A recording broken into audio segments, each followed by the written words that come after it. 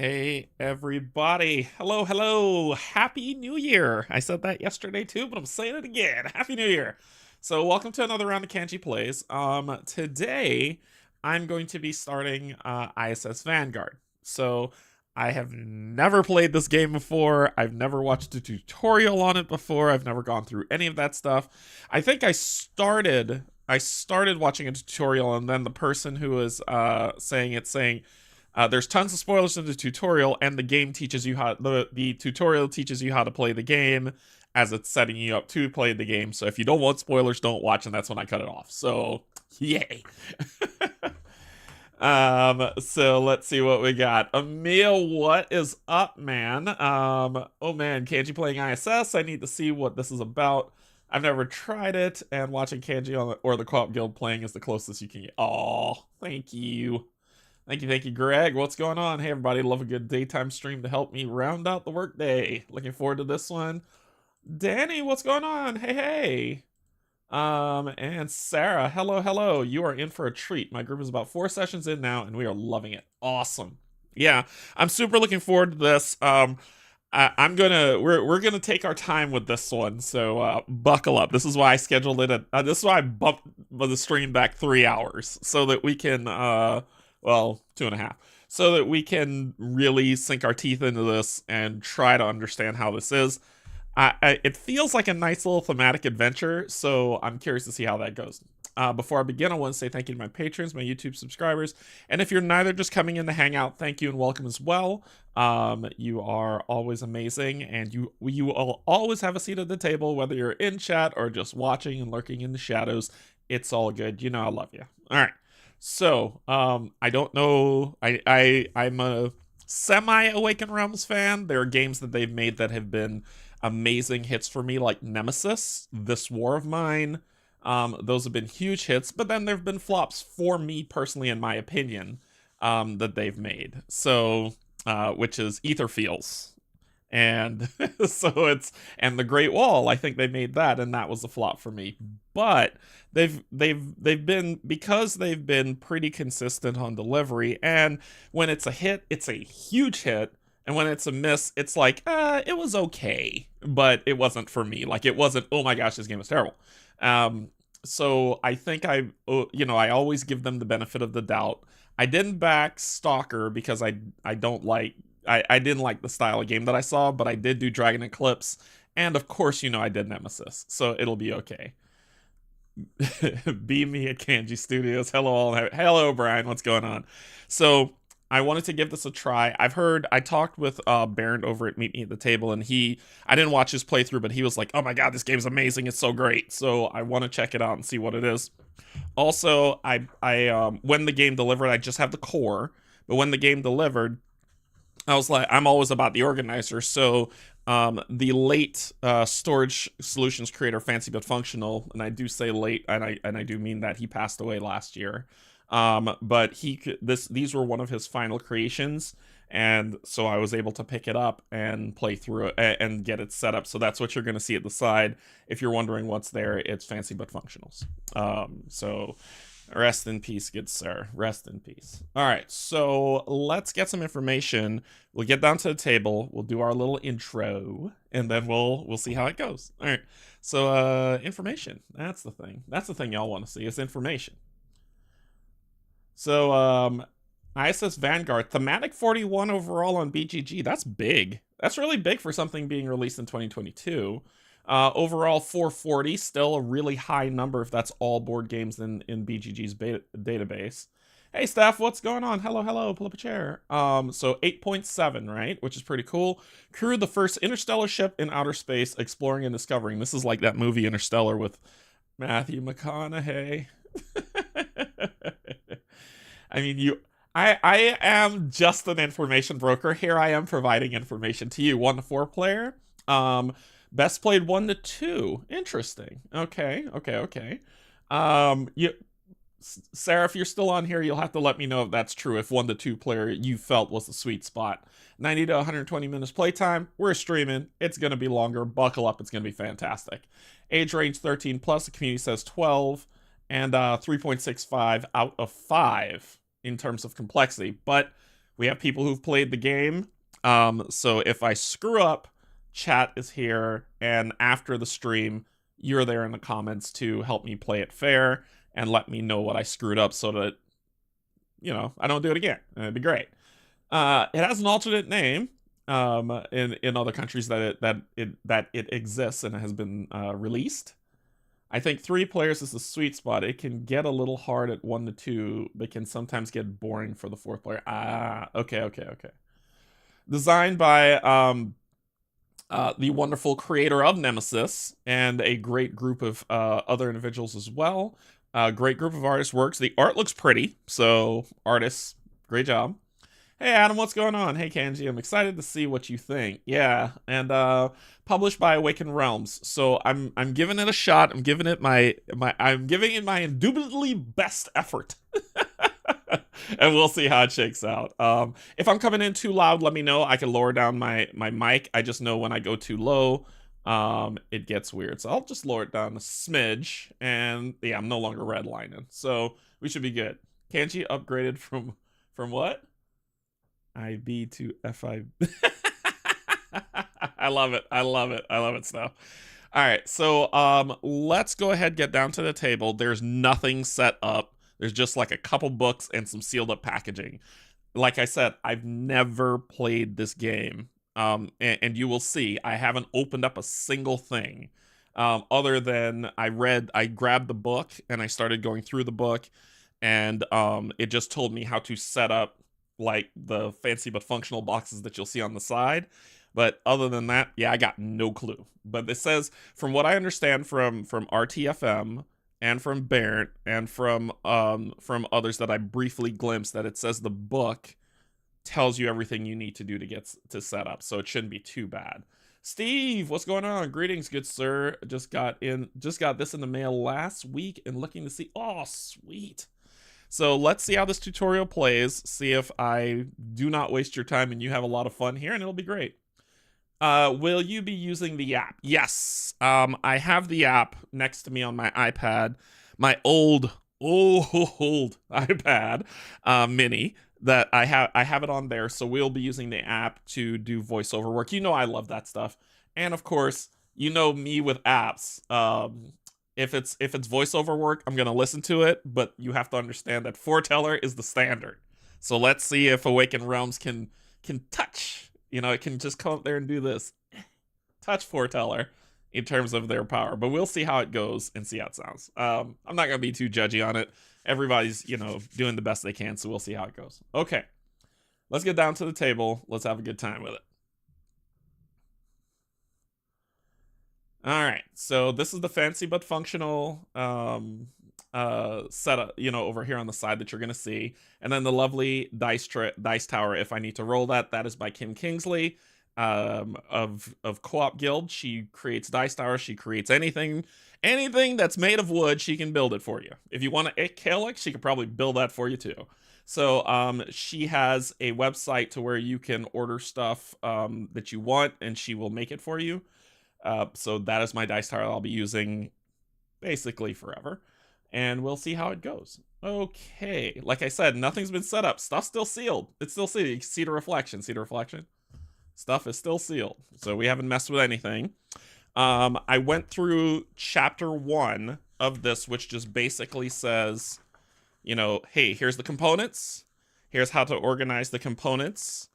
And when you're ready to start the game on the tutorial, go through this and turn to this page and begin it. But before we begin the tutorial, we're going to talk about why we're doing what we're doing and why we're in the lovely space, which comes with this lovely book that comes with the game.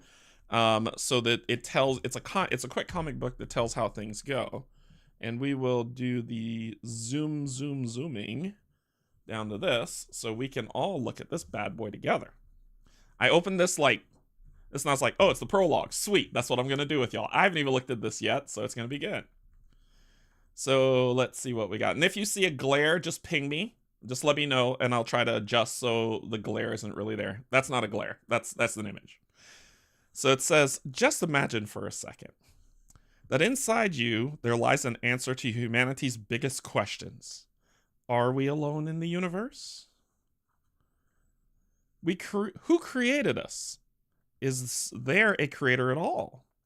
What would you do with this knowledge? Space. The final frontier. Who are we? Why are we here? I can tell you what we did. My name is Morgan Wayman, too close to Wayland Yutani, and here is my story, or rather, our story. I love the representation in this game. I love it, love it, love it. It all started in a laboratory. This thing we used to call the junk DNA for decades, in fact, most of our genetic code, is leftovers from our messy evolution, some dating back to the first single-cell organism. Scientists were certain they served no particular purpose. All it took was one researcher who noticed mathematical order in the chaos. Huge discovery! Canadian scientist. All right, this game's garbage. I'm kidding. I'm kidding. Canadian scientist reveals groundbreaking work on DNA analysis. The scientist and his team reveal there is more to our DNA than we ever imagined. Our DNA stores data about a distant location in our galaxy dubbed divine coordinates. Breakthrough. Genetic revolution. What are the divine coordinates? Big scientific discovery. Within the oldest sections of our DNA, shared between every living thing on the face of the Earth, there was data. Our DNA contained coordinates pointing somewhere within our galaxy dubbed divine coordinates. As humans, deep down, we're all explorers. Even though sometimes it takes a little push to wake us from our centuries of apathy. We just needed a new glowing purpose on our horizon. Now we had one. Reaching the divine coordinates. Don't. Brian, I'm not touching that one. This purpose spurred some of the most talented people to move from work on new social apps, tech gizmos, or financial algorithms into space engineering. Jeff Bezos. We could also feel the star map burning within every cell of our bodies. But all of this wasn't enough, at least not in our lifetimes. Humanity did not have the technology to reach such a distant place.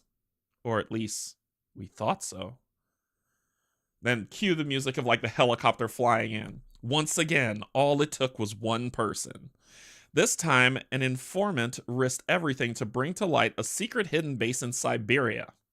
An alien ship, or rather, its wreckage. Once again, the world reeled. How could something so vital stay under wraps for decades? Whose ship was it, and why didn't they contact us?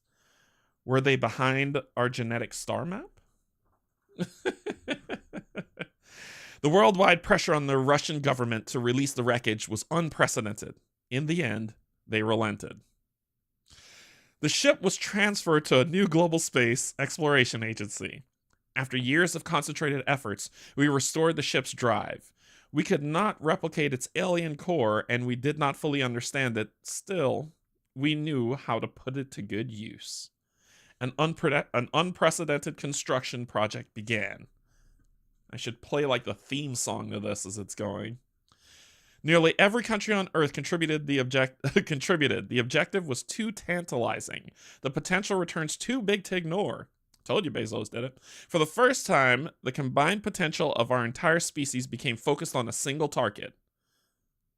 It was breathtaking.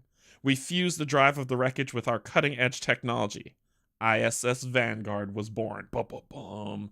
A human-made miracle with an alien heart. Today, we finally stand ready. I know, right? For the greatest adventure in human history. So it's like it's powering up. See? We go now to learn the truth of the divine coordinates. That's actually kind of fun. Like, but you do hear the theme in it. You hear the theme in it. So that is the comic that will come with the core game for you to get. I'll put that over here. And then I believe there is on the app, because this is the app, and I'll pull it up for you to see as well. On the app, there is... Ooh, there's more than that. But before we go to that, let's do this. So it says setup. Hide that. Gather components. Place the following components on a table. Cool. Tutorial deck A. Tutorial deck B. Danger dice.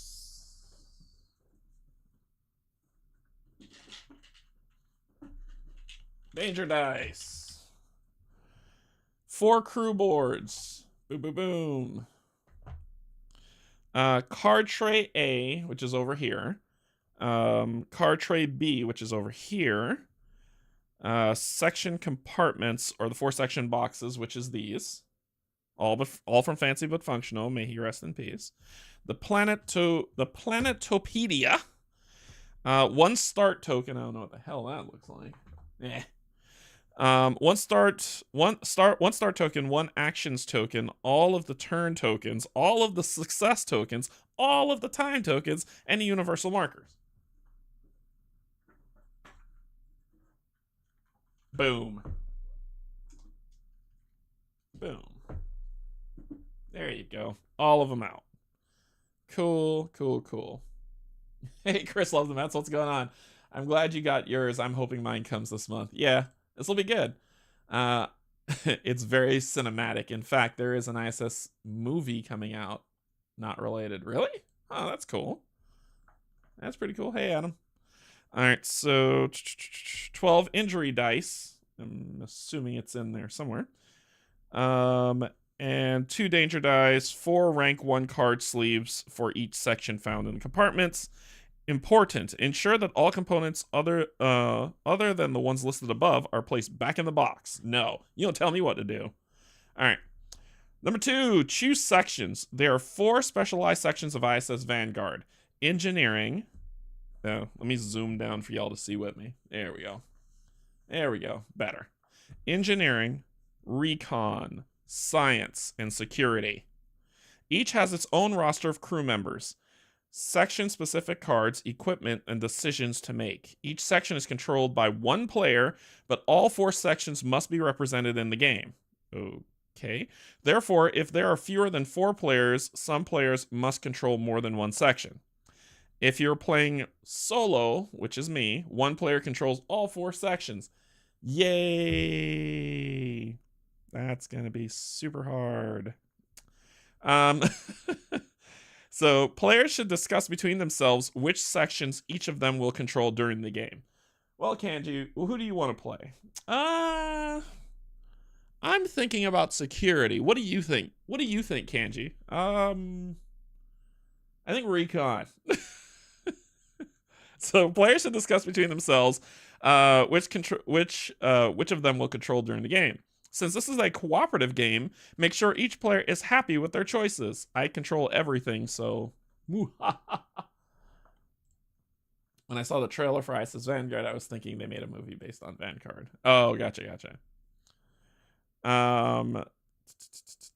Each player then takes the crew boards for the sections they control. The player who controls the section is referred to as the section player.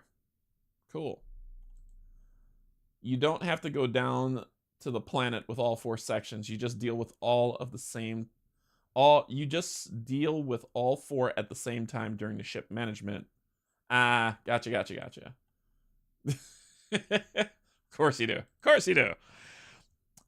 So for example, the player who controls the security section is called a security section is called the security section player. Go to log 1. Log, book, or apps. Anytime you're instructed to go to the log, either read that section or load up the app. Hey. All right, we're ready. Let's get the app up. Unmute that. You're unmuted, right? Sweet. All right, ISS Vanguard.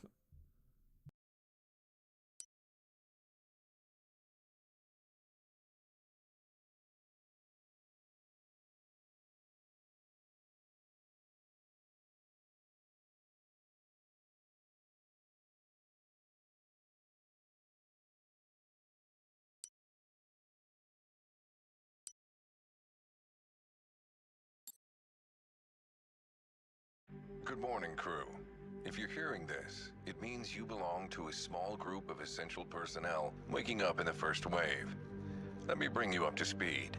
For the last 2 years, Vanguard has been cruising safely to our destination, following alien coordinates to the main objective of our mission. 5 days ago, we switched off the Alcubierre drive and dropped to sub-light speed. You might feel a bit heavy on the main deck. Gravitational compensators keep deceleration down to a slightly uncomfortable 2G.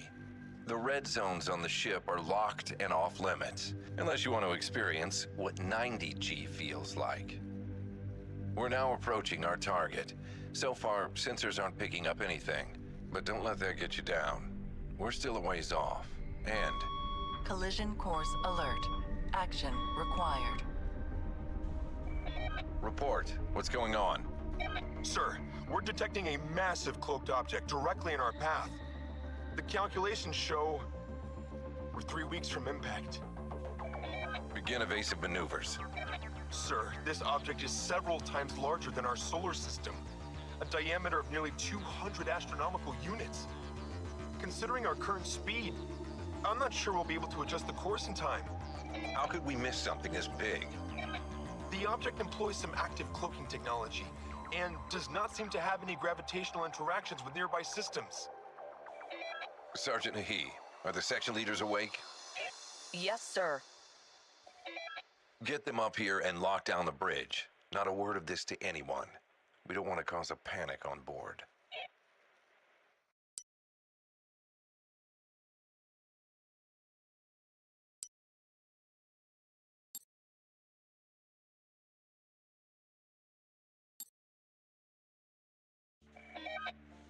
You've heard the briefing, so I'll keep this short. ISS Vanguard is now barreling at 300,000 kilometers per hour toward an alien-made sphere, larger than our own solar system. Our engineers are trying everything to decelerate and alter our collision course, but that might not be possible without endangering the crew's health and the ship's integrity. You're our plan B. We're sending you forward to scout the object and determine its composition and structure. We need to know how close we can get without endangering Vanguard. We've equipped your lander with additional fuel and extra supplies. If Vanguard flies past the sphere, it might take months for us to reconnect. This means you won't have any cargo space for any additional equipment. Due to your rapid awakening, you may also feel not at your best. We hope the effects of the torpor chamber fade before you reach your objective. Godspeed.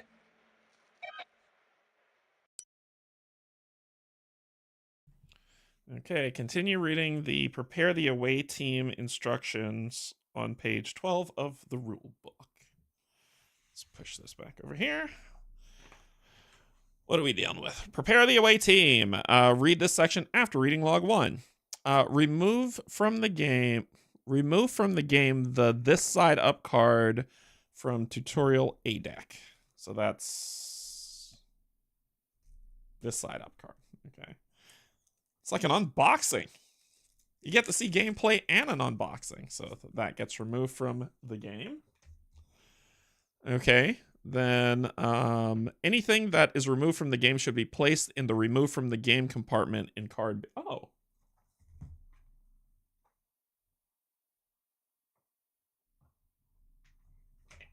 I'll find it later. Okay, so take the top 4 cards of the tutorial A deck, your starting crewmate, and give the crew members to the following section. So 1, 2, 3, and 4. And let's get you an eye blink on our people.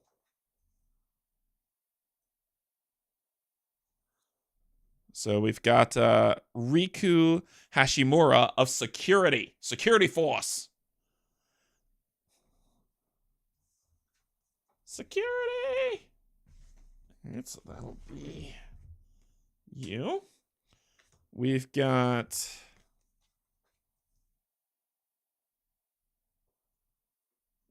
Amir. Ooh, why is that blurry? That's not good. There we go. We've got Amir Zainab of Science. I don't know what the rest of this stuff means, so the game will tell me. I will believe it when I see it. We've got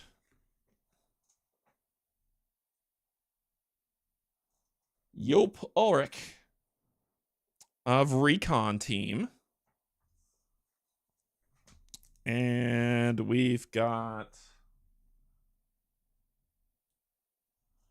Cho Jae-young of the engineering team. Place each of these crew members in a rank 1 sleeve matching their section. Cool. So this, let's start with security. And we'll grab a rank 1 sleeve. Rank 1 sleeves look like this. Well, darn it. They actually have stuff built onto it. This says rank 1, that says security. So security. So you just take the sleeve, and the sleeves come with the game. Slide it in, and boom, looking pretty. So we'll cover that. We'll then do science next.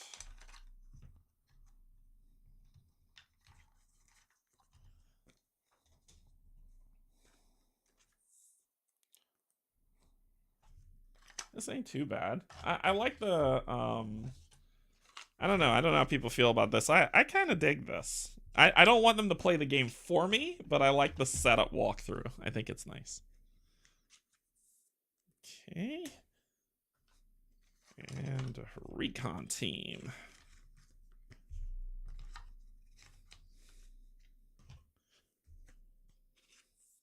Okay, everybody sleeved. Cool. Select which crew members will be your away team. Note, for this tutorial, Amir Zainab from the science section must be chosen as part of the away team. So Amir's coming with me. And so Amir science. Let's take...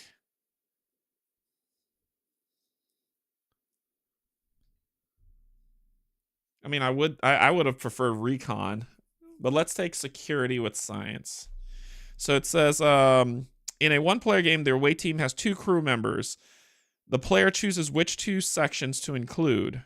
Cool. Place the crew boards for the sections included in the away team in front of their controlling player. Place the crew members in their rank sleeves onto the matching crew board, which I did. So y'all aren't going. All right, Sarah. Thank you for joining. So these 2 are my away team. And let's see if we could get a little bit closer view, just a smidge. They've got discard sections, so I probably need to split them out. There we go. All right. Okay. Let's see, where are we? Place the crew boards for the sections including the away team in front of their controlling player. Place the crew member in their rank sleeve onto the matching crew board. Place any unused crew boards back in the box, and place any crew members not in the away team in their resting crew card tray in B. Okay, so y'all are resting crew. Added you there, and returning these 2 to the box. Okay. Each player chooses a mini to represent their crew members. Puts it in colored rings representing their section, and places it on their crew board. There are 8 available minis. It does not matter which mini you use. All right, these are the minis that are here. And yes, this is actually felt that's here that's protecting them. Like I said, the fancy but functional boxes are beautiful. So we want... Yeah, you look fun for security. Ooh, these minis are nice. And it's that and science, right? No, that looks like you got a gun. Yeah, that looks fun for science.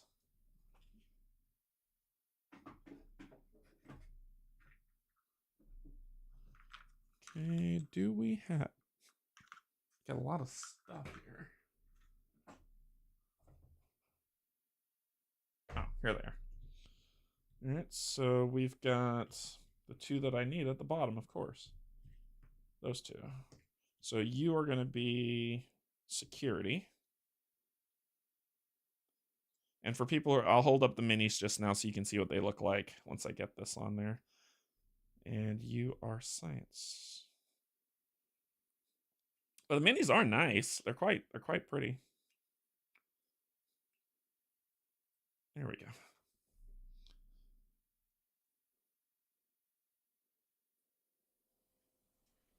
It's looking at a plant while rappelling down. And this big old dude's just got a gun the size of your face. It's a nice mini. It's probably very nice to paint. I probably wouldn't speed paint these. Only because I don't want the detail to truly get lost.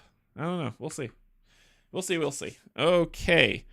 All right. So go to log 5.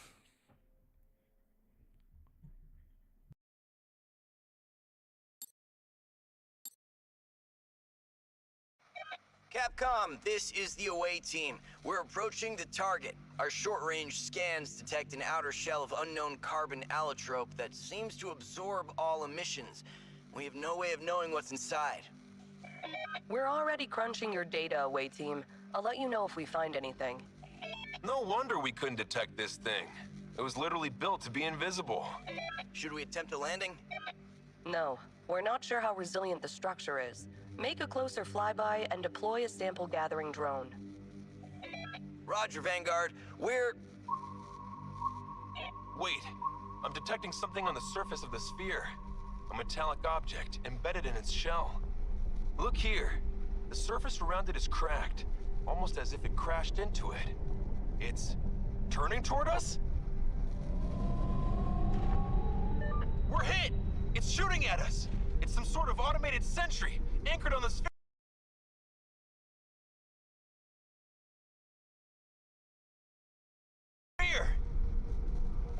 Abort. Do you copy, away team? Abort mission now.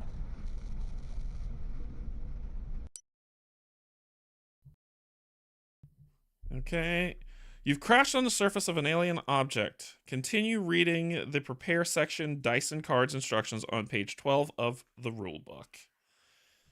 Sure thing, game. Sure thing. So read this. So this is important. ISS Vanguard logs are not resolved in consecutive order. Even though you read log 1 previously, you should go to log 5 now, not log 2. If you ever read any narrative in the logbook that feels out of place, double check that you're reading the correct log. Cool. Prepare section dice. Read this section after reading log 5.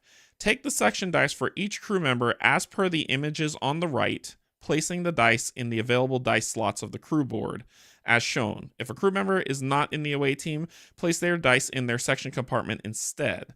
Ensure that you take exactly the dice shown in the crew board images on the right. The markings in the four corners on some of the sides of the die help you identify it. Return any dice that does not belong, that's not used in the box. Dice identification brackets. Each die has 2 or more sides with markings, called brackets, in the four corners. These markings are used to identify the type of die and also indicate the most common result. When placing a die into a slot of a crew board, place it so that the side with the markings faces up. This makes it easier to find the right die during the game. Okay, so we've got a section to build out here. We're doing security and we're doing recon. So we're going to grab these dice. Security gets 3 reds. Like so. I actually like these. Oh, there really are different faces. They actually really do have different faces. So, and a weird hand thingamadoo bopper. This guy. And that. These dice are not the same. That's interesting. Okay. So you've got you with... Is that the right one? Sorry, I gotta hold this up. Yeah, it's the right one. You with that. And...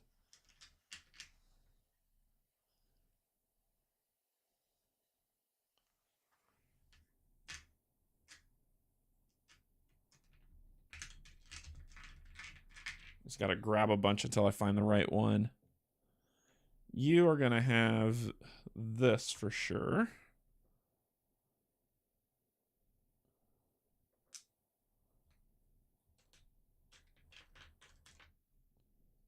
Oh my gosh, how do you know?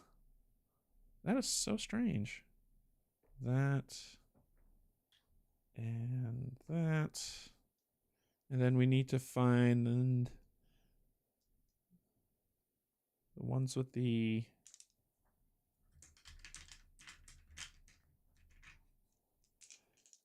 what do we got? Sorry, let me look up. Just know after this, you're not limited to 2 games. Okay, cool. Hey Elaine, what's going on? Hey Stacy, how do you miss the first 30 minutes? Shoot. I'm terrified for my Kickstarter copy of this to arrive. My place is busting at the seams with games, but this is so cool. I see no problem with having more games in your house. I see no problem with this. I don't understand the issue. Oh, there's one. And let me see if I can find the other one. And there it is. That goes there. All right, sweet. Okay, so we've got the dice set up. They're talking about like those things that are on those dice, if you can see. So there we go. We got them all set. Yes. Prepare section cards. Take the top 12 cards from the tutorial A deck. So 1, 2, 3, 4, 5, 6, 7, 8, 9, 10, 11, and 12. Okay, so take the top 12 cards of take the top 12 cards from the tutorial A deck A, 3 section cards for each section, keeping them face down and not changing the order. Uh-oh. I think I just changed the order. There we go. Back to normal. All right. Give each crew member in the away team the 3 cards corresponding to their section. Players place these cards face down in the section deck slot indicated on the left side of their crew board. Okay. So this will go here. That'll go there. Cool. Remove the section cards for sections not in the away team from the game. Okay. I guess those are gone. Sure. Each player draws the top 2 cards for their section deck in their hand. All right, let me fix this cam because it's acting wonky again. Let's see. Where is my... Here it is. Let me fix this cam real quick. We'll do this one. This one looks fun.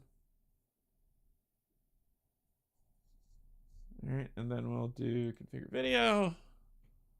And of course, you're going to pull yourself all the way over there. Focus, please. Focus. Focus on it. I don't know if it's blurry for y'all. It's blurry for me. Let me move this. Yeah, it's super blurry. Okay.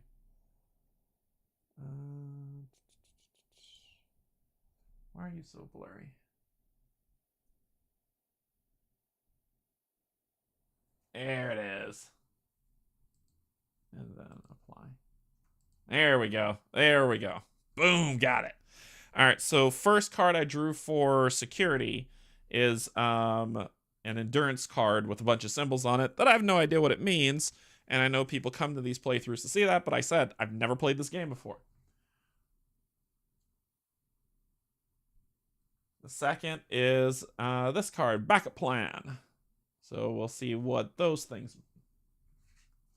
So that's for you. The first one I draw from here is Trial and Error. During a dice check, move something from the roll pool to their owner's spent pool to turn other something to the chosen result, Trial and Error. And second one is Improvised Treatment. So during a dice check, reroll something, symbols at the bottom. The game will tell us what all these things mean, so I'll just put them right here and here for now. Okay, so endurance, backup plan, yes. Trial and error and improvised treatment, yes. If playing solo, you must keep the hands of the 2 crew members separate. I thought they were going to say hidden. I was like, what? It is recommended that the cards be placed face up near the crew member's crew board, which I have done. Please reset out. You can see them right here. Okay. Sections. So what this means, and let's do what it says in the book, so we'll follow it together. So I'll put this one back up because that's probably the best looking one there. It says section cards. This is the main effect that's here, and this is the dice combination effect. So these cards represent the unique training of crew members and various special feats they can perform. The top part of the card contains its main effect. Each effect specifies when the card can be played. So during a dice check. All of these are during a dice check. So for example, during a dice check means this effect can only be used when making a dice check. The bottom part of the card depicts a dice combination effect, which will be explained later on. Great job, game. Prepare the planet board. Okay. Open the Planetopedia. Oh, whoopsies. Almost threw that everywhere. Open the Planetopedia book. And let's move these over here to pages 2 and 3. All right, cool. All right, we'll put that there.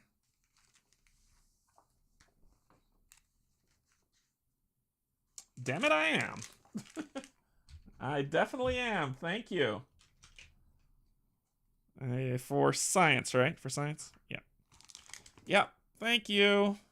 I did miss a die. I missed the green die that was here. Thank you. All right, so thank you, Alex. Open the Planetopedia book, Planetopedia at pages 2 and 3, and place it in the middle of the table. This is the planet board for the tutorial. The Eye of the Void, the object that you have crash landed on. Remove from the game the this side up card from the top of tutorial deck B. Is this one. So it is removed. It will no longer be tolerated. Okay. Then take the top card of the tutorial deck B, rank up card, place it incomplete side up in the space indicated on the top edge of the planet board. We look at it together. Place with this side face up for the tutorial, rank up incomplete. And then I can't read what that says, but you can, and then I'm going to take it away and read it afterwards. So you can peruse it, and let's see what it does. All right, so it says, to increase their ranks after planetary exploration, your team will need to fulfill a specific task listed on the rank up card and gather enough success tokens. In this exploration, you only need to gather at least 3 success tokens. Once you do, flip this card to the complete side. Okay, so where are you going? Take this card, place it incomplete side up in the space indicated on the top edge of the planet board. That is right here. Rank up card. Right there. I'll have to see how to zoom after this. That's why I didn't know what the setup was going to be, so we've got a higher zoom than necessary. Potentially. All players should familiarize yourselves with what is written on the card. We just did. We're all the players. Note, when playing the campaign, you would draw 2 rank up cards and choose one to keep. But for this tutorial, the one you have is already chosen for you. Rank up cards. These cards contain an additional goal that crew members should try to achieve during planetary exploration. Doing so will mean the crew members in the away team have an opportunity to increase their rank during ship management. Okay. Cool, like the other side of the pillow. All right, let's keep trucking. Take the next card from the tutorial D, Unique Discovery, and place it face down in the Unique Discovery space on the top right of the planet board. This slot is used to hold special sample specimens and artifacts. So it said face down. So it would go there. So we don't know what that looks like. We don't know what it is. We don't know nothing. All right. Take the next card from Tutorial Deck A, M01, and place it face up in the mission space below the unique discovery space. However, do not read it yet. This is your first mission, which will be read later in the tutorial. Cool. All right, well, I'm not showing it to you because we can't read it yet. If I can't read it, you can't read it. All right. So, the space in the bottom right of the planet board is for a global condition card. The starting global condition card is already printed on the board. This. Okay. All right, all right, all right.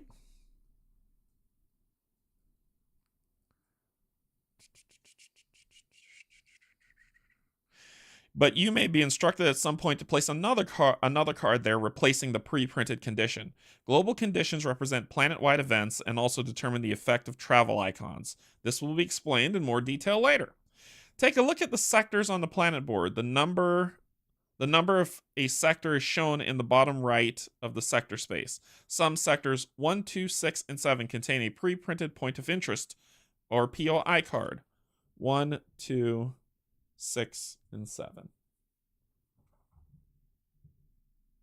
Yeah, I'm going to have to zoom in. I'm going to have to zoom in on that. Okay.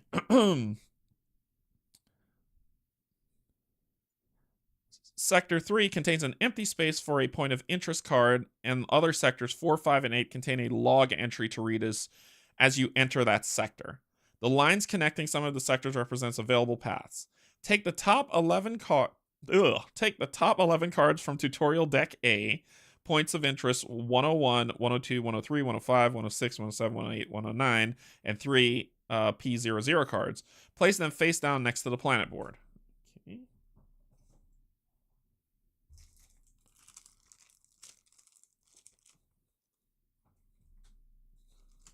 101, 102, 103, 105, 106, 7, 8, 9, and 3 zeros. 1, 2, 3.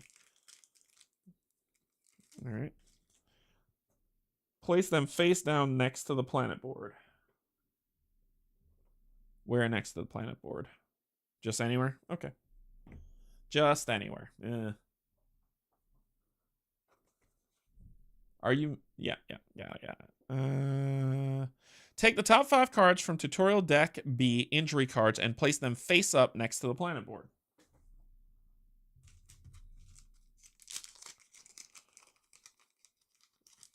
One, 2, 3, 4. It said how many? 5, 4, 4. 1, 2, 3, 4. And place it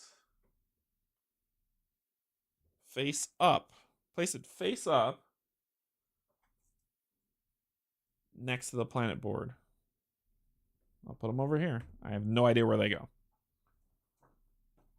There's not a slot that says that's where they go. All right. Whenever you are instructed to gain just a scratch injury in this tutorial, refer to the injury section in the continuing the tutorial part of this tutorial on page 22. Cool. Place the mini for Amir Zainab in section 1, Twisted Wreckage. Cool. The player to the left of Amir or the other crew member, if playing solo, places their mini in sector 2 crash site.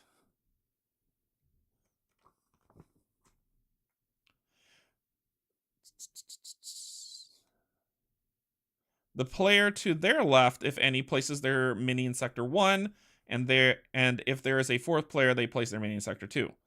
Always place minis and other components so that they do not obscure any relevant information on the sector. The base of the miniature does not have to fully fit within the sector borders. Okay, sure, we'll do that. Okay.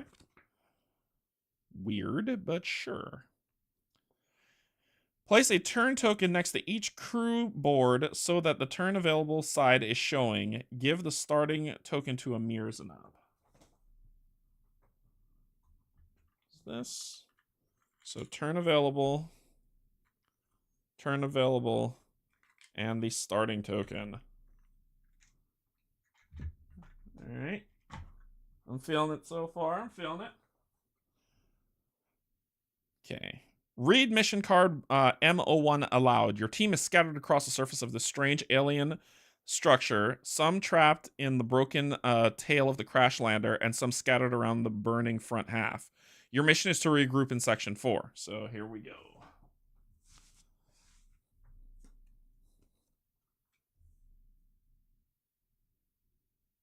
Ah, yuck.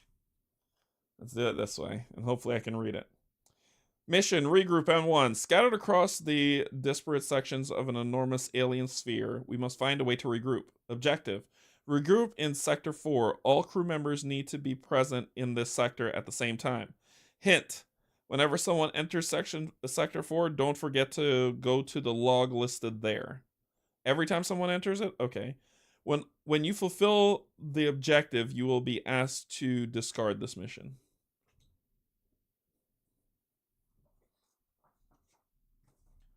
Go to log 20.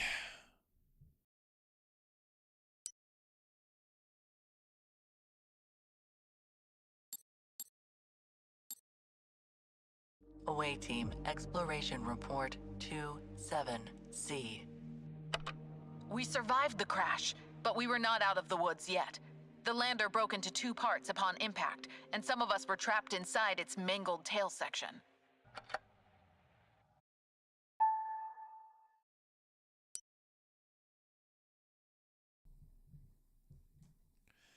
Continue reading the Amir first action instruction on page 15 of the rulebook. Okay.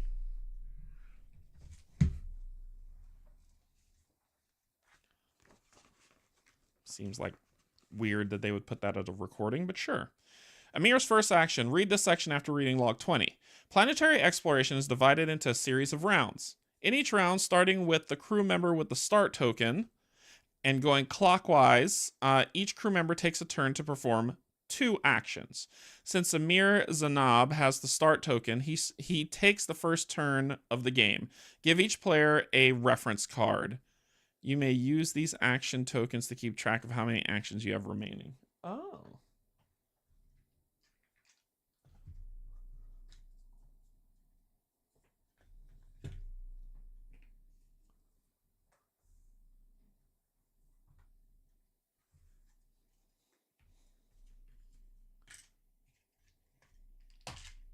It says each player, but I only have 1.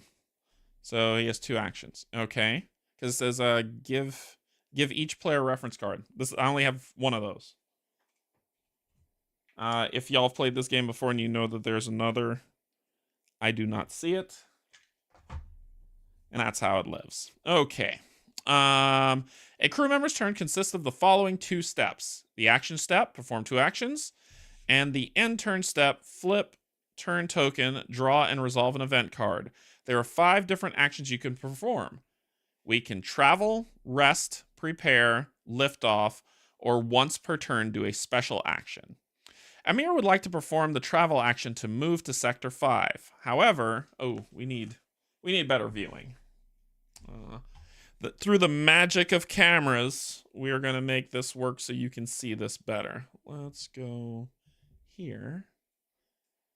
And then we'll do this. Let me go to that. Put that over here. Through the magic of television. Let's reset up. And then let's zoom into this bad boy here. And this is what I do at setup. So you're seeing a little bit inside the magic. And we can move these up some.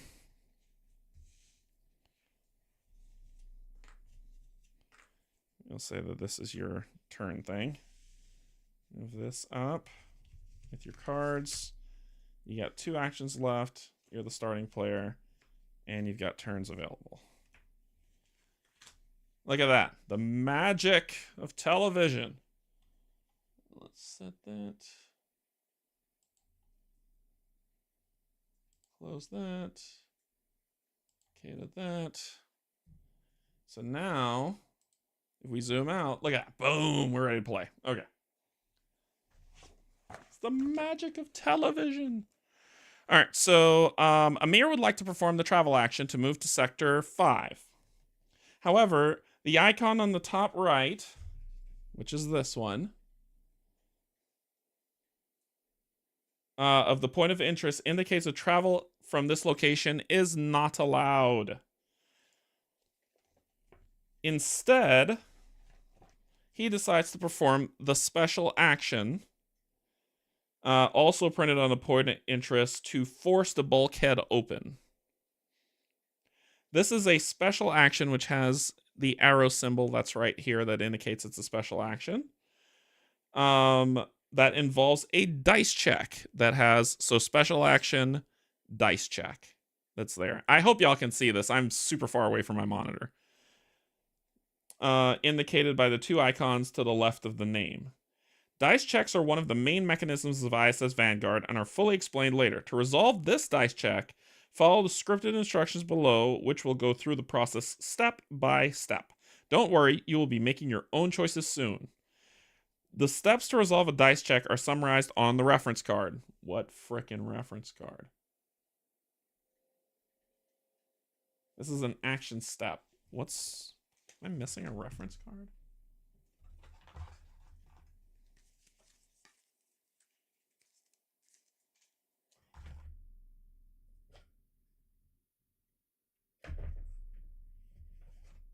Yeah, if y'all know what the reference cards look like, let me know.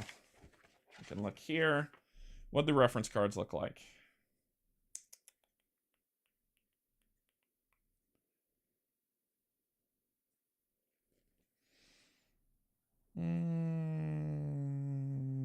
Oh.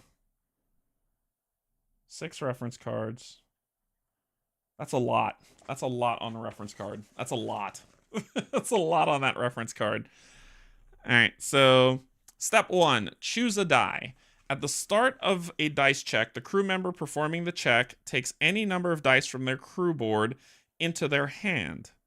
To estimate the number of dice you need to get the desired result, look at the rows below the name of the special action, which is here and here. A row marked in green is a positive outcome and results in the action being successful. A row marked in a red usually indicates the action has been unsuccessful.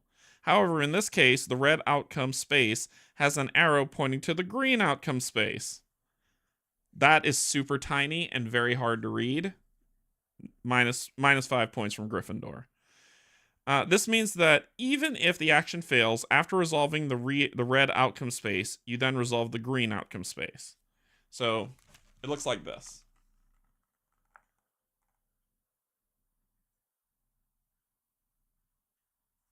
That's what it looks like on the board. Looking at Amir's available dice on his crew board, he has no dice with any of those icons needed to get the green outcome. The 3 depicted to the left of the green outcome. Okay, so that is that muscle, that shield, or that compass that you see there. So if we look on his board, he doesn't have a muscle, he doesn't have a shield, and he doesn't have a compass. Our security guard has a muscle and a shield, but no compass, but that is all, but he doesn't have it. However, Amir doesn't like the idea, so it says, so he could choose to roll no dice and just accept the red outcome. Okay, so you don't have to. However, Amir doesn't like the idea of rolling the danger die, the red outcome. So you'd roll the danger die and then do what it says. Take the red and blue die as indicated in the image below from Amir's crew board into your hand. Boop. Boop. Those two. Although these dice do not have any of the icons needed for the green outcome, each die has a Vanguard icon, which looks like that.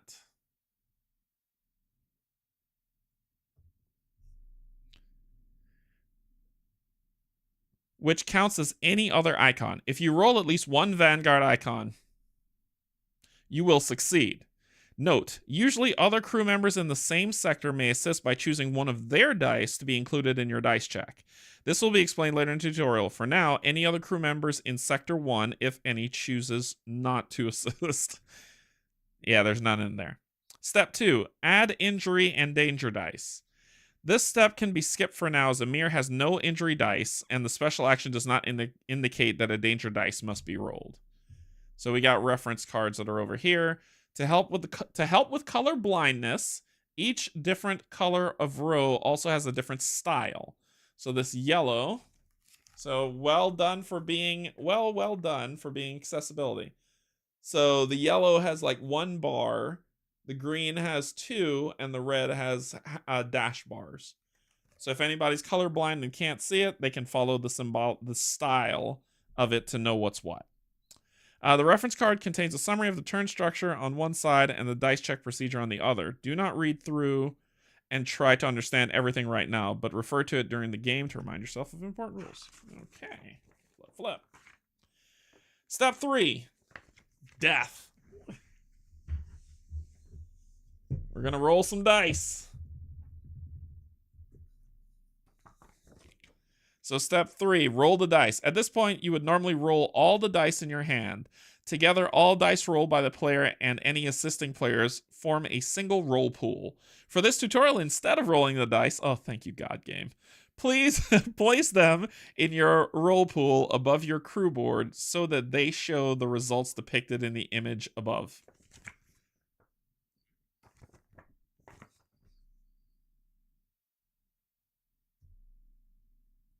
And that.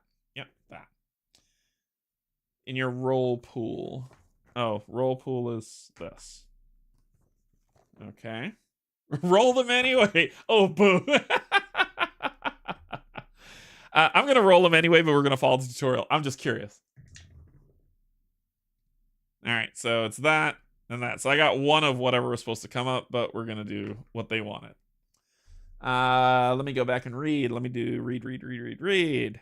How does this compare to Unsettled? Don't know yet. It is still too early, so have no clue. Miss. All right, so of course it's going to be a miss. Y'all know this. Okay, so the icon on the red die is an accident. Often, this will result in a negative effect, as indicated by the special action. But this is not the case. No accident icon appears in the special action. It does not. It does not. The icon on the blue side is a basic action. Basic. This result has no effect on its own, but could still be useful in some situations. Okay. So section dice locations. Okay, so this is your hand, the roll pool, the spent pool, and the available dice. So it says your section die will either be in section dice slots. Oh my God, this book. Okay, this is me playing. Your section dice will either be in the section dice slots on your crew board to the left of your crew member card, referred to as the available dice, in your hand when you are about to roll them, in your roll pool above your crew board, or in your spent pool to the right of your crew member card. Dice are taken from your section dice slots into your hand, placed in your roll pool, then move to your spent pool when used or at the end of a dice check. Dice are moved back to your dice slots by resting or other effects which refresh dice. Section cards, which is probably this one that they're going to have me to play. A player may play one or more section card from their hand during step 4 of the dice check that start with during a dice check text at the top of it. Okay, so you can roll the dice and then modify them using your cards. Got it. This. Please restart the tutorial. No! Modify the results. During this step, the crew members Play section cards and use other dice modifier effects, such as certain equipment cards, to change the results of their dice and meet the requirements of the desired outcome. You choose to play your trial and error card. Read aloud the effect of the card. During a dice check, move one die, red, green, or blue, from the roll pool to their owner's spent pool to turn one other die, red, green, or blue, to the chosen result. That's for your viewing enjoyment as I continue to read. It allows you to move one die from your roll pool to your spent pool to turn one other die to a chosen result. Amir chooses to move the red die. Amir chooses to move the red die with the ouchie symbol, with the accident symbol, to his spent pool. Okay, so they're here. Amir chooses to play that card, move this die to the spent pool. Oh, because we're still rolling. Gotcha.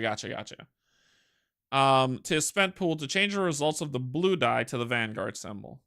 You can treat the Vanguard icon as any of the 3 icons required to obtain the green outcome, which is strength, shield, or compass. It doesn't matter which one, any of them will do. Note, the Vanguard icon can be treated as any icon, even one that is not present on the dice itself. Cool. After resolving your section card, place the face up. Typos, people, typos. After resolving your section card, place the card face up in your discard pile to the right of your crew board. Okay. Note, other crew members in the same sector may assist by playing one section card from their hand, even if they didn't choose a die during step 1. You already have the result you need, so no assist is required. Step 5. Check for dice combinations. Skip this step for now. Dice combinations will be explained later on in the tutorial. Step 6. Resolve injury and danger dice. This step can also be skipped because no injury dice or danger dice were rolled. However, it is important to know that this step comes after you have had a chance to modify your results. Step 7. Resolve special effects. Skip this step for now. Special effects will be explained later on in the tutorial. A lot of skips going on. Step 8. Mark outcomes. During this step, you determine the outcome of the action and indicate it with a marker. It will be resolved later in the procedure. There are various types of special actions. Force the bulkhead open is a type of special action with various outcomes based on the result of the dice check, each on its own row. This special action has 2 outcomes, green and red. Starting from the top row, it's this, but we're going to run off of this. Ooh, that's a glare. Starting from the top row, proceed down to check to see if you met the requirements as depicted to the left of the outcome space with the dice roll pool. If you do, move these dice to your spent pool and place a marker on the outcome space. Move to the spent pool, place a marker on the outcome space. A marker is this little purple cube. So we put it right there and we're solid.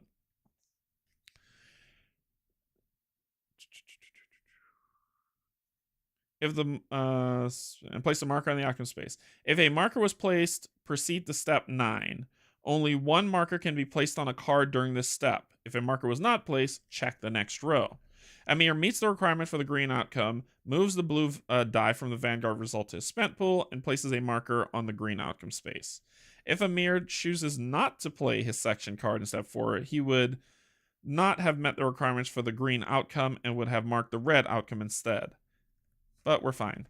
Spend remaining dice. In this step, you would move all remaining dice in your roll pool to your spent pool. If you don't have any dice left in your roll pool, so this step is skipped. Resolve outcomes. There's a lot of steps. During this step, remove the marker from the marked outcome space and then apply the effect of that outcome, in this case, the green outcome. Cool. Why do I put that there? That's silly. The first effect of this outcome is to gain a success. Place 1 success token above the indicated space on the upper edge of the planet board. Success tokens will be explained later.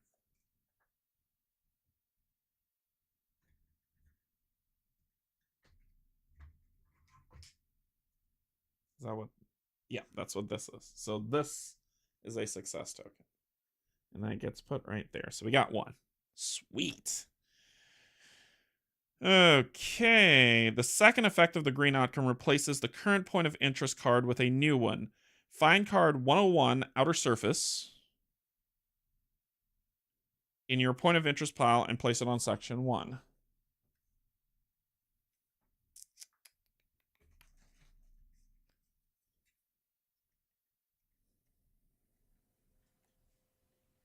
We can't reach the other part of our lander via the surface, but we could descend into the honeycomb structure of there. So this is an action that's going to use dice. Special action, sorry, that's going to use a dice. Take the surface samples. We need to roll one of those or a red-green, so choices. And then we'll gain a success. Gain, and then arrow down to gain unique discovery, replace, or if we fail, we roll that die of pain.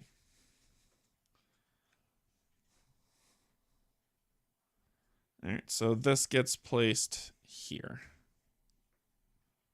So we basically cleared the bulkhead, got on the surface. Okay.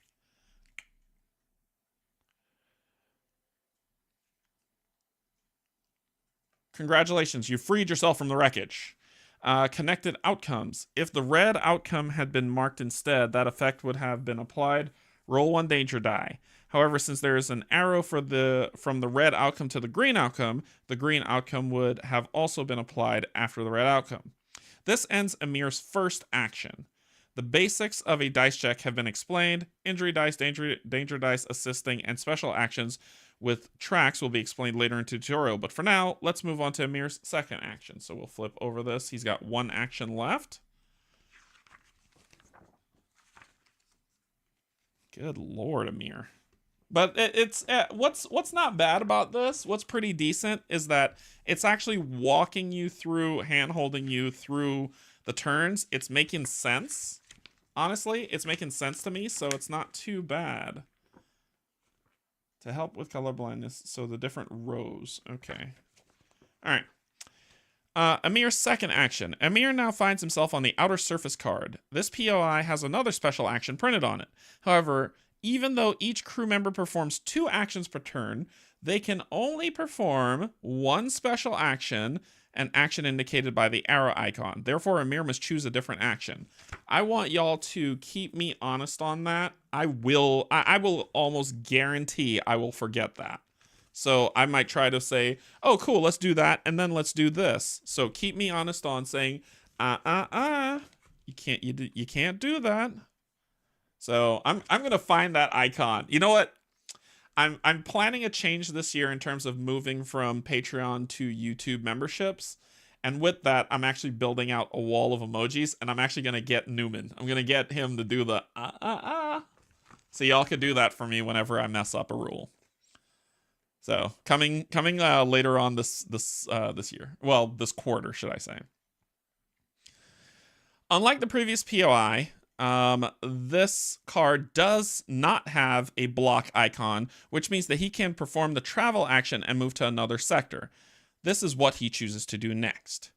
The travel action allows you to move your crew member from one section to another sector along a connecting path. Looking at the planet board, you can see that there is a path between sectors 1 and 5. Right there. Which indicates you must look at the current global condition in the bottom right corner of the planet board, which is this. So it says travel. Roll a die, roll one of my dice, or roll a danger die to move to a connected section. And it's probably going to explain all that to me right now. Wait, that's not a danger die. I lied to you. I think this is the danger die. Okay. The global condition instructs you that to resolve a travel action, you must spend one of your dice, move it from available dice to your spent dice pool, or roll the danger die and look up the result on the danger die reference card. All the icons can be found in the icon glossary on page 46. Are these numbers? Oh, it's numbers. Danger die are numbers. Right? No, that's not it. Am I missing something? All right, let me. Sorry, I'm feeling stupid here. No, I was right. I was right. This is the danger die. Okay, I was right. All right. So the global conditions instruct you to resolve a travel icon. You must spend one of your dice, move it from available to spent, or roll a danger die and look up the results on the danger die reference card. Note, all the icons can be found in the icon glossary on 46. For the purpose of this tutorial, let's say that Amir decides to take the risk of rolling a danger die instead of spending a die roll. Roll one danger die and compare the result to the entry on the danger die reference card. If your result is listed, apply its effects. If your result is not listed, there is no negative effect. In either case, complete your move. Okay. Gotta roll up the sleeves for the first die roll of the day. That counts. Let me see if I can find these reference cards first. Sorry.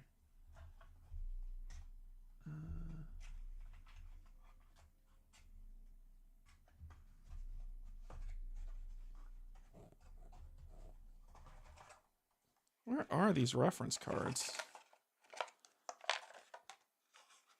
Possibility missions, productivity missions,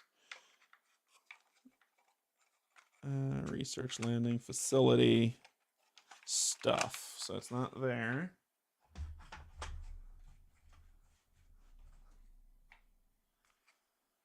Yeah, I'll be moving. I'll be moving from Patreon to that. So that is happening. I want to do it before the end of January, to be honest. I just have to make sure everything is set up to what I need, so that it's seamless for you all.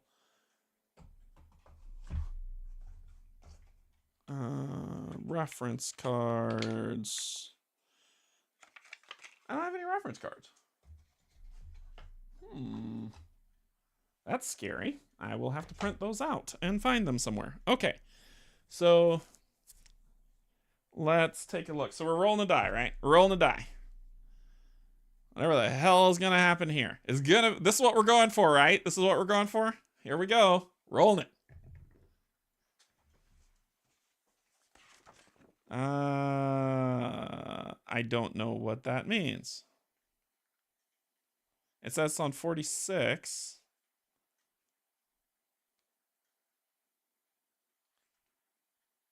Crew dice icons. Ah, there we are. It is a common. Icons on this die have different meanings depending on the letter of the danger die. Check their meaning on the danger die reference card. Holy crap, am I boned because I don't have a reference card?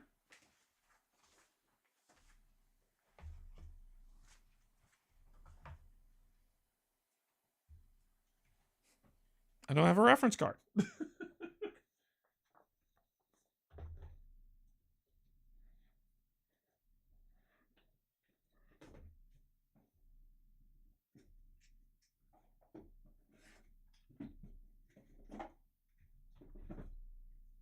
I have these. Let's see if any of them are on these. Nope, these are all injuries. These are all discoveries. Yeah, they're all discoveries. They're not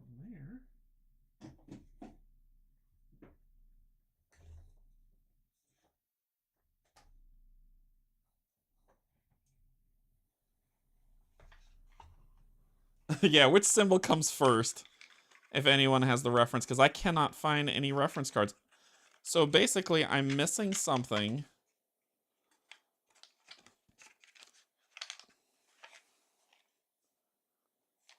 I don't know the letter. Like, what letter is that? I have no idea. I don't know the letters. There's no letter on it. It's this symbol.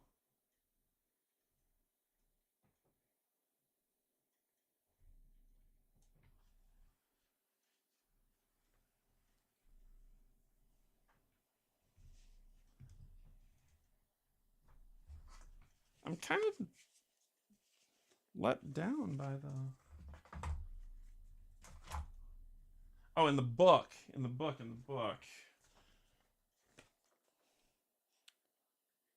T. The letter is T. Yeah, thanks. I didn't realize that. Yeah, the letter is T. While you look that up, I'm going to try to see if I can find this reference card.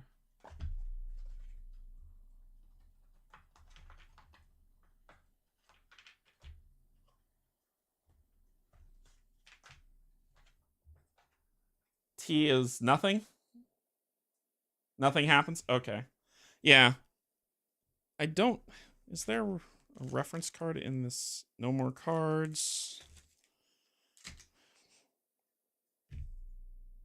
I got nothing.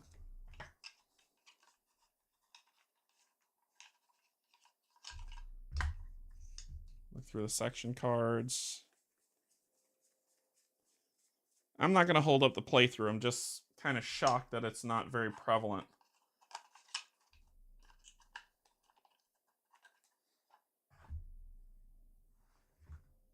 Shocking, that's all. Okay. So nothing happens. Okay, cool. So if the result's not listed, there's no effect. In either case, complete your move. So I move from here to here. And it says go to log 227. So to resolve this effect, choose a die from your available pool. T is used only in this tutorial, and the only two effects possible are as follows. Regardless of the result, move a mirror to sector 5. Since there is a log number listed in the sector, resolve it right now. Go to log 227.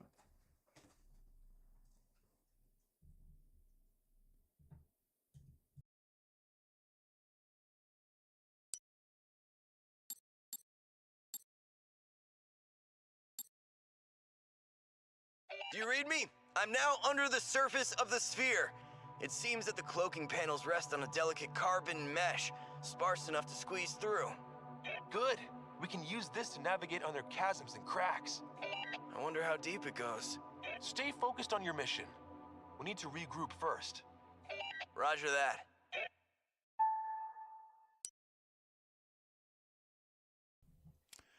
Place PO point of interest card 109 face up on sector 5. 109.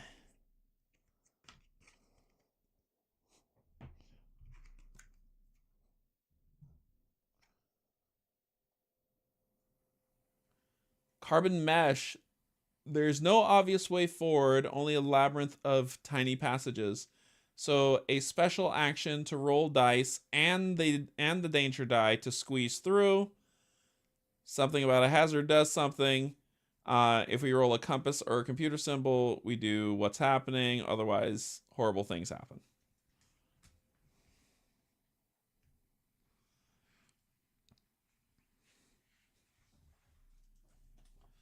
And end of Amir's turn. Read the section after log 227. So that was his last action. We'll put the 2 over here, and we'll flip over your draw an event card. Turn ended. Amir's turn is now over. Flip his turn token to the turn ended side. Normally at this time, the crew members would draw and resolve an event card. However, event cards will be introduced later in the tutorial. Good lord. So skip that for now. Go to log 50.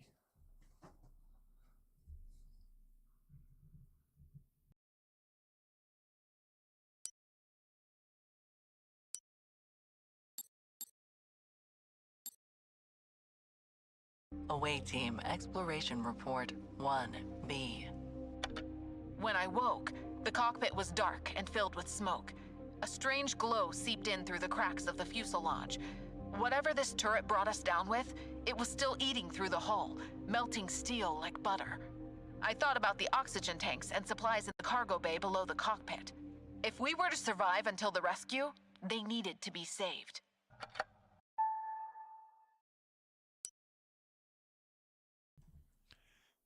Continue reading the second crew member's turn instructions on page 19 of the rule book.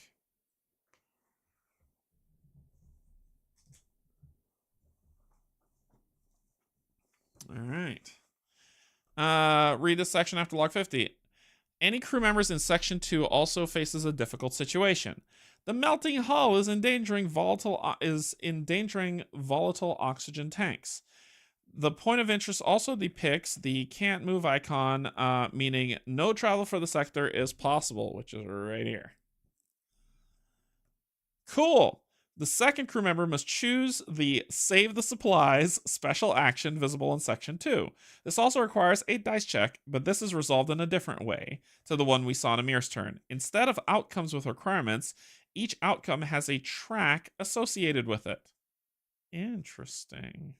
I'll hold this up for you to see in a second once I get through this reading.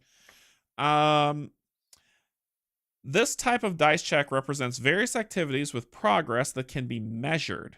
Instead of trying to roll a fixed requirement, each of your dice will give a chance of progressing one of the tracks. The first time you progress on a track, place a universal marker on the leftmost space of the track.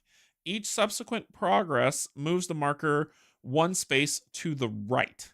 When the marker moves onto the outcome space, the large space on the right side with the effect, progressing it again will not move it farther. The effect of that space is applied at the end of the dice check procedure. For both tracks on this POI, 4 progress is needed to apply the effect of the outcome.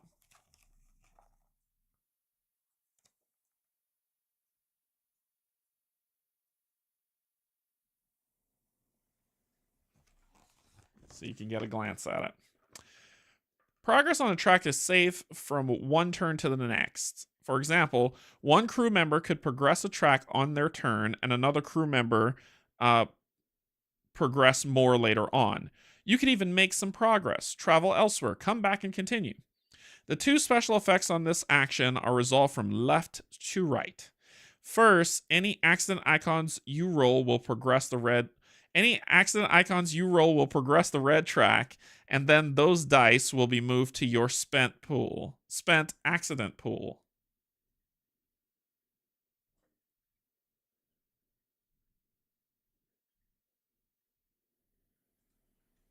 Sure. Then each section die you have remaining in your roll pool will progress the green track. Note: some later actions have special effects on 2 or more rows. Always resolve the top row first, from left to right, then the next row, and so on. The process for resolving this dice check is the same 10 steps, so let's go through them. Choose dice. To maximize your chances of making as much progress as possible, take all 5 dice from your crew board and place them into your hand. Cool. Any other crew member present could not assist you. Add 1 injury and danger die.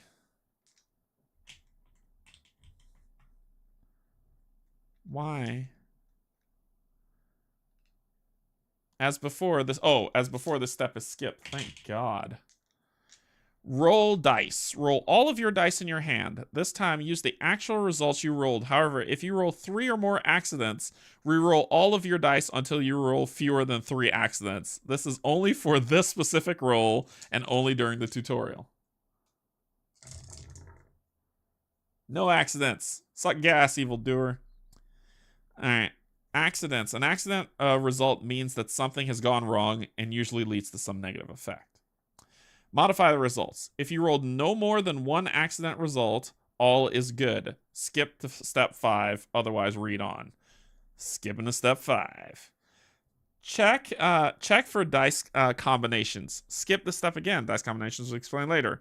Resolve injury and danger dice. Skip. Resolve the special effects.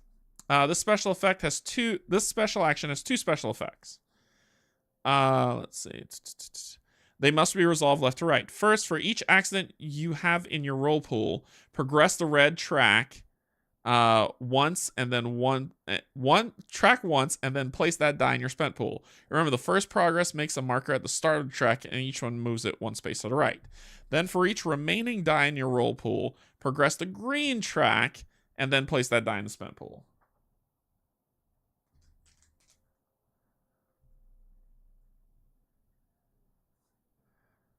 So green track, boom, that'll put it on there, boom, that'll move it there, that will move it there, And that will move it onto green. Ha ha! All right, mark outcomes. This step is skipped for this dice check. Move all dice from the roll pool to the spent pool. We didn't have to spend any cards. Take that. Resolve outcomes. Check each track from top to bottom. If the marker is on the outcome space, remove the marker and apply the effects of that outcome, which is gain a progress token and replace with card 102. So let's read just to make sure. If you're applying the green outcome, first gain one success token, then replace the POI in this sector with 102 recovered supplies, removing all markers on the previous POI card down the supply.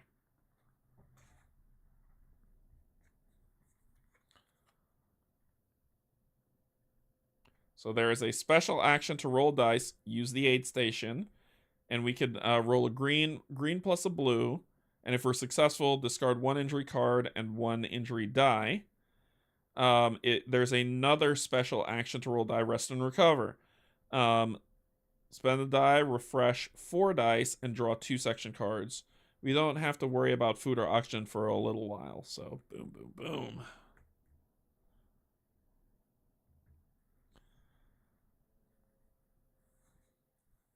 Oh my gosh, Amir did. Biscuits. Biscuits, biscuits, biscuits. Sorry. Green should be here. Those two there. There you go. Sorry. I gotta get used to that. Because this was close to the board, my brain went to it. Thank you, Edgar. Okay, so okay, we don't. Oh, yikes. In the rare case that you progress both tracks to the end because they're resolved from top to bottom, the outcome of the green track would replace the POI with another card. The red track would not resolve. Okay, top to bottom always. Gotcha. Your crew member is now out of dice, and as you have seen, dice are required to perform most of the special actions. One way to refresh your dice is the rest action, so that is what you should do now. All right, so you've done one action, and you've got one action left. As you will see on the reference card that I don't have, performing a rest action reduces the number of supplies you have. Supplies are your most vital resource, representing oxygen, filters, water, and everything else you need to explore alien worlds. However, in this tutorial mission, your supplies are unlimited, as can be seen on the global condition card. You have unlimited supplies in this tutorial. Cool. When you rest, you refresh half of your total number of section dice, rounded up. You currently have 5 dice in total. In this case, all your dice are in your spent pool, but in the future, you may have some still available dice slots. You count the total number of dice on your crew board. Half of 5 rounded up is 3, so refresh any 3 of your dice. To refresh a die, move it from your spent pool back into the matching colored dice slot on the left side of the crew board. Remember to place them with the side with the markings in the 4 corners facing up so that you can identify them easily. So let's do a blue. Let's do a green. And then we'll do 2. I'll make it a strength one. Strength. Finally, as the last step of the rest action, draw 1 section card from your deck into your hand. At rank 1, the maximum number of section cards you may have in your hand is 2, as shown by your crew board. If you now have 3, you must discard 1 from your hand to your discard pile on the right side of the crew board. The next time you need to draw a card, if your deck is empty, shuffle your discard pile to make a new deck and place it to the left of your crew board. The second crew member's turn is now over. Okay, so I would draw 1. I have delaying tactics, which could be fun. Let's toss backup plan. Ooh, they're all good.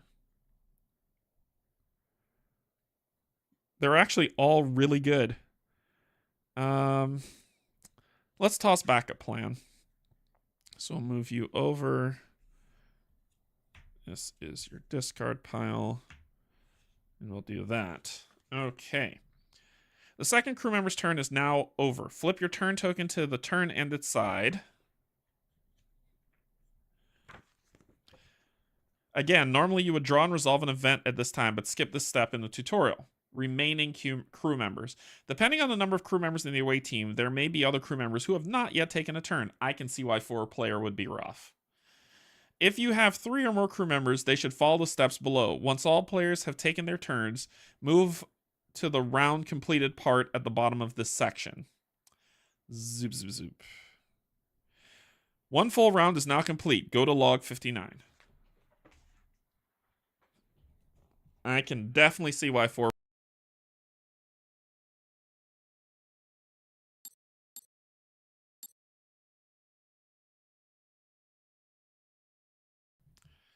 Okay, no reading. All crew members have taken their turn. Now have their turn tokens on turn ended side. This ends the first round. From now on, you have full control over your choices of actions. Oh God! Before continuing the game, browse through the sections under continuing the tutorial in the rulebook. There is no need to read all of these sections in full right now. Only read them the first time you need them to. Continue reading the continuing tutorial instructions on page 20 of the rulebook. They just countermanded each other's words, but sure. Once you've completed the first round of the tutorial, you are then on your own. However, there are a number of additional rules you need to understand before continuing, which are listed below. Ensure you are aware of these before continuing, but many of them only need to be read when you need them, depending on what has happened in the tutorial so far. You may have already read some of these sections. Also refer to the icon glossary at the back of the rulebook for any new icons that have been explained yet. Please note, during the tutorial, crew members do not draw event cards at the end of their turn unless mission MO2 has revealed. Cool. Reference cards. As mentioned earlier, I don't have them. Turn order card. Convert abilities. So each crew member has a convert ability depicted in the top left of their crew member card. That's this one. So I can convert a blue symbol into a science symbol, and I can convert a red die into a wrench. So wrench is construction, and science symbol is science. Okay, cool. All right, travel effects. The travel icons have already been explained, but there are other icons on travel paths. These are all explained in the icon glossary, but the ones on this planet board are repeated here for convenience, which is roll a danger die, or to resolve effect, choose a die. Immediate special effects. So special effect has the different symbols for, so it says a special effect that depicts one of the following icons is known as an immediate special effect. If you meet the conditions for the special effect, end the dice check immediately. Move all rolled dice from the roll pool to their owner spent pool and resolve ... For example, during this check, if you do not have a shield icon in your roll pool, immediately resolve the red outcome and end the dice check. Oh, okay. Cards with 2 special effects. Some cards depict more than one special effect. You must choose which special effect you're performing before starting the dice check.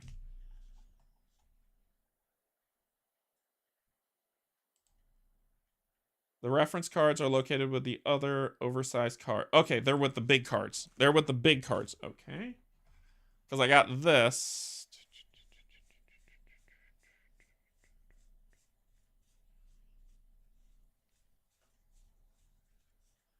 Oh my God, they're buried. They're buried. Why? Ugh. Anyway. Reference card. Deadly space mode. Reference card. There we go. Thank you. Thank you, Sarah. They were buried in this deck. Why? Why were... Anyway, whatever. Whatever. Here they are. Thank you so much. Okay. Thank you, thank you, thank you. All right, cool. This makes life so much easier. Ugh. So for anybody who's watching this later, it's buried in that deck. Why they did that, who the hell knows? You want the reference cards with the light blue top? Yes. Yes, yes. Yeah, they were showing it in the rules. The problem was that I couldn't find them. Bonus outcomes. Read this section the first time a crew member performs a dice check, which has a bonus outcome. Okay, cool. So we're not there yet. Read this section. Read this section. Okay, so we're ready to continue. Read this section the first time a crew member performs a special action that has an immediate special effect. Okay, cool. All right, we're on our own. We're on our own. No, if I flip the deck over from here, it was these. It was these ships. And how I knew that is because when I was doing the setup for chapter 1, the ship that got put in as our ship was on the top. So it wasn't at the top of this deck if we flipped it over. It was actually halfway through. Yeah. If it was on the other side, because I flipped both sides and I didn't see them. So let's see what we're going to do. Okay, so the next round starts, which I'm assuming means flip, because you're not telling me to do anything else but play on my own. And we have 2 actions on you. All right, so we can, for you, there's this weird little symbol here that needs a die. Oh, you can move back through. Oh, because we're squeezing through. I see. I see. I want this unique discovery. I'm not going to lie to you. Can I get it? I have a science symbol. So I can. So I can spend a die to travel or roll the danger die to see what happens. I don't have a compass or a thingamadoohickey, so that's not worth doing just yet. I want that discovery sample. I want it. I want it right now. So I don't know why they moved me. I wouldn't have moved. But I am actually going to move back to that other location. And this is T for tutorial. So let's roll it. We're going to use that. We're going to be risque with our rolls. Let's go. Blank, baby. Ha ha. So that was my first action. And then my second action is to do that. So let's, it says read this. So some dice checks have a bonus yellow outcome in addition to the green and red outcomes. A bonus outcome usually gives you something in addition to the standard positive outcome.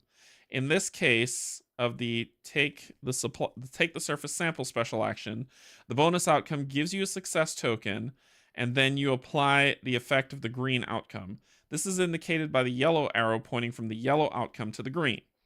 For this particular action, you could choose to roll only 1 die. If you are lucky and roll a, you will get, oh, I have to roll for it. But if you do not roll any of these results and 1 die alone is not enough to get the green outcome,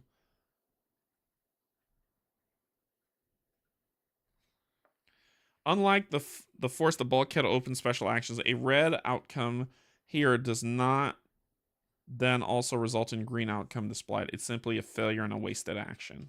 Okay. So I can apply a card to get what I need.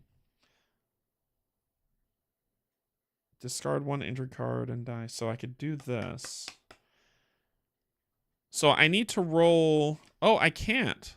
Then I can't do this. If I understand, either roll red plus green plus blue or pay for the result. Or pay for the result. All right, so Edgar, help me out with this one. So it says, for this particular action, you could choose to roll only 1 die. If you are lucky and rolled an axe pick, a symbol, or a computer screen, you will get the yellow outcome and then the green outcome. Oh, roll and pray. I really don't need to because I have this card. Well, that's a reroll. That's a reroll card. This was the one that I actually should have hung on to. That's why they got rid of it. Oh. Game, you suck. All right, let's do it. Let's do it. We moved. We're in for a penny. There's a Vanguard symbol on this bad boy, too. I believe in me. I believe in me. I got the Vanguard symbol. Oh, yeah, baby. That can be anything. So we gain a success. And then we gain...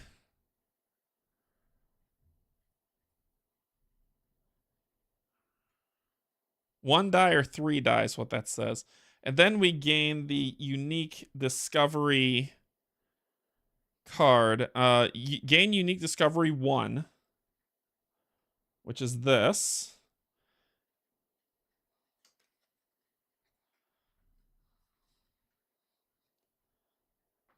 Exotic carbon allotrope.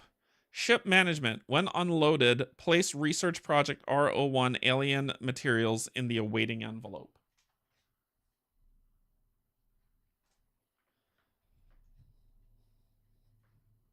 New game, new dice rolls. Exactly. Sweet. So roll 1 die or 3 die. Gotcha. All right, so if you gain a unique discovery and there is no card left here, gain a success instead. Okay, cool. So we got the unique discovery. I'll just put it face up right here, just to remind us. And then replace this with card P000. Nothing interesting.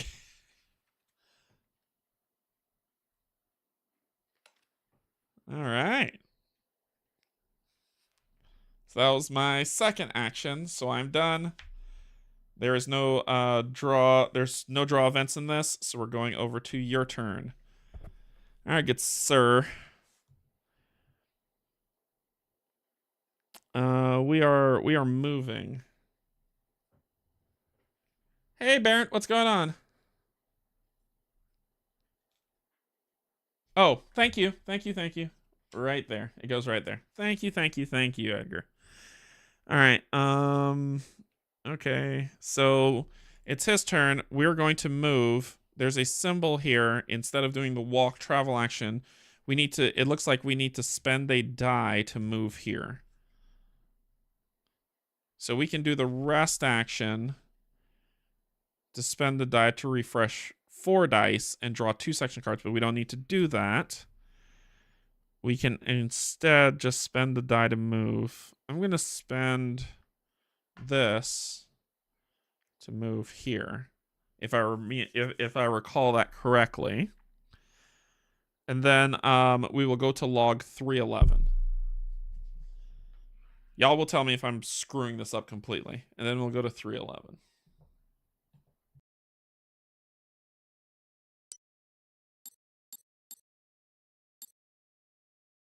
Away team, exploration report 1C. The darkness and silence of an eons-old structure enveloped me. The carbon mesh formed small tunnels, their network sprawling under the pitch-black surface of the sphere. I set up a radio beacon to notify the other survivors of my location, and sat there, in the dim light of the flashlight, trying not to think too much about who these corridors were made for.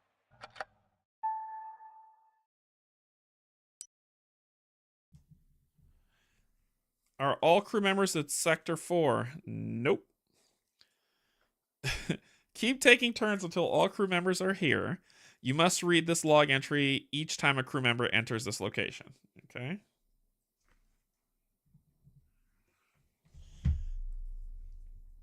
Hey, Jess, what's going on? So there's nothing to put here yet. So it doesn't tell me to do anything. So that was his first action. Second action for Riku. I think we're gonna move it, right?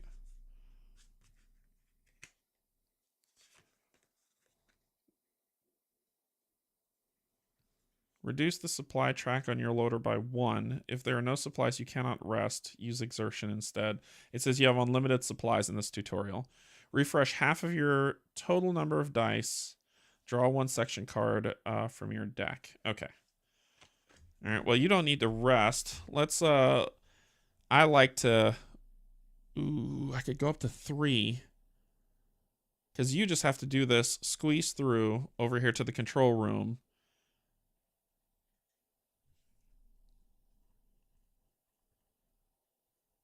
You can't really do anything here. I'd have to roll 2 red and 2 blue. Both of you would have to be over here to help each other out for this. If we want to do the control room. That one has a wrench. So that's not going to help me much.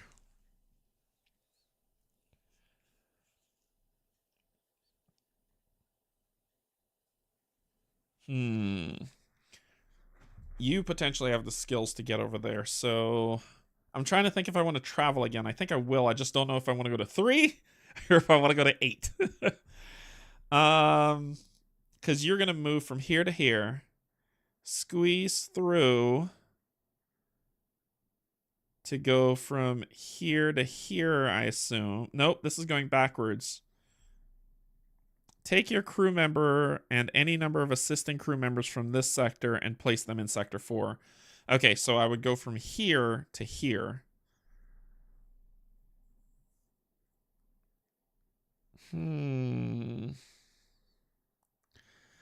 Let's head up. You're going to be there for a little bit because you're going to move here next and then attempt this special action to see if you can get the 4. And then the next round you can move from here to here if you're okay. So we're going to roll the danger die. 3 is empty. 3 is empty. Oh, 3 is empty. There's nothing there. Okay. So let's move to 8. Let's move to 8. Or yeah, let's move to 8. I'm thinking of resting to get back more dice, to be honest. So I get back all my dice if I rest right now. Let's just chill. Let's chill. We're going to rest. We're going to rest. So we'll rest. Give me back all my dice. And then I would draw a card. This is like Nemesis. You only have X amount of cards. And we need to discard a card. Let's discard the time tracks card because we haven't seen a time track yet. And that will end our turn. So at the end of the round, there's nothing really to shout about. So let's go ahead and re-up because nothing's happening. Nothing's happening. Something about a map. That's dice checks. Yeah. Okay. All right. So starting back with you. Well, we need to move from here to here. And let's go with the danger die. So we got that symbol on a T. Gain just a scratch injury. It's bound to happen. So just a scratch. If you have a just a scratch injury, you cannot gain another injury. If you gain another, ignore it. Let's see if there's a thing for gaining a just a scratch injury. There is. Read this section the first time a crew member gains an injury. At various times during the tutorial, you will be instructed to gain just a scratch injury. The only type in the tutorial game. If you're instructed to gain any other type of injury during the tutorial, ignore that instruction. To do this, first take an injury card, all of them in the tutorial are just a scratch, and place it face up in the leftmost injury slot on the bottom of your crew board. Then place 1 yellow injury die in the top slot of any column of your crew board, moving all other dice in that column down 1 slot if that top slot has a die in it.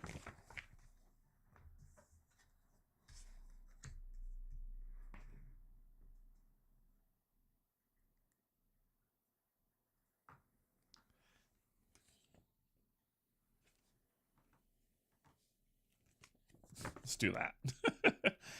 Okay, so did that.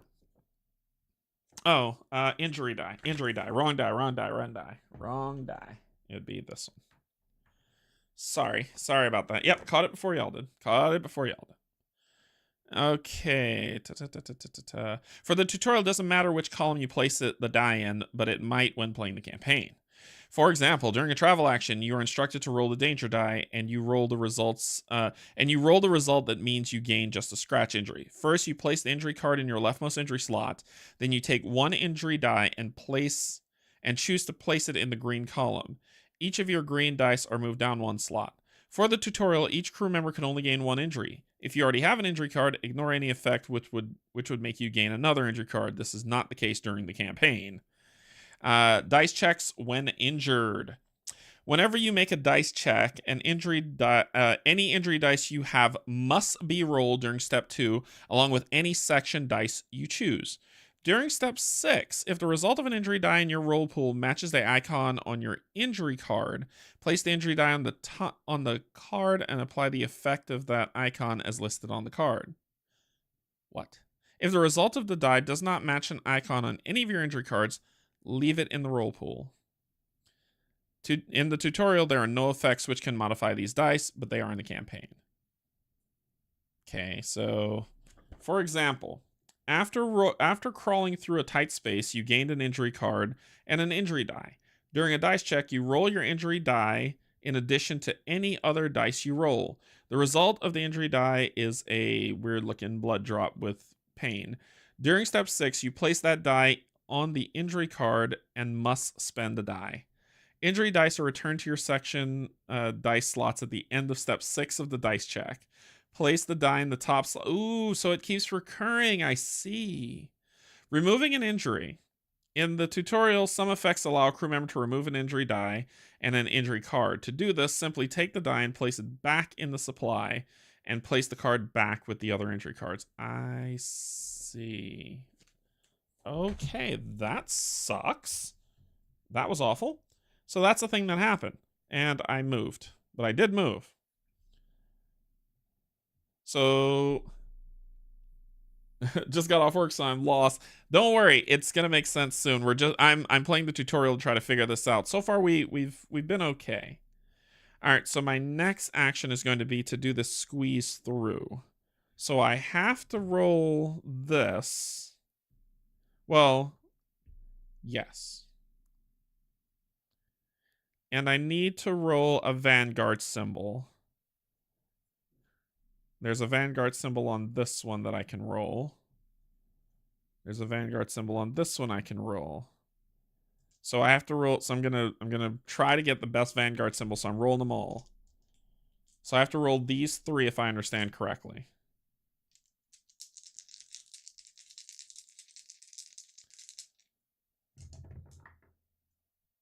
Okay, so I rolled this horrible thing, which gets placed here. And I have to do something with a die when that happens. Spend a die. Move 1 die of the color shown or any other color shown from your crew board to the spent pool. If you do not have any dice on your crew board, you must sacrifice a die instead. Sacrifice a die. Return 1 die to your section compartment of the color. Return 1 die to your section compartment of the color shown or any color if all 3. Oh God. So I'm losing dice when I roll that symbol. All right. All right. I need both greens and both blues. I can do this card before to re-roll a die.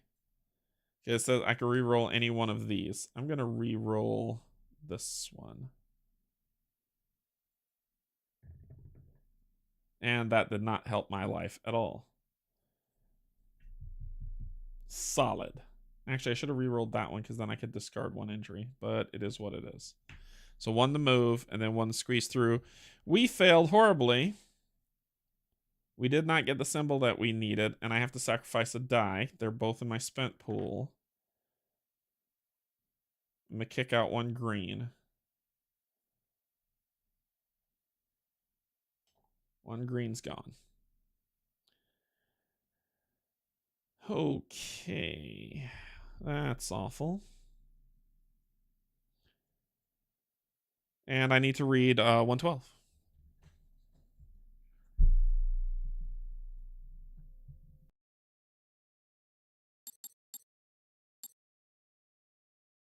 I'm entering the subsurface.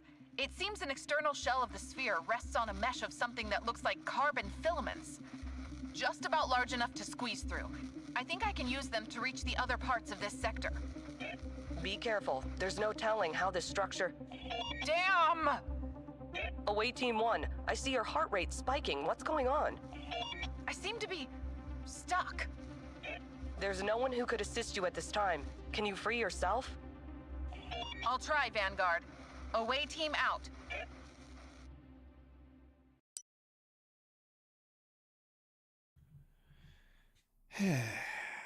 You failed. Wow.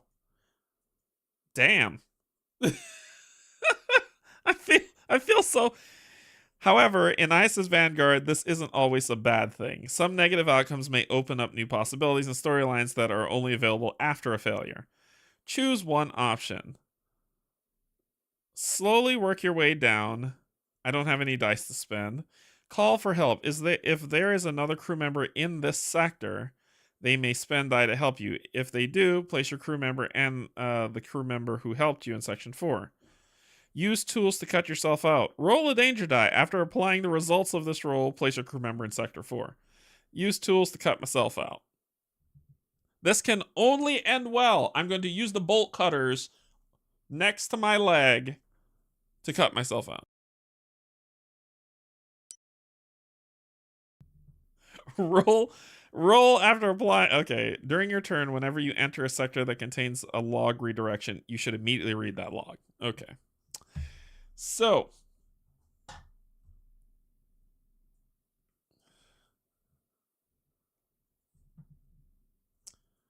it says in that sector.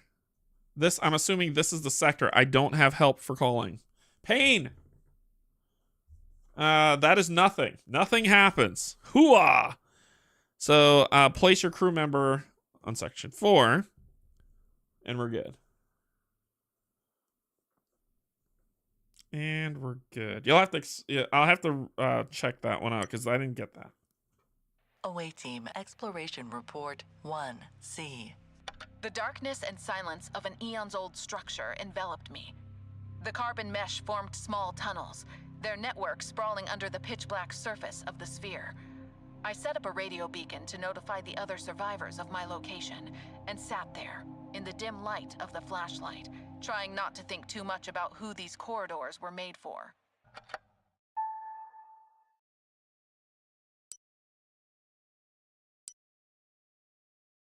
Away Team Exploration Report 1D. As the last member of the away team appeared in the distance, we felt instant relief. The mission started in disaster, but we were alive. We regrouped, we had some supplies, and we were not far from the designated landing zone. It was time to get to work. First, we needed to make sure that any rescue team sent after us wouldn't suffer the same fate.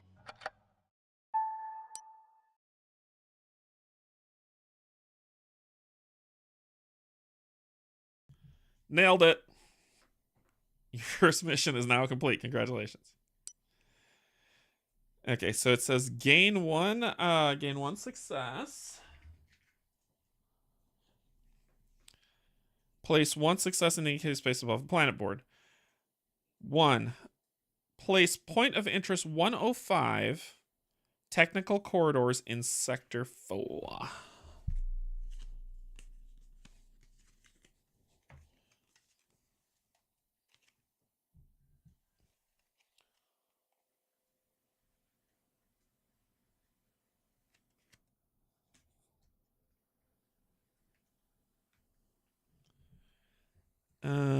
Yep. This replaces the card outline, which means crew members who enter Sector 4 are no longer directed to log 311. 2. Remove mission card M1 from the game.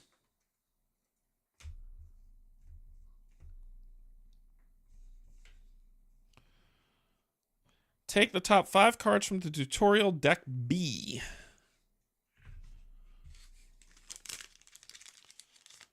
1, 2, 3, 4, 5.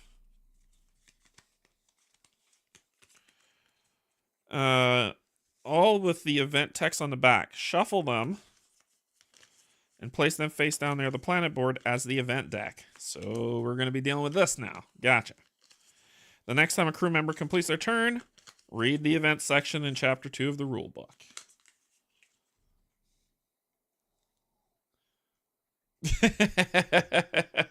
I chose to lose a toe. Okay. Oh. Shoot. I didn't scroll all the way down.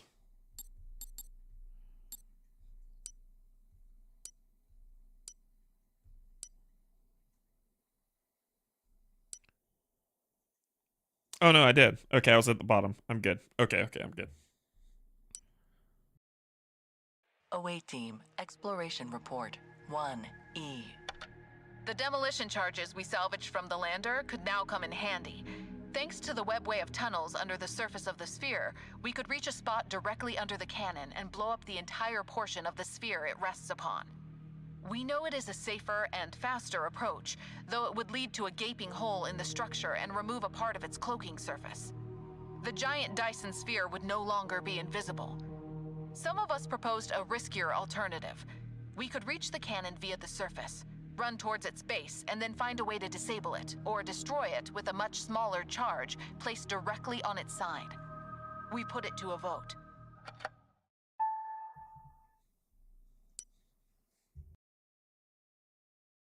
Oh, okay. Sector 3 contains the cannon which brought down your lander. A point of interest card will be placed here based on your next decision. When exploring alien worlds, your away team will often come upon tough choices that can shape your campaign. This is one of them. Blowing up the sphere under the alien cannon is faster and safer, but it will compromise the ability of the sphere to cloak itself, making it easier to find for all other potential travelers. Surgically disabling the cannons will take more of an effort and be riskier. I'm gonna blow it up. All players discuss and choose one. In case of a tie, the security section player makes the final decision, even if they are not on the away team. Blow up the part of the sphere with a cannon. This will permanently damage the sphere and compromise its cloaking. Approach and disable the cannon. This will be riskier and slower. Alright, I'm gonna be the security guy, just in case. And as security, I'm saying to blow it up. However, I'm gonna put this to a vote. So I'm saying blow it up. So let's do a vote. Let's do a poll.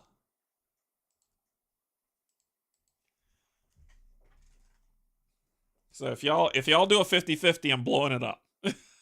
What to do? Alright, so we'll either blow it up or disable, right? Disable it.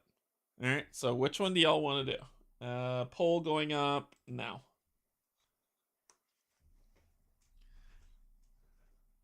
So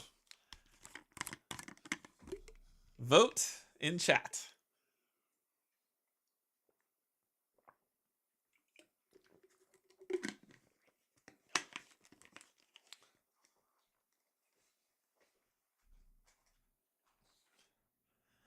I have no problem blowing it up.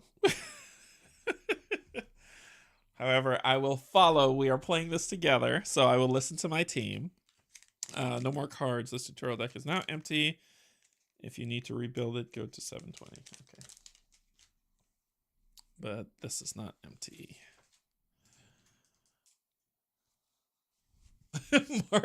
Mark says boom. All right. I'll give it about one more minute. And while y'all are deciding on that, let me just make sure. So it says, after crawling through, we roll that symbol. During step 6, you place that die on the injury card and must spend a die. Injury dice are returned to your section die slot at the end of step 6. Place the die in the top. Oh, so it comes back. Awesome. The injury die comes back. So I need something to get rid of it.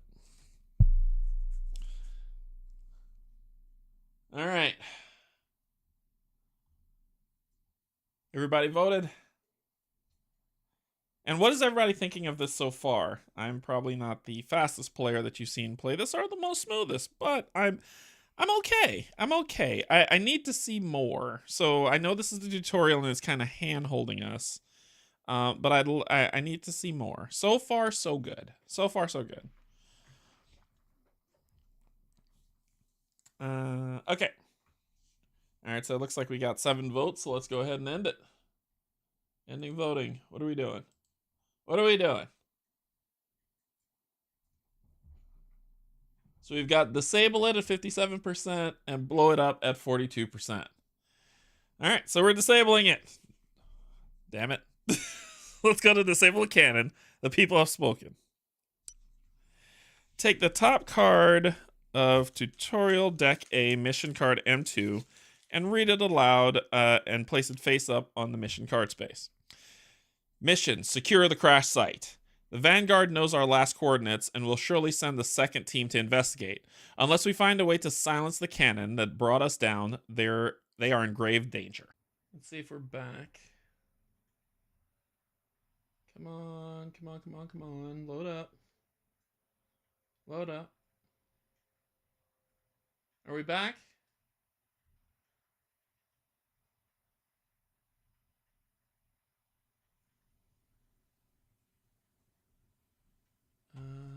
We need to close that.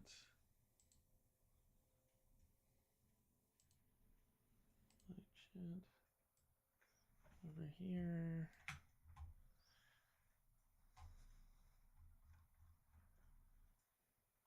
Sorry, yeah, the software crashed. Okay, cool. The software crashed. I don't know. I don't know why. I got nothing. I don't know why. Like, as soon as I turned to do this, I was like, wait a minute. I'm not moving. So, alright, cool. Sorry about that. Yeah, the software crashed. So I hope you saw the message I posted saying that it crashed. I'm not sure why, but let's get the mission going. I'm sorry about that. I thought it was on my internet. No, I think what happened, because I'm looking at my metrics, and that's me looking to the left of my metrics, and it looks like OBS had a spike in memory. Anyway, nerd stuff for people who like computer nerd stuff. Since you can't blow it up, it crashed. Exactly. But it looks like memory spiked, and for some strange reason it locked up OBS. I don't know why. So let's see what the mission card says. So it says secure the crash site, because the card said to do this mission. The Vanguard knows our last coordinates and will surely send the second team. Oh wait, I don't even know where we left off. We left off that we're disabling. For people who are just coming back, we're disabling. The Vanguard knows our last coordinates and will surely send the second team to investigate. Unless we find a way to silence the cannons that brought us down, they're in grave danger. Objective: find a way to neutralize the cannon in Sector 3. Okay. Completion: when you fulfill this objective, you will be asked to discard this mission. So that is our new mission card. I think it's yeah, that's what it is. I bet you that's what's chewing it all up. Let me close this.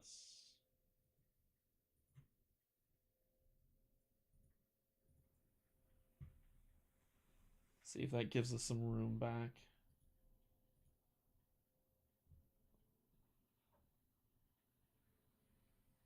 Okay, that should give us a little bit of room. Nerd stuff. All right, so then it says place point of interest 107 in Sector 3 and continue the game. Hint: before you attempt to reach the cannon, consider resting. Bulbous cannon. Everybody likes a bulbous cannon. The installation that downed our ship will prevent any rescue efforts. Someone needs to disable it. As a special action, we can roll some dice and the danger die to sprint to the base of the cannon. If we have that and that symbol, replace this card with 103, and otherwise gain a great injury. So that goes in 103. We have everything we need, honestly. Turn 1 red die to 1 chosen result, which is what I want. All right, so that's it. We're back on track. And actually, we're okay. We're okay because I got everything I need to move. I got the card to gain the muscly thingamadoohicker if I need to. And I can move up there by rolling the danger die, which is gaining a scratch. That doesn't bug me one bit. So, because our turn's over here, it is your turn with your 2 actions left. So we're going to move you up here. We need to roll the danger die. And that is nothing on the tutorial, so we're fine. Military hoo-ha. And then we are going to do the special action to sprint to the base of the cannon. So we have to roll the danger die. It's a special action. We need the muscly symbol. And we need one of those. So I'm actually going to roll...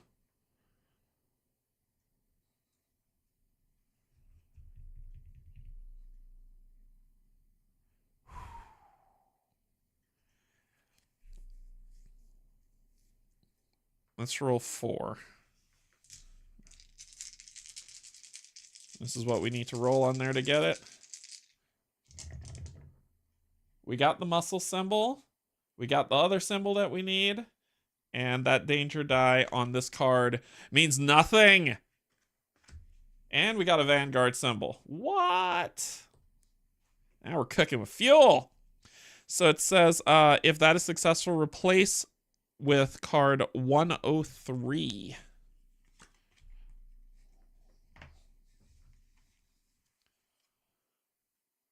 Please don't make it another test. Blind spot. Safe at last. The gun cannot target us here. Hey, Miros. First time here. Welcome, welcome. Pull up a chair. We cannot... Oh, no, we can't move out of this location. Oh, dear. So... Cool. Science would have been fun to bring here, but we're supposed to disable the cannon,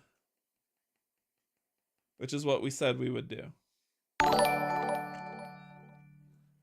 Welcome, welcome. Thank you so much for subscribing. So that goes there. That ends that. That was my 2 actions. I'm done. So now I would draw an event card.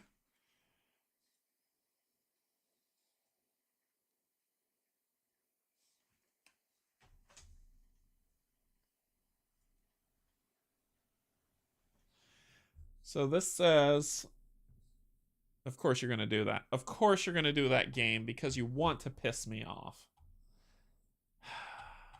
Sometimes the software makes me want to slam my head into a wall, I swear. Properties, convert. And of course it puts all of that all the way over here. We're going to go to this and apply.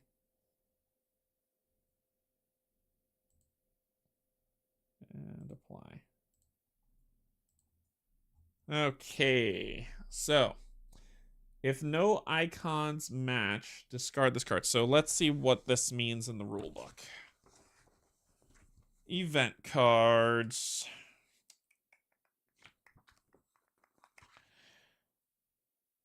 As mentioned earlier, when the crew member ends their turn, they reveal the top event card and resolve it. The process is as follows. Reveal the top event card from the event deck. If the event deck is empty, shuffle the event discard pile to form a new deck before revealing the top card. If none of the biome icons on the card match any icons... If none of the biome icons on the card match any biome icons in your sector, including icons on a POI card, follow the secondary effect of the card printed at the top of the card. If they match, follow the top. In the tutorial, the secondary effect of all events is to progress all time tracks by 1. Ignore this effect if global condition card GO1 Flickering Lights is not in play. If it is in play, read the section below on the time track. If any of the biome icons on the card match any biome icons in your sector, resolve the main effect of the card printed in the lower part of the card. Unless specified otherwise, this effect only applies to the player who revealed the card. Discard the card face up in the event discard pile. Okay. So we don't have a time track. That's not where we set. So it says T. If we look up here, it's not a T, it's a blockade. So we can't move out of this location. We can move in it, but we can't move out. Gotcha. So structural collapse, the delicate carbon mesh breaks under your feet. Progress all time tracks by 2, but we don't have a time track, so discard. All right, so that ended my turn. We're starting over a new turn. You get 2 actions. The first thing you need to do is rest, my friend. You need to rest. So we're going to get 2 dice back. Let's do this one and that one, and we gain a card. Anytime, discard an event you just drew without resolving its text. Ooh.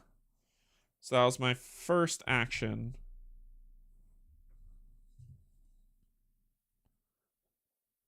Structural collapse if matched. Yeah, and it didn't match. Oh, if it matches, then do that. Yeah, so it didn't match. Gotcha. If no icons match, discard this card and progress all time tracks by 1. I follow. Thank you. I think I should rest again. Crew members take turns beginning with crew members with a star token. Proceed clockwise. The star token may change ownership, but we don't need to. And I think we're going to...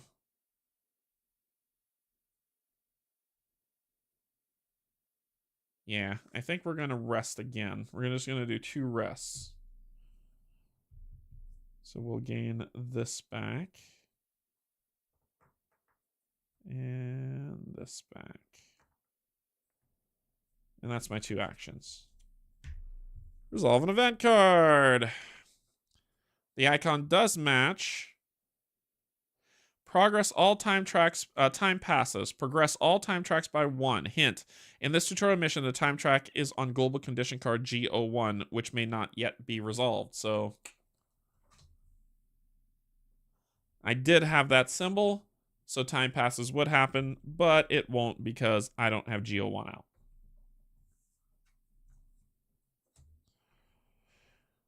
Cool. Then it is your turn. Where are your dice? Oh, all your dice are here. All right, well, there's just a shield or a Vanguard symbol. I can actually do one of these, and I can use this. I can use this to get it. So I'm going to use my special action as my first action. I can actually do this. No, I can't. Yes, I can. I can make it a Vanguard symbol. During a dice check, turn 1 red to a chosen result, and there is a Vanguard symbol on here which will let me disable the cannons. So I am actually going to use an action to roll this to see if I can get the Vanguard symbol. Moo-ha. I got a hazard. However, during a dice check, turn 1 red die to the chosen result. And the chosen result will be the Vanguard symbol. Which I will put there to disable the cannons. And I will gain a progress token and replace with P00. Yep. Gain P00 and go to log 415. So nothing of interest. And we're going to 415. We shut it down, and we shut it down good. All right, 415. All right, resources aren't too bad. I think this is what's freezing it. So I'm going to play the music. I'm going to play the audio without pulling up the app on screen, because I see like the resources are pinging, and I think this is what froze it. So I'll just hold this here for you to see. Away Team, Exploration Report 1H. The thick armored panels were easy to detach, fortunately. With the turret's machinery exposed, it became even more apparent that it was a piece of much cruder, different technology than the rest of the sphere. This, coupled with the fact that the turret had forcefully dug itself into the sphere with long claws, led us to conclude the turret was left by some other race who discovered this sphere a long time ago. Whoever made it, it is clear that they wanted to prevent other species from studying this place. It's good we disabled the cannon before the rescue team or Vanguard itself entered its firing range.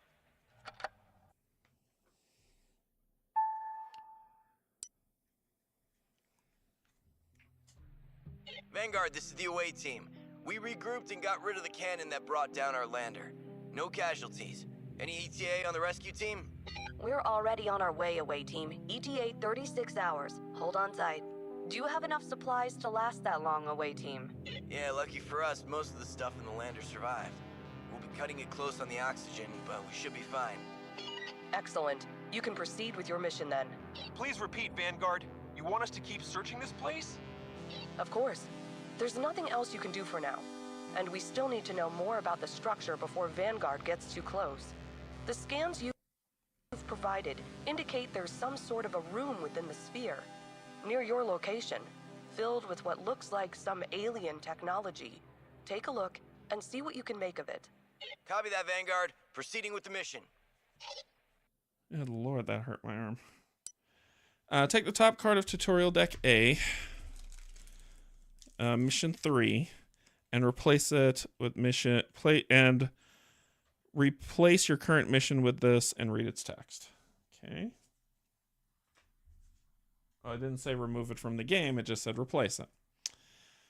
The Iris. The Vanguard is still barreling towards this alien structure. We must discover what's on the other side and what its purpose is. Fully explore Section 6. Fully explored sections have a flag icon. Hint. Read the descriptions of the locations on the planet board, revealing the final POI of Sector 6. Requires an action elsewhere. If you get stuck, don't know what to do, go to log 600. When you fulfill this objective, you'll be good. So it says replace your current with that, and that's it. Okay, so we need to get to here. But we've disabled the cannons. And it was the move. Well, I was already there. It was...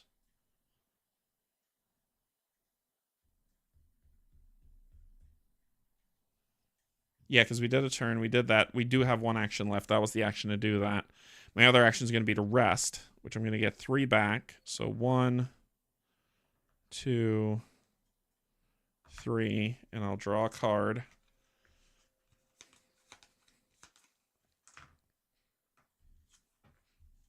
Backup plan. And that will end my turn. We need to draw an event. I'm not in the T place, so time means nothing to me. Okay. Then we turn this back over. Give it back to you. And we need to hop, skip, and jump, don't we? We can move to 6. But it says to read the descriptions of locations on the planet board. Revealing the final POI of Sector 6 requires an action elsewhere.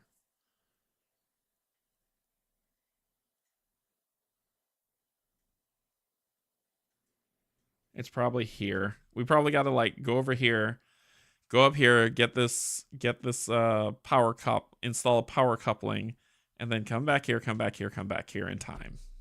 It makes sense. So we're going to hey Matt, what's going on? So we're going to move here. I got to roll this. Should I move back to the lander?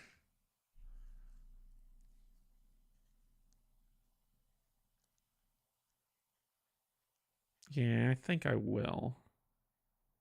My Android card sucks. Because I'm going to be losing dice every single time. And I'm probably going to roll that symbol a lot. So You know what? YOLO. YOLO. Let's go. Let's go. Let's go. Let's go.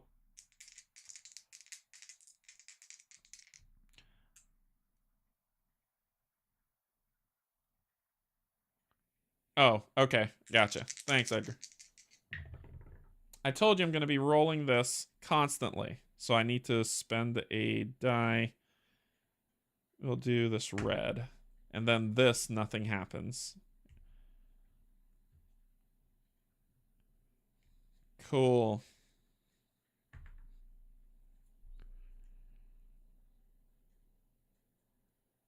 Or is that only when I'm doing a test? That might be only when I'm doing a test. Injuries. Yeah, that's only when I'm doing a test. That's only when I'm doing a test. I caught it. That's only when I'm doing a test. So I move. I didn't roll anything that hurts me. So we're going to go to 130.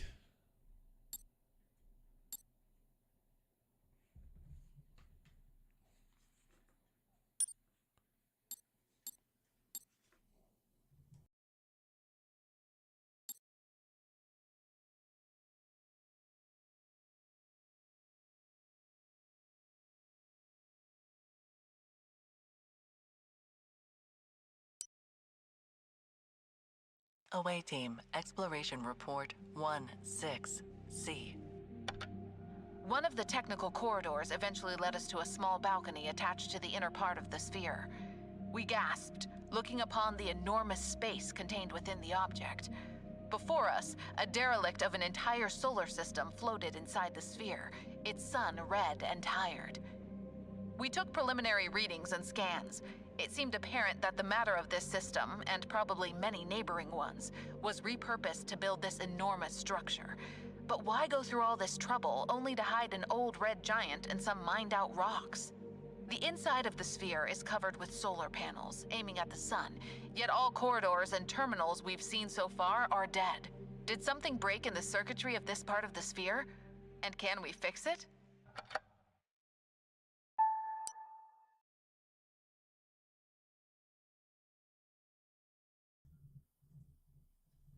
So place 1. I think that's the last one. One of these in this section, in this sector, and gain a success token. We have a lot of success tokens. All right. So that was our first action to move.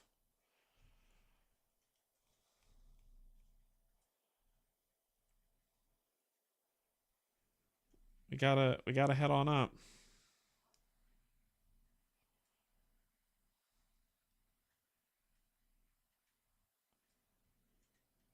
Oh, okay. Okay, gotcha. Okay.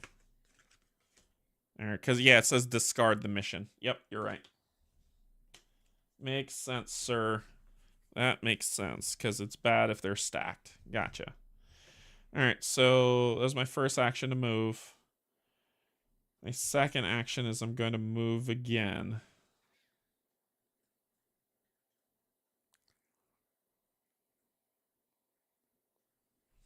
We're going to move up here, and then we're going to deal with what's happening. According to the glossary, to move means to move 1 die of any color from your crew board to your spent pool. So we're going to move again up here, spending...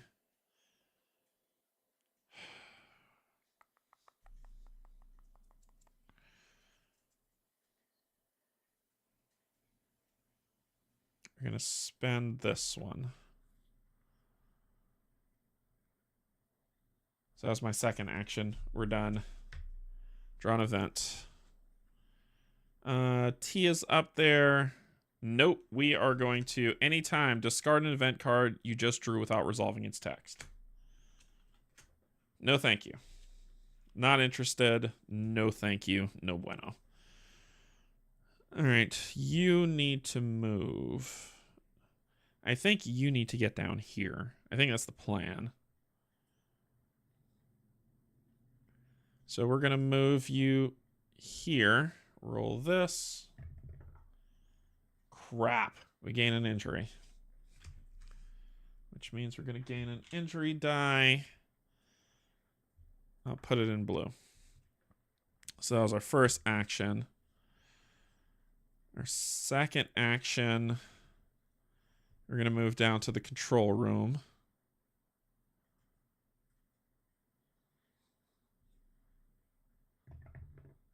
And nothing happens. That is both of our actions. We draw an event. There is a T there. Progress all time tracks by 1. Cool. The global condition card is not out, so we're good. That might be the run to the ship. That might be what we need to do. Anyway, that ends. Flip. Flip. Game 2 actions. Okay. You don't have a wrench.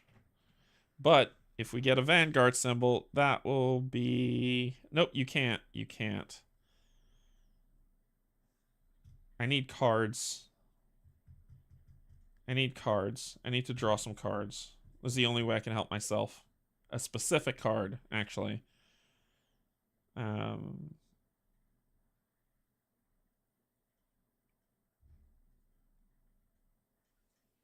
Well, no, it says I have to spend... Yes, because then if I roll a Vanguard symbol, I can make it work. So I need cards. So my first action is going to rest. So I'll rest, gain that back, and then hope I draw the card I need. Come on, baby. Come on. During your dice check, move 1 die from your roll pool to your owner spent pool to turn one other result to the chosen. Boom. So my second action is going to be to try to see if I could get that Vanguard symbol, which I should be able to do. I have to roll these 2. I'm not going to do this one. Sorry. Let's put you back. Let's put you back. Oh, you were just a regular. Let's do the green one. Yeah, it's just those 2. So that means nothing to this card. We got that. So I'm going to spend this to move this to turn this into the Vanguard symbol. Cards won't work if you only roll 1 die. Oh, so I have to roll more than 1. Okay, okay. I didn't know. I'll roll another. I didn't know that. I didn't know that. Nothing told me that. Maybe I missed something in the rules about that. Card play.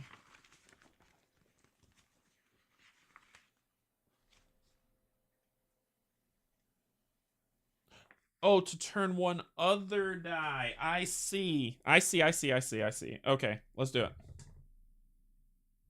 So I may not have to have... Gotcha. Let's re-roll. I just need to re-roll it. I see what you mean. Keep this one here and we'll do a blue. Okay, so we'll then spend this card to exhaust you to turn you into the Vanguard symbol, and this doesn't do anything. So this would go back. We got our Vanguard symbol, which means we got that, which means it's success. I understand. So yeah, because that sucked, we were able to move it to our spent pool, which won't affect us to resolve. This is the resolve that we have. So we'll do refresh. So it says refresh 1 die. Get it back. Then go to log 424. I understand. 424.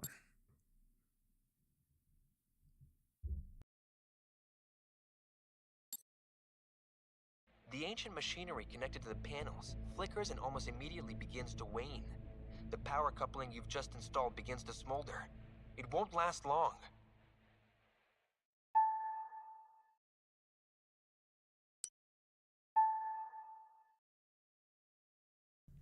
So this says, take the top card, GO1, top card of the A deck, global condition card GO1, and place it face up on the global condition slot in the bottom right of the planet board. Global condition cards like GO1 contain effects that influence the entire planet board. They also contain the effect of the travel icon that changes with each new card. Please note that the travel icon effect is now different than it was on the previous card. From now on, traveling will require a dice check. It always did. Oh, I see. Okay, and I'll hold this up for y'all to see in a second. This card contains a time track. Read the time track's rules in Chapter 2 of the rulebook, then continue reading here. Time track.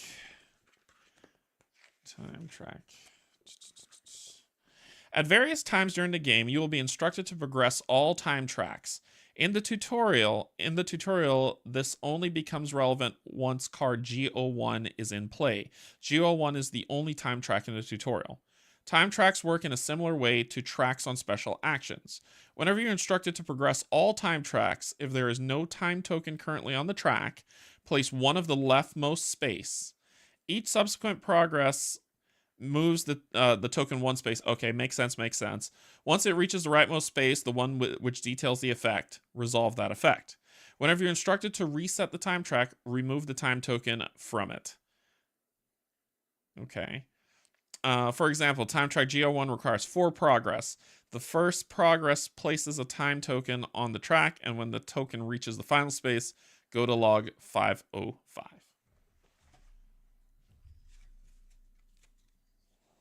Oh, then come back here.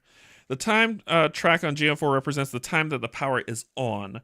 Once the time token reaches the end of the track, the power goes out again, discarding GO1. At that point, you will be back to your original printed global condition. Hint, you may always go back to Sector 7 to switch the power back on. Place POI 106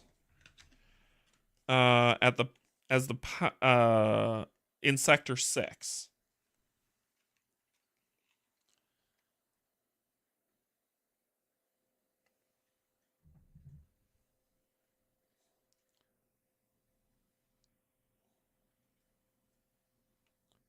Access the consoles are a bit. And this is the big boy. So we got a shield that we can use for that for sure.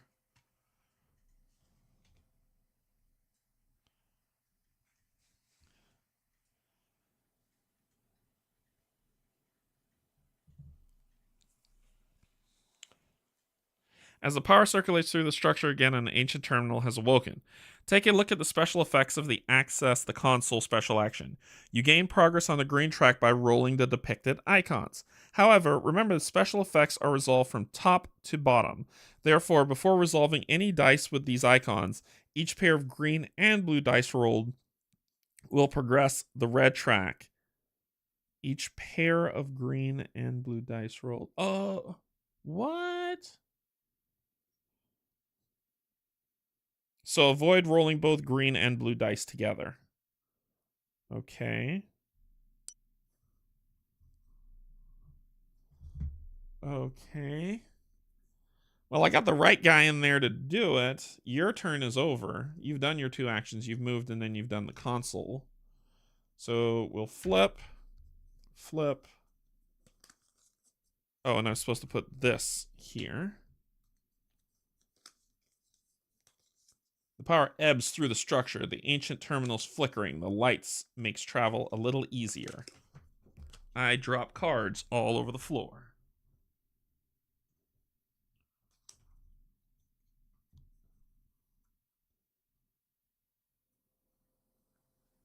So the travel, we got to spend dice. And if we get a compass, we can refresh, move to connecting to a connected sector, or just move to a connected sector. So 4 times shuts off the power. I got to get this right. This is dumb. I got to get this right like you wouldn't believe. Okay.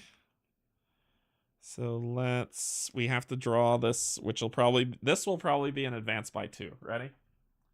We are at a T location. Eerie voices. A strange radio disruption comes from the other side of the sphere. Within the deafening white noise, we seem to hear some human words. So we need to exhaust. We'll exhaust the blue. So we'll exhaust the blue because that's what we have to do. And that will end your turn. You've got 2 actions. Well, you're where I need you to be. It says each combination of blue and green does it, right? According to the rules. I want to make sure I say that right. Each combination of blue and green does it, right? So can I just use a green? It says if I use a blue and... Oh, I see. So I have to do red. So I have to do red and injury. For my first turn. Well, doggies. Let's see how this is going to go.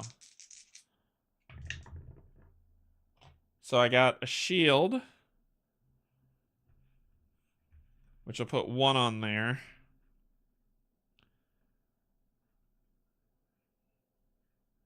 And I'm going to, during a dice check, turn 1 red die to a chosen value. Which I'll turn this to the Vanguard symbol. Which will put me right here on 2. So 2 more successes, and I got it. So that's my first action. And this did not trigger. My second action, you were on blue. My second action is going to be to rest. So let's get all you back.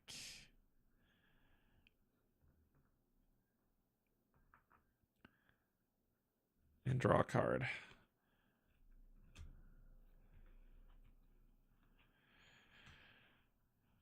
Ooh. 1, 2, 3, 4, 5. 1, 2, 3, 4, 5. Yep. So that will end my turn. We do have a T here. Progress all time tracks by 2.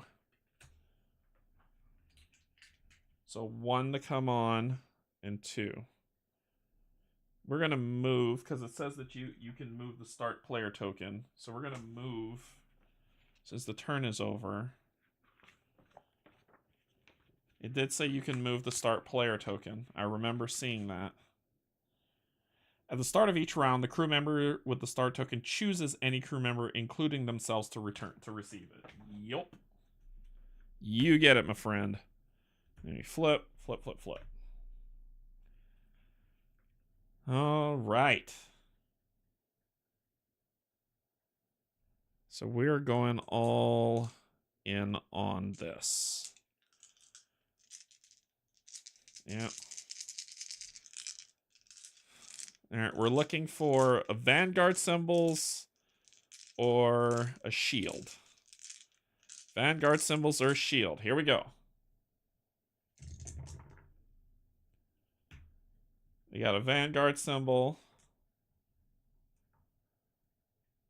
We're going to...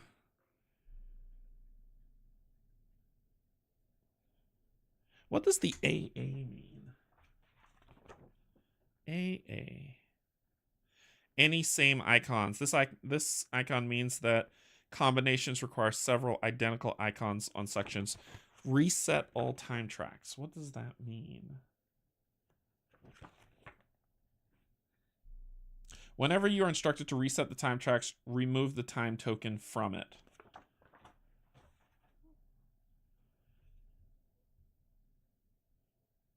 I don't know if you're a time track. I think you are. You are too. I don't want to lose that. I can refresh 3, but not right now.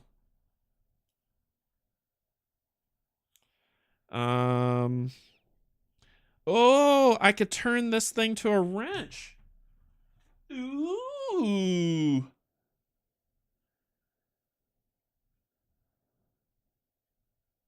How do I do that? How did I do that? It did not tell me in this story.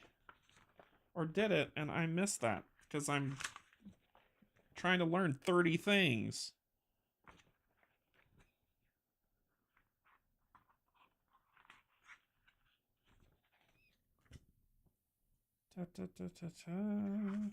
It does not tell you that you can do that. It did not teach me that little nugget. The tutorial did not tell... Oh, wait. Convertibilities. Each crew member has a convertibility depicted in the top left of the crew member card during a dice check. You may use your convertibility whenever you spend a die to treat basic results of the color shown as if they were the depicted icon. The color of the die is exchanged. Okay. Got it.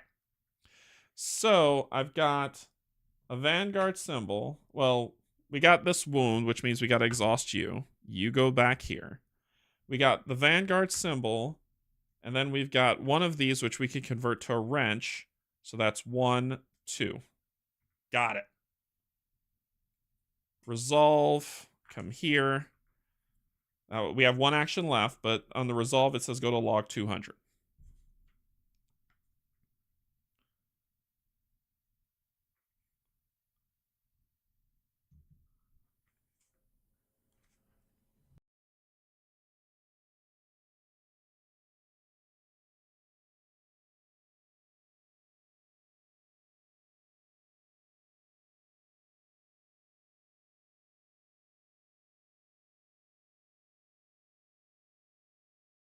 It's not playing. I don't know why. Hold on.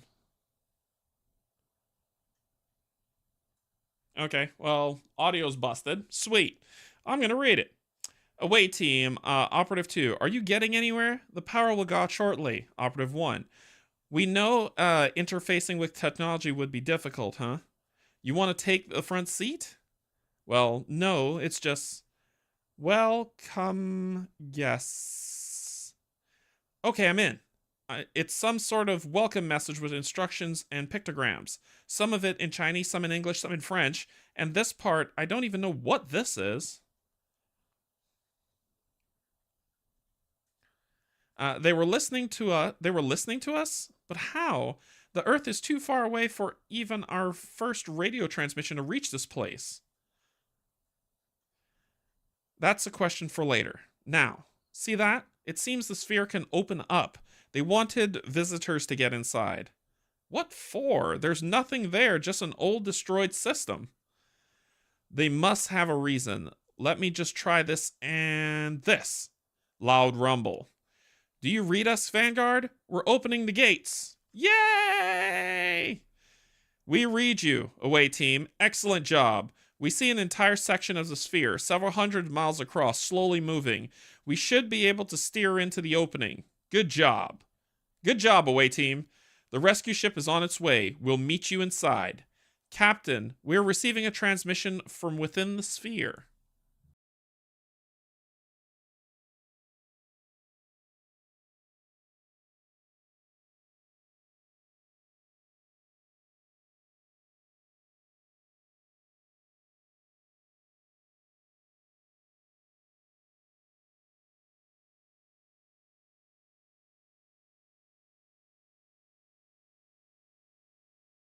Okay, audio's not working. I don't know why. It's not playing on here.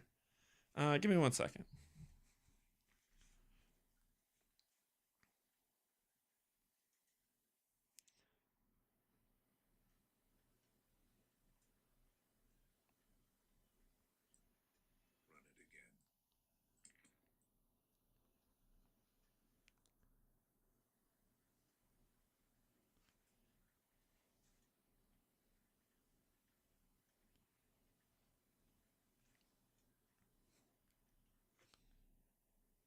Alright, let's see if it plays now. Perform handshake. This is the middle. Applause. Next step. Time. A long time ago, we began a race. All started at the same time. Thousands. All around. You need them to enter and claim. Go fast. Prepare for what comes. We're sorry for stealing your future. It was the only way. Enter. Claim. Enter? Enter what? It all started with a string of data, coordinates, discovered inside the non-coding DNA of every living cell on Earth. It took decades to build a ship capable of reaching them. When we arrived, we were welcomed by a pitch-black, cloaked Dyson sphere, undetectable until we almost crashed into it. Inside, a skeleton of a solar system, its matter stripped away, dead rocks bathed in the radiation of an old red giant. Then, something came from within the star. A signal, a patchwork of Earth's old transmissions, glued together into something new and thrown back at us. The glitchy part at the end, what was that? A fragment our AI couldn't read. Likely, no. Wait. I've seen this encryption before. On the coordinates that led us here. Only, this time it points to hundreds of places, all over the galaxy. What is it, Captain? Our tribe. Whatever this message meant, one thing was sure. We thought reaching this place was the final objective of our mission. Instead, it was only the beginning.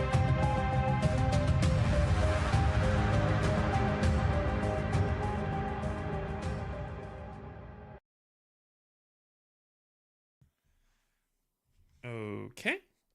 Cool. That was the tutorial that you've seen before, but that it was cool to put it all together. Open the system maps book and mark the Eye of the Void system page 2 with the current system bookmark.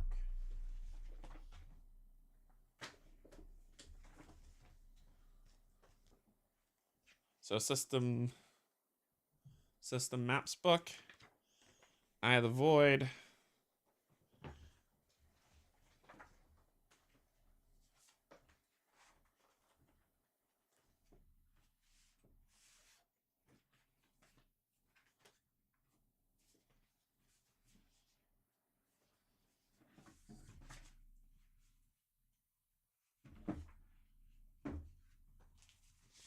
So I'm looking for the current system bookmark.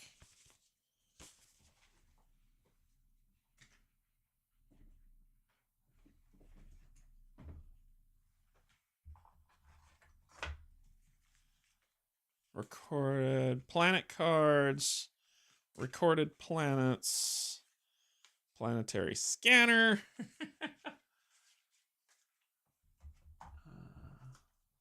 Current system. There it is. It is. There it is. Current system.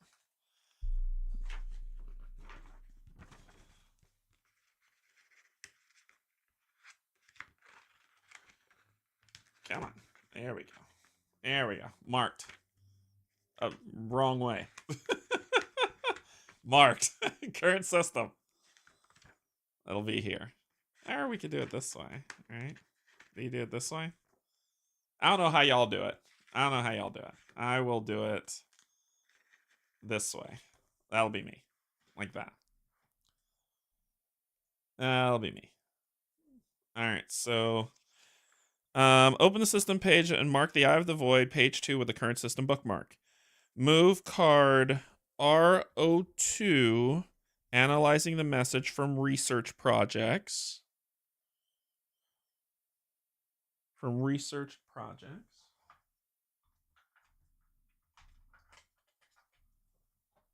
Okay. Car tray B to the awaiting envelope, which is this thing. Okay. Take the top card from tutorial deck A, research project card RO1, and move this card to the awaiting envelope. Do not reveal this card until researched. Okay, I don't know what that means, but sure. Your crew is now returning to ISS Vanguard, and you're about to learn about the second major part of the game, ship management. But first, let's see how well you did in the tutorial. If you have the unique discovery 1, we do gain a progress token. Count your progress token. Subtract 1 for each crew member currently injured. Do not actually remove the token. So 1, 2, 3, 4, 5, 6, 7 minus 2. So 5. It says do not actually remove. So 5. Is your total result is your total result 1 or less? No, I have 5. Is your total result 2 or 3? No, I have 5. You did great. Are you sure you're new to ISS Vanguard? You've avoided injuries and gathered a lot of progress. However, keep in mind the upcoming plans will keep ramping up the difficulty. Don't let your guard down. Vanguard, we're approaching the starboard dock. ETA 5 minutes. All systems are nominal. Copy that. How's your package? The package is fine, though it is hungry and it needs a shower. You guys took your sweet time. It wasn't us who crashed our lander.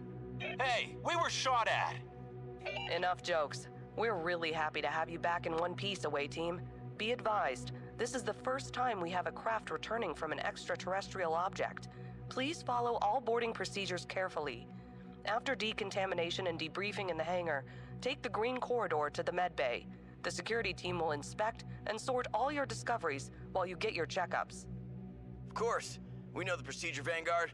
Just get me to that shower already.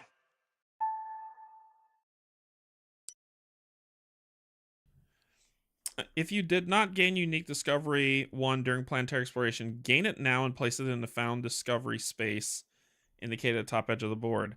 I did, because I'm special. Note, you are only gaining this now because this is a tutorial, jerk. During the campaign, you will not simply be given things that you miss. You must search the planet thoroughly to find things. Continue reading the tutorial cleanup instructions on page 24 of the rulebook.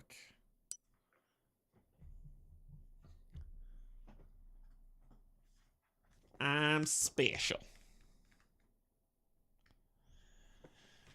Alright. As your away team leaves the planet, it's time to perform some quick cleanup steps.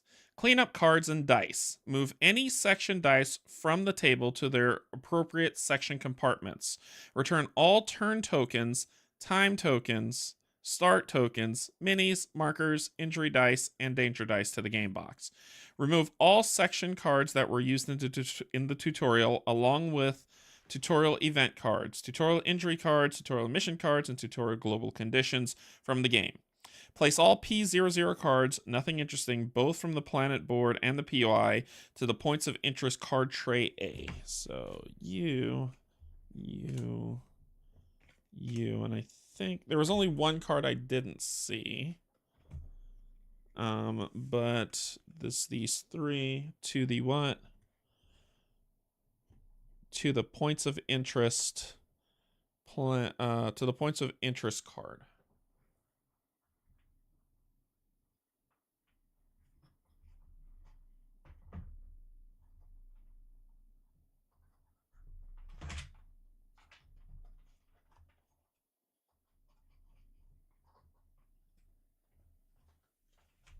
Done.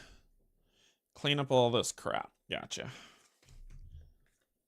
You know, usually, as one person was doing this, when people play with friends, other people read. Guess what? I don't have that luxury. Yep. And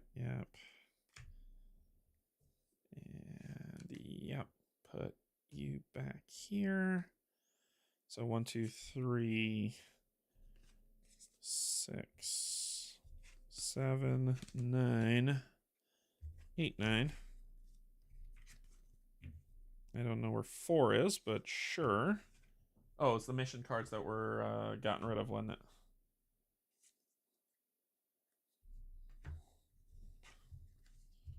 Global condition card. Injuries. What else was being removed? Remove all section cards that were used. All these dice go back to their compartments.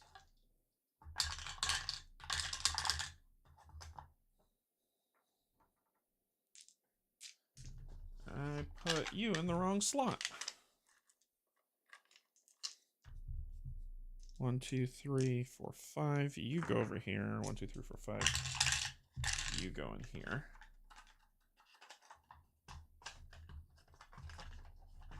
And security cards. 1, 2, 3, 4, 5. You go back. There. That goes back in there. What else? Remove all section cards that were used in tutorial along with tutorial event cards. Tutorial mission cards. Injury cards. Mission cards. Global condition cards from the game. Alright, so all this is out. OWT. All these are out of the game. Okay. Start tokens, minis, turn tokens, all that good stuff are done. So you'll go here, here, here, here. Minis going back to their mini holder.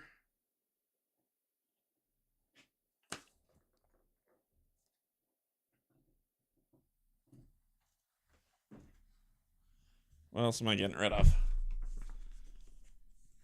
That was obnoxious. What happened? What happened? Did something happen?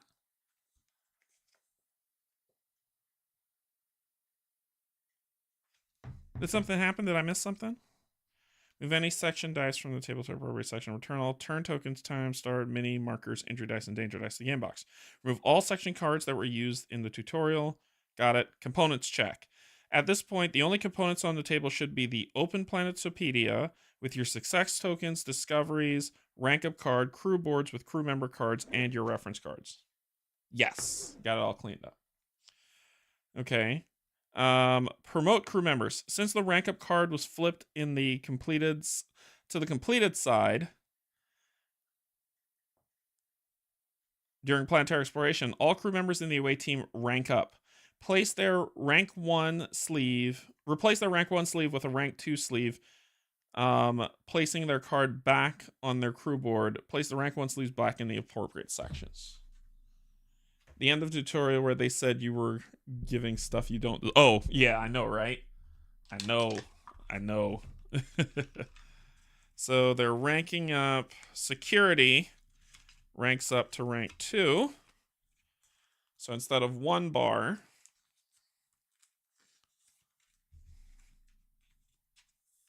I now have 2 bars. I like that you have to send them off. Like, it's not everyone in security gets that rank up. These specific people do. I actually think that's cool. I think that's kind of cool.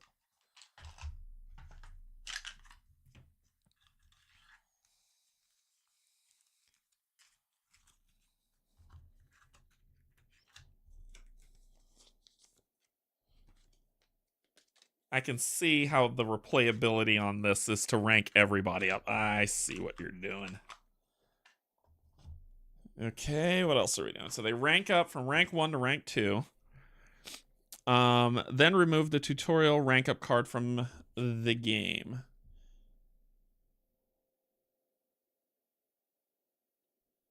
What?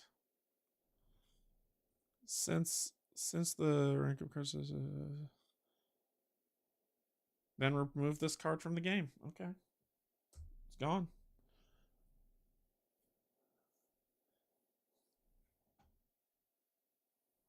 Nothing told me to flip it, but sure. Or maybe I missed a step. Buy dice. You can use your success tokens to buy additional dice for each section. The cost to do this is 1 success token for each die a section currently has. All sections will always have the same number of dice. Buying dice in this way adds 1 new die to each section because each section currently has 5 dice. The cost is 5 success tokens. If you have that many, return 5 success tokens to the box and add the following dice from the game box to the corresponding sections. I mean, I have them. 1, 2, 3, 4, 5. I have 5. So 1 per. All right, well, 5.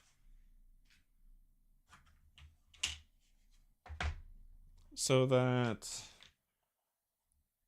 security gains a red. Science gains a blue. Sorry, that's engineering gains a blue. Engineering gains a blue.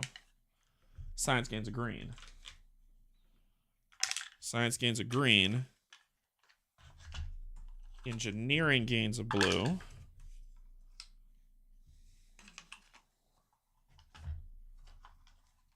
And recon gains a green. Okay.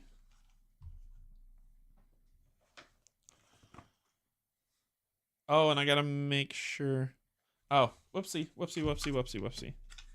I see what you're telling me to do. I see what you're telling me to do. I see what you're telling me to do. Yep, yep. I see what you're telling me to do. So you would gain that green.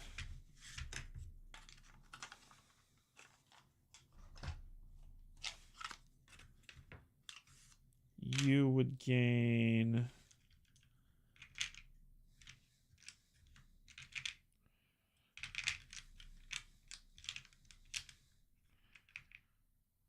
Sugarfoot. Where is that other one?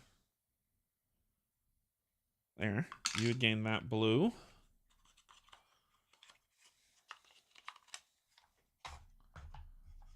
Fine. Science is green that I just gained. And give you a green with a thingy on it.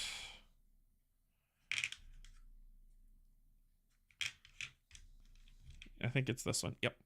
You gain that green. And you gaining that red. Yep, I got the right red. Actually, accidentally gave him the right red. That works out. I gave him the right red. Okay. Got it. I see. These dice are known as wild dice and give you a higher chance of rolling a Vanguard result, but also a higher chance of rolling an accident. Use them carefully. For now, leave any remaining success tokens on the table. Okay. Congratulations! You reached the end of the ISS Vanguard tutorial. Please remember that additional rules and elements of the game, such as ship management, leads, discoveries, threats, landers, and more, will be revealed as your campaign progresses. Whenever you wish to review these rules, use the full rules part of the rulebook Chapter 3. If you wish to continue your campaign immediately after this tutorial, go to the next section, continuing the campaign. Otherwise, go to resetting your game procedure on page 41 to prepare your game for future playthroughs. Good luck on your voyages. Okay, so what do y'all want to do?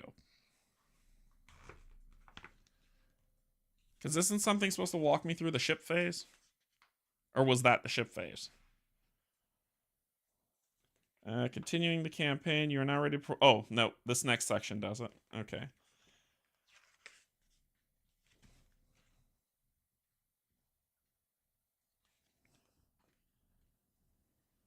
And then this starts things. So it's only one page for the ship tutorial? Yup. It's only one page for the ship thing. I think we could do that. Okay. Well. Yeah. You are now ready to perform the first ship management. During this part of the game, you will travel to new alien worlds, research technologies, and manufacture new equipment, and improve your sections and crew members. It doesn't seem so. Oh, sorry. Let me catch up here. The ship book dividers have all the rules on them, so you don't really need a tutorial. Okay, so let's see what it says. You are now ready to perform the first ship management. During this part of the game, you will now travel to new alien worlds, research technologies, manufacture new equipment, and improve your sections and crew members. The various steps of ship management are performed using the ship book.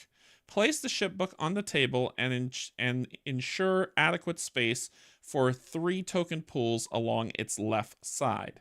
The ship book was already filled with your starting cards before you start sets. Now perform the following steps. Okay, let's grab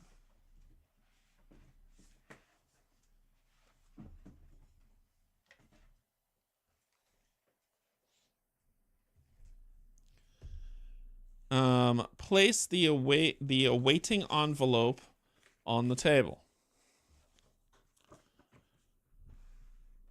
During ship management, you will sometimes be instructed to place cards in this envelope, and when you reach the part of the ship book where they are used, you'll be instructed what to do with them. Open the ship book. Open the ship book at pages 28 and 29.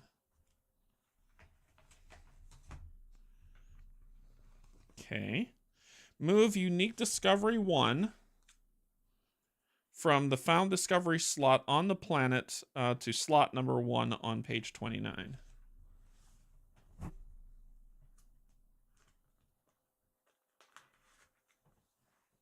Okay. If you have any success tokens remaining, I do.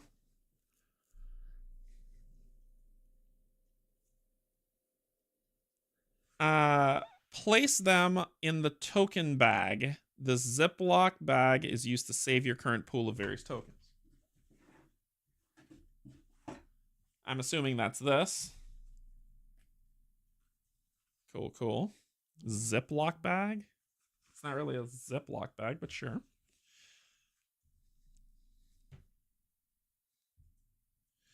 Each section's players moves any crew members on their crew board to resting crew card tray B. Each section's players moves any crew members on their crew boards to resting in B. Okay, so you. There was a clear Ziploc with the success tokens graphic on it. I don't have that. I swear to God, I don't.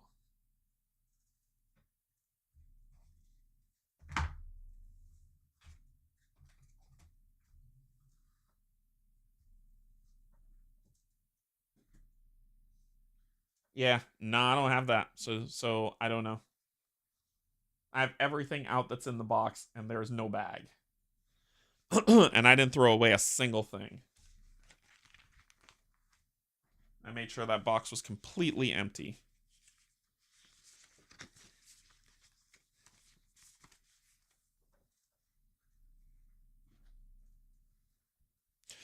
Okay, what are we doing?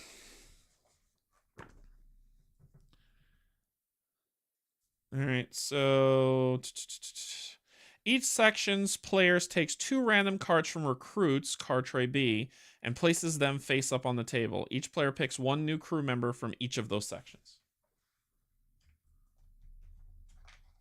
So here are all the recruits.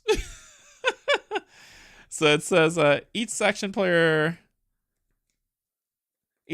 takes 2 random cards from recruits and places them face up on the table. This is a lot. This is a lot. This is a lot. And they're specific characters I want to. But it's random. Each section's players takes 2 random cards from recruits. Players pick 1 new crew member for each of their sections. Okay, so let's divide these out. Let's see what we're doing here. And then we'll shuffle these and figure out who we're going to get.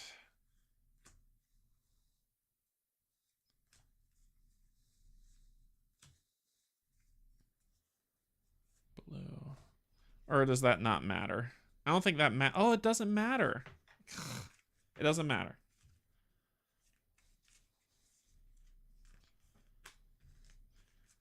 This is a lot of characters. So we're just going to do this. I didn't sleeve these cards, which I really need to, because the shuffling here hurts my soul. God. All right. See, they need to put in the rule book, the recruits don't matter. So just pick randomly. For me, at least. I know y'all are smarter than me, but for me, that would have helped. All right, so 1, I'm not looking. Flip. 2. Each section pulls 2. So this is going to be for recon. And we're going to do... And I'll show you who they are once I pull them. 1, 2. That's going to be for engineering. 1, 2. For science.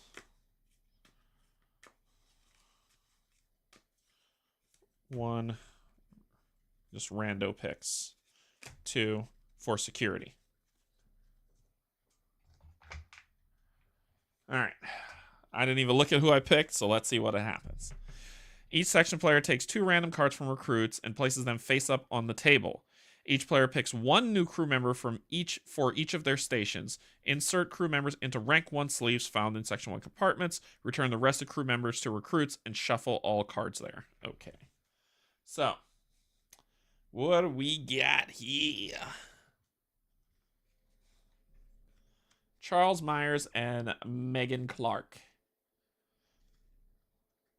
And they have backstory, which I think is so cool of this game. Spend 1 charge to refresh all. Spend 1 charge to replace one of your injury cards with a wounded card. Why? Oh, then you pick from them. Gotcha. Okay, boom, boom. Boom, boom. I gotta zoom back out then. Boom, boom. Boom, boom. Those are my 8. All right, so each person picks 1.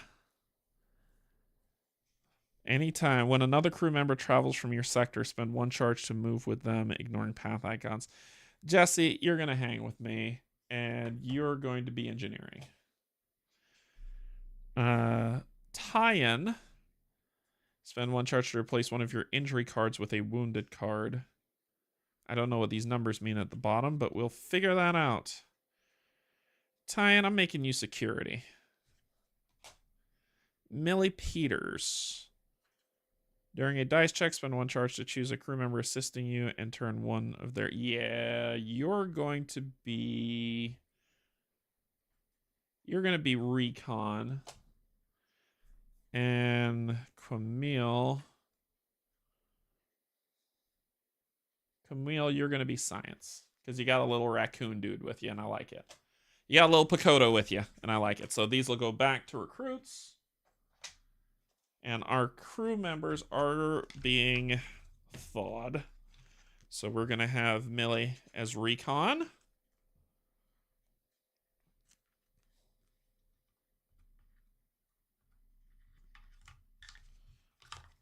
Welcome to the recon crowd.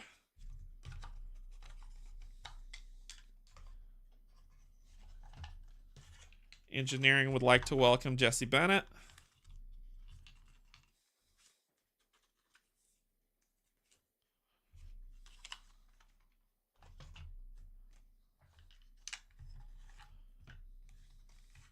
Science would like to welcome Camille Najjar.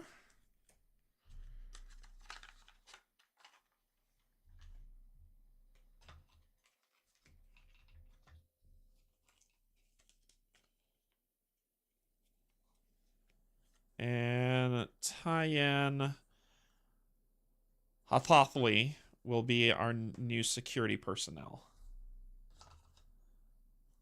Yay. Okay. So, the left side of the table.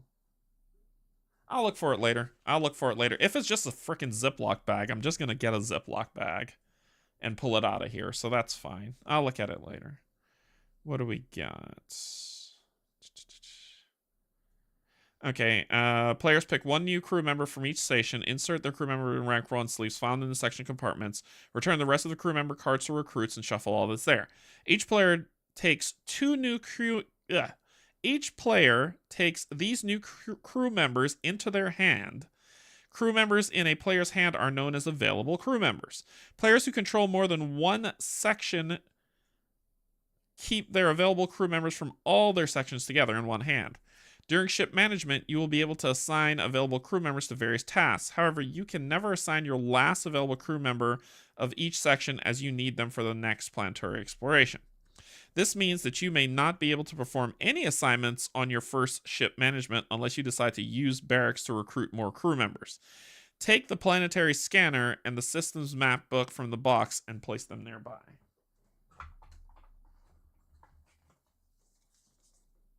Okay. They're nearby.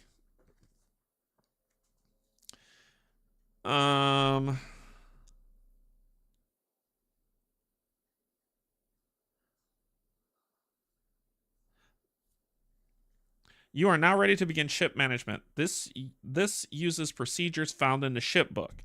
Some of these reference components you have not yet gained in your campaign. If a procedure refers to a component you don't have, ignore these steps until later ship managements. Hint: as you go through the ship book, it will present you with many options. Don't worry, at this point of the campaign, no choice is bad, right?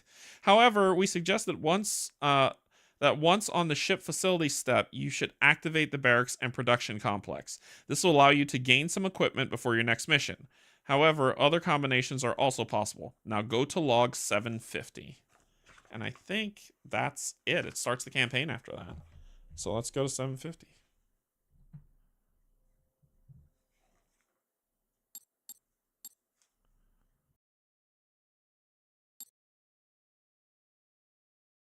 Captain's log, entry D212. It seems the final destination of our journey proved to be anything but. The giant pitch-black sphere suspended in the void at the divine coordinates did not contain the answers we sought, only a mysterious message and a list of countless other worlds.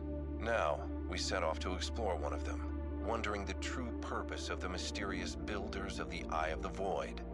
Our mission is about to get much longer and more perilous than we could have imagined back on Earth. Of course, not everyone likes the idea of extending our mission. Many already look back toward home, that's now some 50 light years away.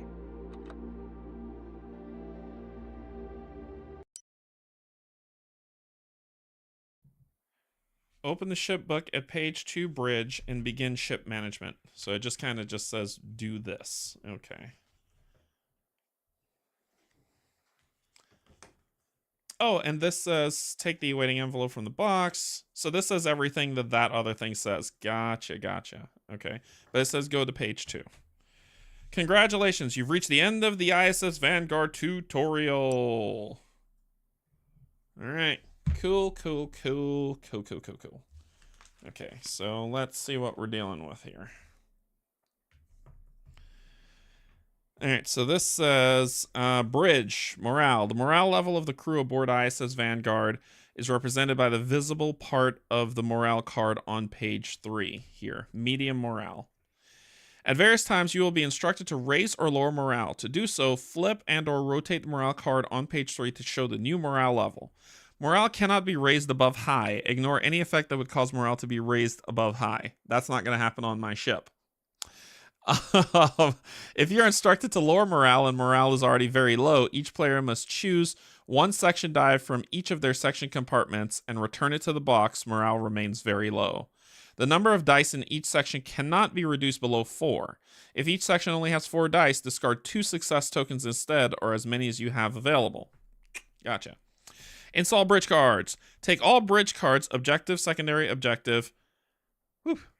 Take all bridge cards, objective, secondary objective, tech level, bridge upgrade, out of the awaiting envelope. All I have is research projects, so skip. And insert them into the appropriate slots on page 3. So we don't have that. We can skip that. Generate command and energy pools. Place a number of command tokens in the command pool to the left of the ship book as indicated by the objective card. If the penalty token is in the command pool, discard all but one command token and the penalty card. Okay, so let's take a look at this close up on the objective.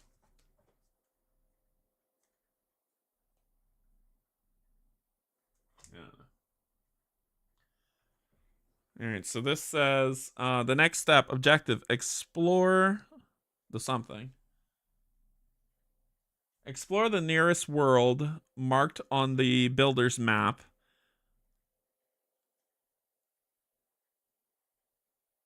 Pepsid. Pelupid. Colors that match. Pellucid in TOI-2 system. The Earth wasn't the only world they received the gift of life. We must find what happened. There are 2 stars here, so we're going to gain 2 stars. All right, so it says place a number of command tokens to the left of the ship book. Command tokens. Equal to that on this card. On the objective card, if the penalty token, we don't have a penalty, so we can skip that. Place a number of energy indicated by your tech level in the energy pool. We got nothing. Check the morale and bridge upgrade cards for any effects that modify the command. Oh yeah, we do. We have 3. I see it. See? Just give me a second. I know y'all are typing furiously. We've got 3. I know y'all are typing furiously. Just give me a second. I'll catch up to it. The ship is new and the crew inexperienced. Our tech level is 1, which gives us 3 energy. Check situations. Take all situation cards out of awaiting. I don't have any. Envelope and place them face up nearby. Resolve the effect text of each situation card in any order. Do not discard. Cool. Don't have any. Don't care. Reveal new situations. Draw a number of situation cards indicated by your current objective card from possible situations. There is 1. So these are they, but it did not tell me to shuffle these, so I don't know if I need to shuffle them. And place them, take all situation cards out of awaiting. Draw a number of situation cards indicated by your current objective card from possible situations card B. If morale is very low, draw 1 additional. Place them face up above the ship book. Read these new situations, but do not resolve their effects at this point. If not resolved during the ship management, their effects will be resolved when activating the bridge during the next ship phase. Don't shuffle. Top 1.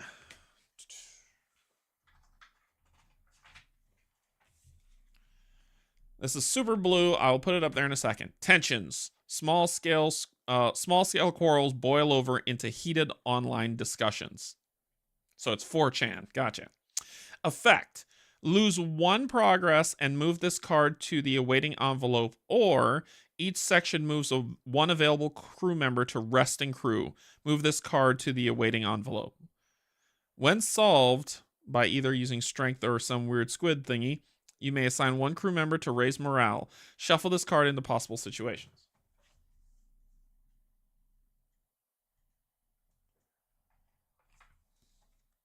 Oh, wait. That's the wrong one. Ah! It's homesick.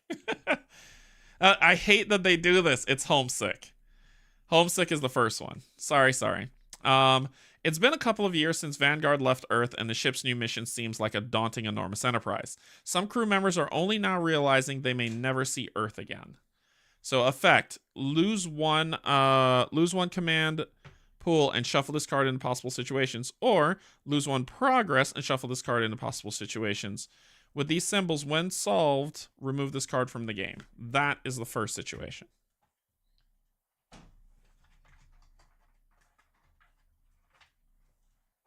All right. Do not shuffle was a big clue that was not the right card to pull first. Okay. Draw a number of situation cards indicated by your current objective. 1. From possible situations. Morale's high, so we're good. Read the new situations, but do not resolve their effects at this point. If not solved during the ship management, their effects will resolve by when activating the bridge during the next.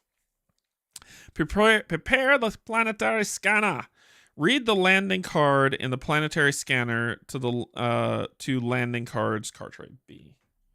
Return the landing card. Return it. Return the landing card in the planetary scanner. Oh my god. 2. There is no landing card in the planetary scanner. Cool. Go to page 5. Star map. Scouting mission. Fly ISS Vanguard to new places. Open the system maps book on page indicated by the current system bookmark. Cool. During this step, you may perform any of the following tasks in whatever order you want and as many times as you want. This step ends once you have placed a landing card in the planetary scanner. You are unable to perform any other tasks or you choose to end the step. Fly to a new system. Choose a new outbound system from those listed and pay the listed energy cost. Some systems require specific bridge upgrades. If there is a log listed next to the system, read that now. Well, we're going to... It costs 1 to go to TOI 2, and that's kind of where we're going to go. So it's going to cost 1 energy to do that.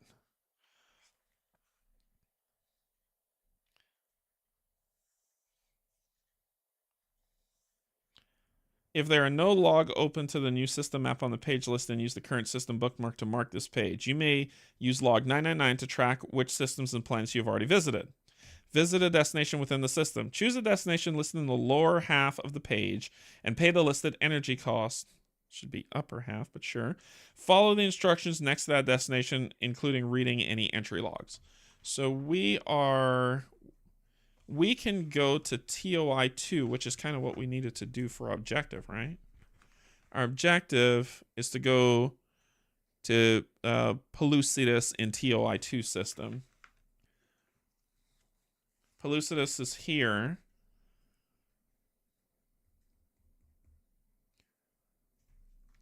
So how the hell do we get over here?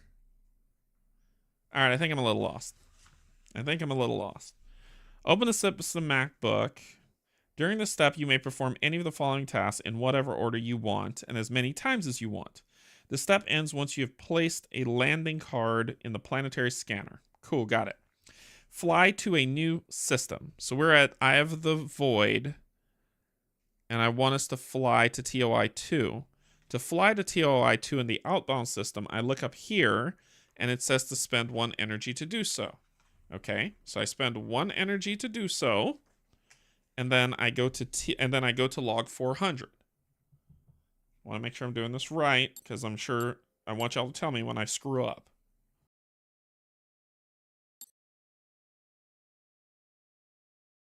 Captain's log. Entry D211. Good luck, away team. As we sped toward the closest system marked on the builder's star map, Vanguard launched an FTL probe back toward Earth to relay all the knowledge we'd gathered so far. However, it may take years before it reaches our homeland, and the mission might be long concluded before we receive an answer. We're truly alone now, barreling into the unknown. The farthest human-made object in the galaxy. We only have ourselves to count on. I've ordered the section leaders to prepare their crews for anything. We nearly lost 1 full away team. I do not want to repeat the same mistakes. After all, who knows what awaits us at our new destination?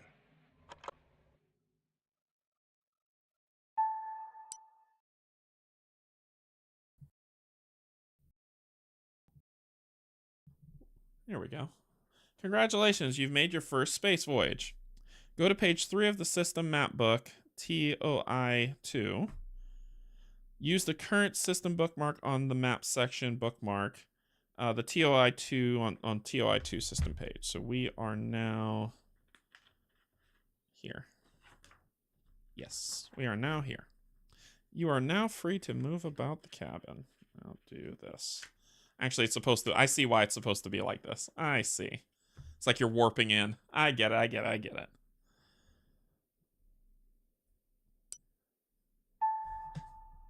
Captain's log. Entry 213.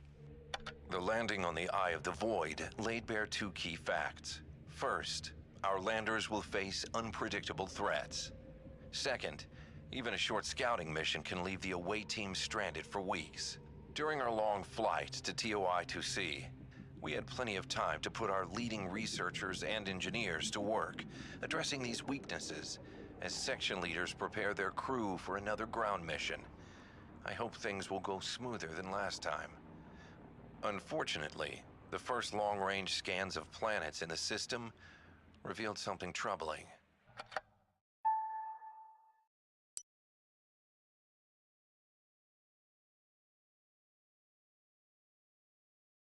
You never know when you're supposed to talk and when you're not. As you can see from the system map, there are several destinations available for now. Since this is your first space travel, instead of following the rules of the Star Map ship book page further, simply follow these steps. In your system map book, read the descriptions and rules of TOI-2C Pulicid, destination number 3. This is where you will land next. Okay. This is going to be our first landing on a planet marked by the builders. We need to gain insight into the origin and effects of the calamity that destroyed this planet. No energy for landing. Place landing card L1 into the planetary scanner and go to the next star map step.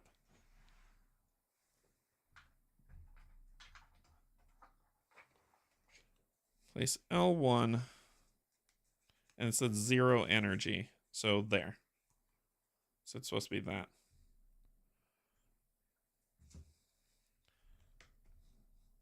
Take your planetary scanner. The purpose of this component is to make it easier for you to reveal only part of the information contained on the landing cards.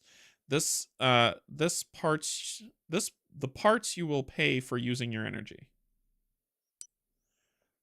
That's it for now. Planet Pulicid is always the second step of the campaign, but after that, you will be able to fly anywhere you wish, finding more planets and interesting objects on your own. Close and store your system map book. You will soon continue ship management, but keep the following hints in mind. If this is your first playthrough, when faced with a choice of facility to activate, barracks and production complex are good first moves, as they will give you additional crew members and some starting equipment. Actual landing will happen after you progress through more ship book steps that will include preparing your lander for the mission and choosing and equipping your away team. While equipping the away team, you will also build your own deck of section cards. If you're not sure which cards to take, you may use the pre-constructed 10 card basic deck by taking all rank 1 cards from your section with a white bar next to their rank. See Rule Chapter 3 Quick Start. The first designated safe spot of the campaign is after the Pulicid landing. If you cannot play that long, you may leave the game as it is now and later restart from page 6 of the ship book. Now open your ship book at page 6, ship facilities, and continue ship management. I don't know what to do because I want to stop. I wanted to go through the ship book, but I think we have to stop. Because it says after the landing, right? If you cannot play that long, the safe spot of the campaign is after the landing. If you cannot play that long, you may leave the game as it is now. Go to page 6.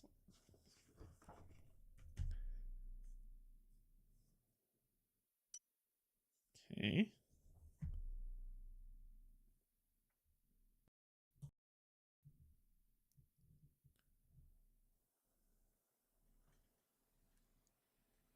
I don't know. What do y'all want to do? Do you want to finish the ship book or do you want to call it? I would like to go through the full thing so that I then plan to ask you all, do you want us to continue to where I would then say, oh yeah, it could be another hour, huh? How long have we been playing? We've been playing for about almost 4 hours. I don't know. You tell me what you want to do. So far I'm okay. I don't know. Honestly, I don't know. It's not like I'm feeling beat up. I don't know. I want to complete the ship and then I want to stop. That's how I feel. But I don't know if it's going to I don't know if it's going to be like, "Oh, leave the ship, go do a mission, come back to the ship," or do something weird. So if it's, I'm honestly, that's where I'm at. I'm on the, I want to complete the ship stuff and then stop. Because when I come back, I just want to jump into the game. Yeah, I that's what I'm thinking too. I just want to jump into the game. I don't want any more tutorials. I don't want anything else saying playing the game for me. Oh, no. I'm okay so far. I'm okay so far. I'm enjoying this so far. I'm good for more if you're up for it. Okay. All right. Let's go. So we're supposed to be going to this. So choose a facility. Spend 1 command token to choose one of the ship facilities from the diagram below and go to the indicated page of the ship book. After resolving that page, return here. Once you have used all of your command tokens or no longer want to activate any other facilities, proceed to step 2. Cool. Note, the add-on facility is only available once you have reached a certain point of the game. Well, they said a production complex and barracks. That's what they recommended, so that's what I'm going to do. So we're going to spend 1 star to go to the barracks. So that means go to page 16.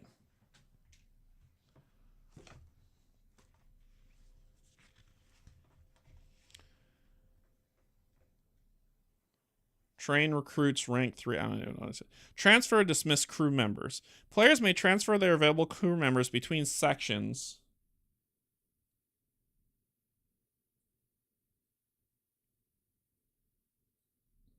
Just stop after you land for the next exploration. It's not hard. Okay. Players may transfer their available crew members between sections on a 1-for-1 basis. To do this, exchange the rank sleeves. Okay, so we could transfer crew members. We could train crew members.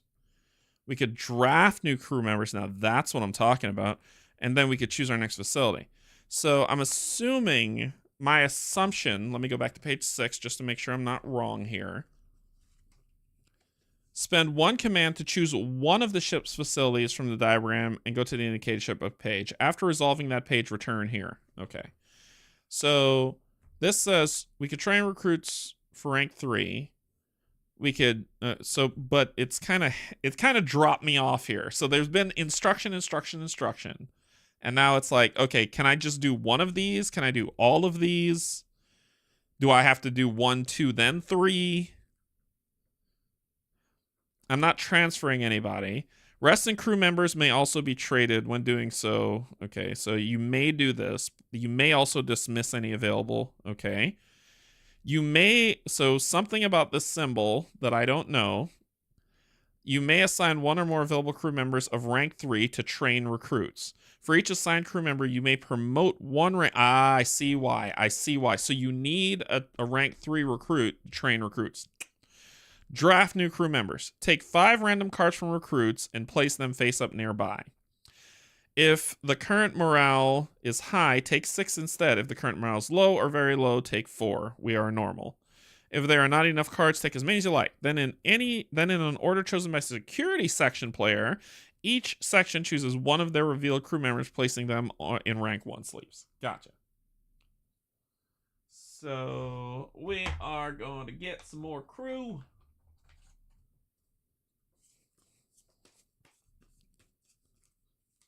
More crew for the more crew. 10 billion people on this ship. We're going to grab you. 1. So 5 random cards, right? 2. I'm not even looking at them. 3. 4. 5.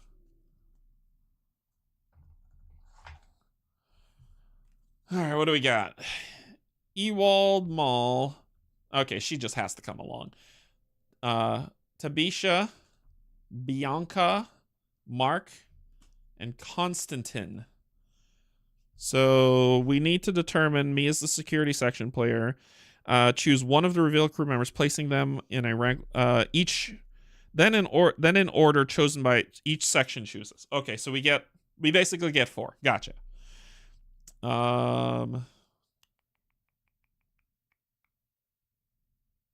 Oh, we need a team player, so you're coming. Konstantin just looks cool. You gotta take her. And she'll go, Mark, bye. Bye, Mark. All right, so these are our new recruits. We're going to take Ewald into security.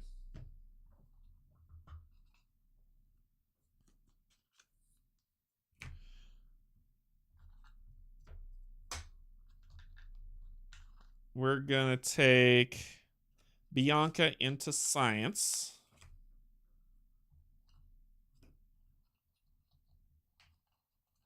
We're going to take Constantine into engineering.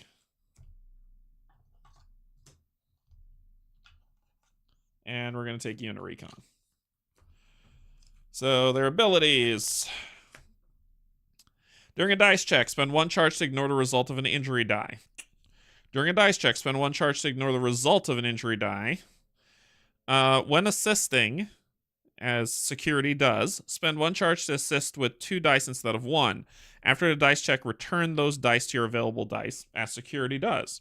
Fortitude, as recon does. It just worked out. Look at that. My instincts are amazing. All right, so if a section has no rank sleeves, that section players may remove. Okay, so you have as much as you can. Then choose your next facility. Go to page 6. All right, so we're going to production for the second star, which is going to go to 12.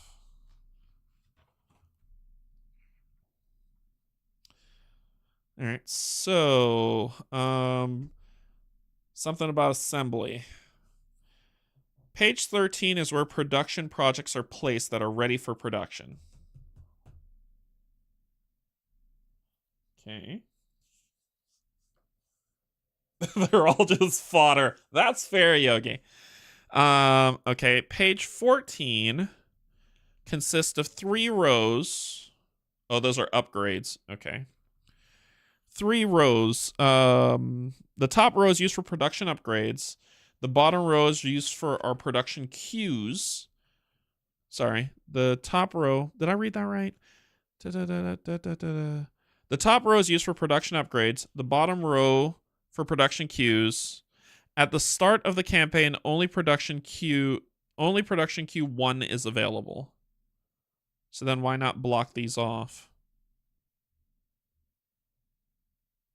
And how do you know what's production queue 1? Whatever. Okay. Gain new production projects. Take all production project cards out of a waiting, don't have any, envelope and insert each into an empty ready for production slot on page 13. Install production upgrades. Take all production upgrades cards out of the awaiting envelope, don't have, skip. Progress current projects. Move all production projects in production queue slots on page 14, don't have any. Whenever a project moves right from stage 3 slot, that card, flip it over, resolve its text, and remove it from the game. 1 row, 1 production queue. Thank you. That makes so much sense. Okay. Start new projects. Choose any number of production projects on page 13 and place them in their listed starting slots of any available production queue on page 14. If the listed starting slot is occupied, you may place the project in any empty slot to the left of the starting slot. If there are no valid slots, guess what? Out of luck. If we had assembly, you may assign available queue members to work in assembly. Choose a production project on page 14. We can't. And then we return. So we're going to start something. Heavy mission equipment, Pelican lander, section tools, or improvised Vanguard systems.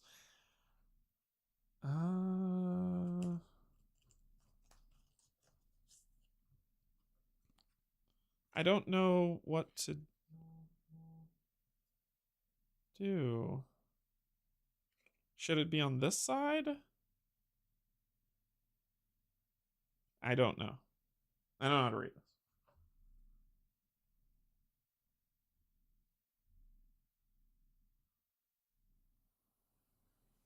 So we've got different things that we can do. Don't read the back. Okay.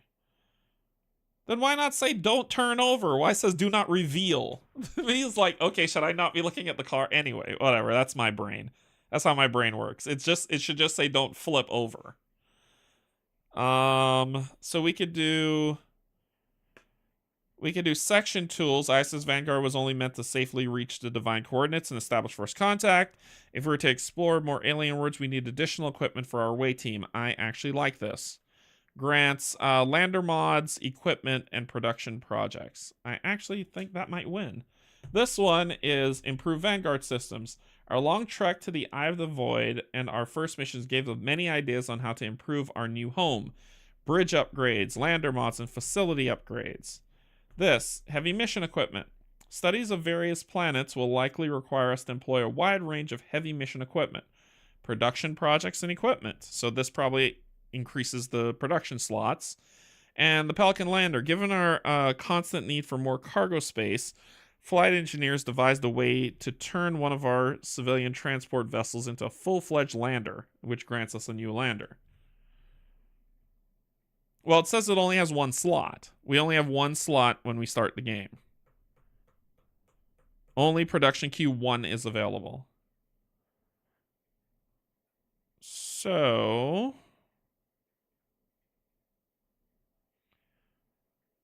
I think equipment might be cool. We're going to do this one. So it says what we do. Choose a number of production projects on page 13 and place them in their listed starting slots of any available production queue on page 14.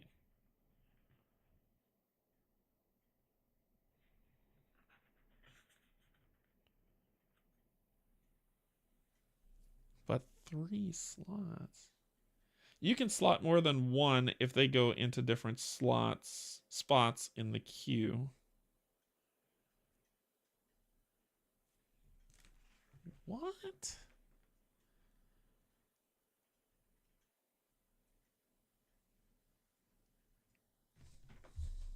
I don't know what you're talking about, and it's really confusing. I don't know. The rule book's supposed to teach you the game, right?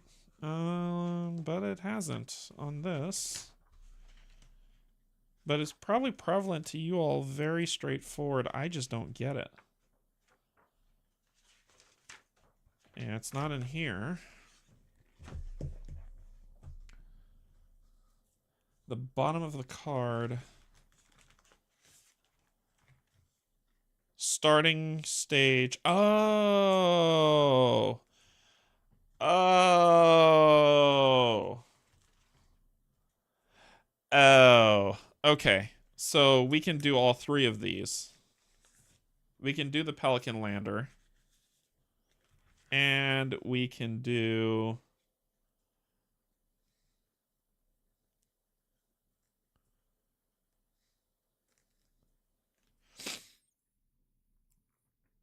I see.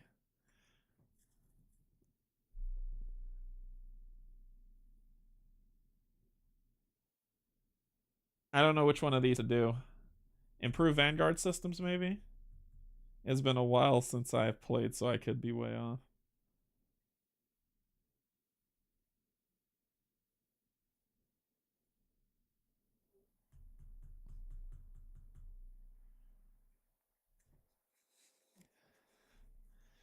I'm gonna go with... Let's go with heavy mission systems in slot 2. Starting slot 2. Boom. So there's only one queue, and I filled that queue up. Once that's done, we return to page 6. Because we're not going to boost production unless we have an assembly. So we're not boosting jack.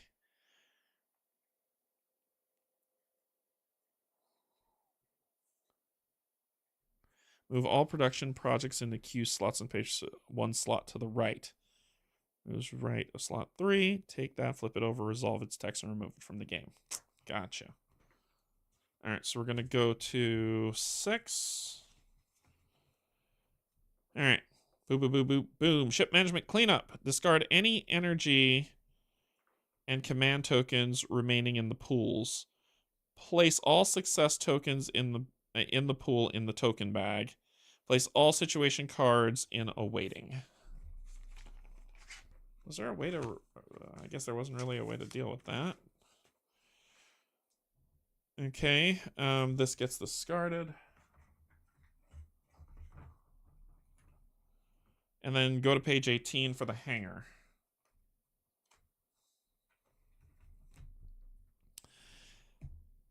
Install new landers. Okay, so take all lander cards out of awaiting. Don't have any. Envelope and insert each into an empty slot on page 19. Install lander mods. Take all lander mods out of awaiting. Don't got them. Repair landers. If any of the landers on page 19 is face down, the repair cost is visible. It is not, because it was the tutorial. Choose a lander. After reviewing the information on the reveal section of the landing card in the planetary scanner, decide which lander to use. So hard choices.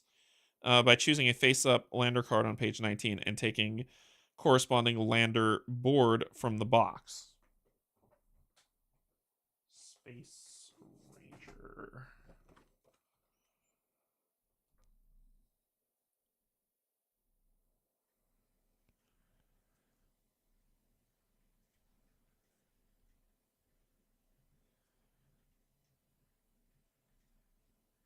Placing it nearby. Customize the lander. Choose the lander mod cards from page 21. I got a ton of them. I tell you. We got so many choices, we don't know what to do. And place them in empty slots of the lander, max of 1 mod per slot. There are 2 mod types, structural and utility. You may only place mods in lander board slots of the same type. Go to page 23, mission launch procedure.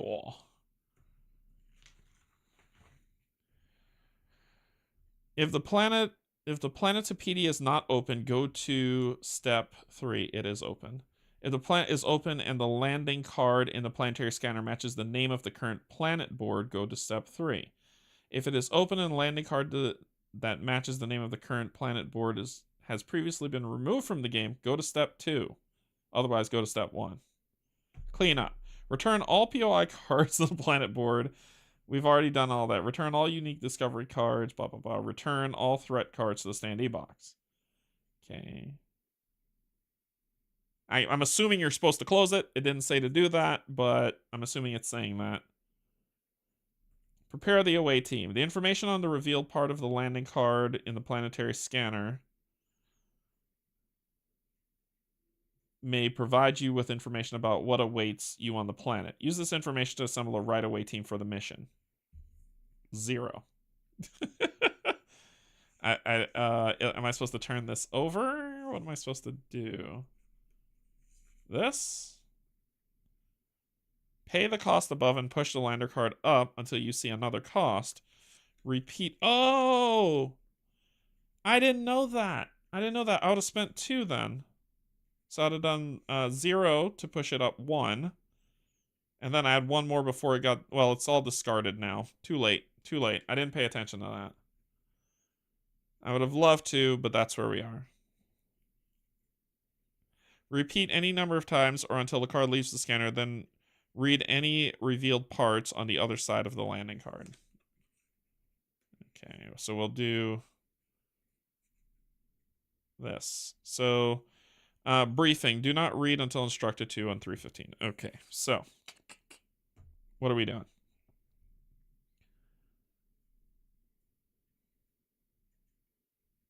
So just say you spent it now? Okay, so I'll say I spent it now. Okay. All right, cool. All right, what do we got? The information on the revealed part of the landing card in a planetary scanner may provide you with information about what awaits you on the planet. Use this information to assemble a right-away team on the mission. Each player selects one of their available crew members to take part in the away team. If playing solo, you must select at least 2 crew members for 2 different sections. Okay. Return any remaining crew members in players' hands to resting crew. How many so we basically run out of cards. Like, when do we get cards back from resting crew? So far, it's been like, place all your cards in resting crew. Place all your cards in resting crew. So when do we get... Yeah, all those I just selected is in resting crew. So I'm back to that. I don't follow. I just want to make sure I got a lot of stuff open. Orbital debris detected. Something is advised. keep going. Okay. So, reveal the landing cards. Planetary scanner may provide you with information. Each player selects one of their 2 available crew members to take as part of this. But then the rules say, like, if you only have these, you can't do it. If there are not enough available crew members to form the away team, each section may draw 1 random crew member from recruits and a rank 1. Return any remaining crew members in players' hands to resting crew. Each player then takes a crew board for each crew member in the away team under their control and places each crew member on the crew board. Each player fills their crew boards with section dice from their section compartments following these rules. So we're getting ready to go on a mission, which is where we're going to stop, but let's see. Briefing. Do not read until instructed. So it hasn't told me to brief yet. So let's select. There is orbital debris detected. It said that so you didn't spend all them boosting in the ship management and had no one to go on the next mission. You should have 8 crew, 2 per section. Where's my other crew then?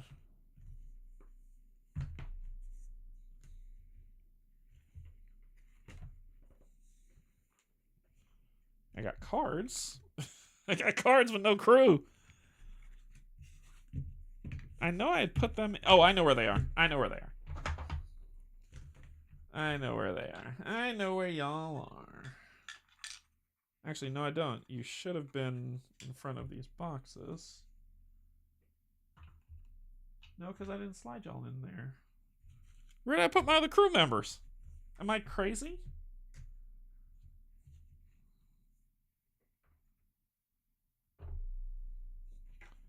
Now, let's just start cleaning stuff up. Close you. What's over here? Are they in here? Nope.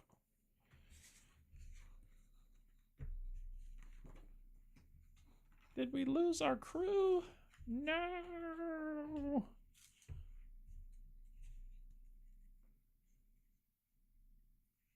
Well, that's the thing. I should have...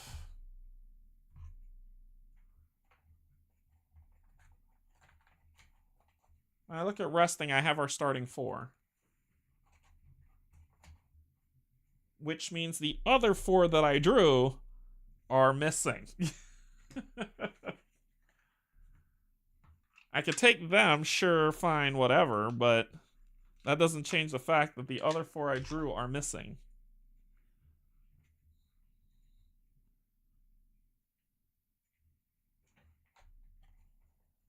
Yeah, only, oh, here they are. 1, 2.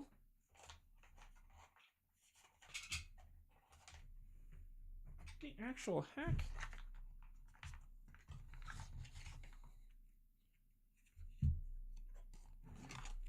Oh, no, they were my starting cards. Come on, fall over. Fall over, damn it. There's a card stuck in here. There. Alright. No, these make sense. These were the ones that didn't go on the away mission. And they were told to be put in resting crew. So the initial 4 is in resting crew. These are all the recruits. Where the hell are my other crew members?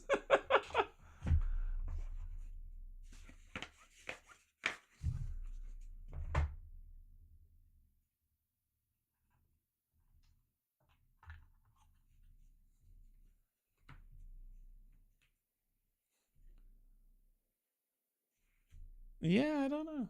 Right. New 4 should go. Yeah, I guess. New 4 should go. I would have taken some of the other crew members. I just don't know what happened. I'm losing my frickin' mind. I mean, y'all saw me draw 4.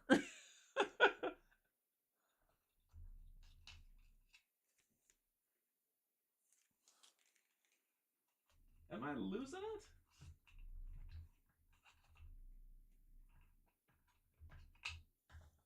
I'll frickin' find him later. I'll find him later. All right, so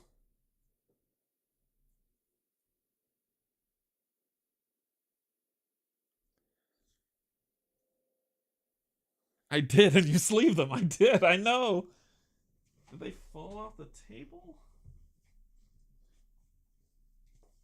What? This is the stuff that drives people insane.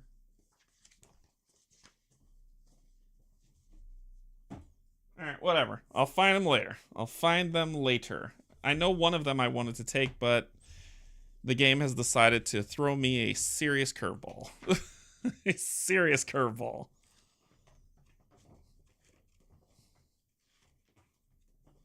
Just checking to make sure I'm not crazy, and then we'll just keep going. Ah, here they are. Here they are. They were in unloading. Oh my gosh. They were in unloading. How are they stuck to the... Anyway, whatever. Whatever, game. We have 8 people. So who are we sending? I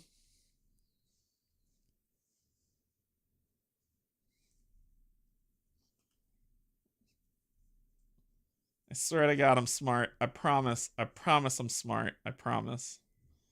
We're gonna send... So what, for people who've played this game, what do you recommend for... How many do you recommend on an away team? I'm thinking 3, but if you're saying 4, then I'll take 4. So let's take 4. We're gonna take 1 from each section. We're gonna take our security specialist. We're gonna take our engineer. She seems cool. We're gonna take our science lady. At least, honestly, take 4. Okay. And we're gonna take recon.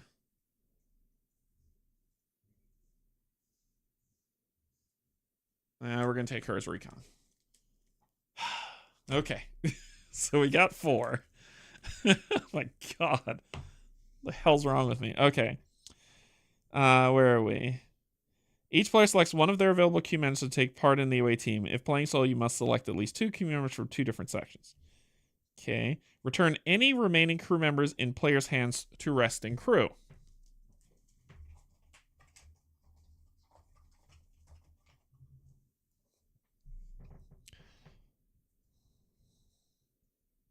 Each player then takes a crew board from each crew member in the away team under their control and places each crew member on their own crew board. Each player fills their crew boards with section dice from their section compartment following these rules.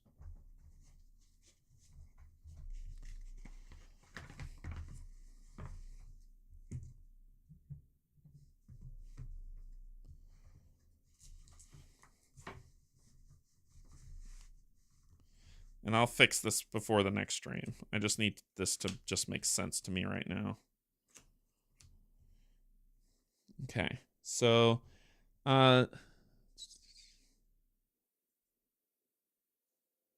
each player fills their crew boards with section dice from their section compartment following these rules. Section dice may only be placed in matching colored slots. Slots depicting a rank are only available for crew members if a crew member is of that rank or higher. Okay, so I could just gain the book and give this first dissection nonsense, this one, to these 2 who weren't on the mission. So engineering's gonna get a hatchet and an axe. And get one of those. Blue. And a weird wrench thingy. Recon is going to get one of these and muscle.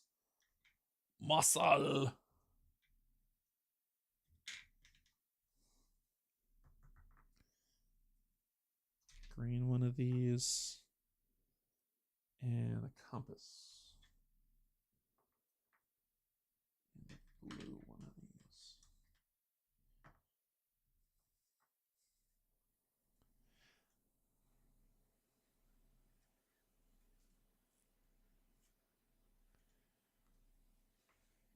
So then, level 1s can't use upgraded. I read that.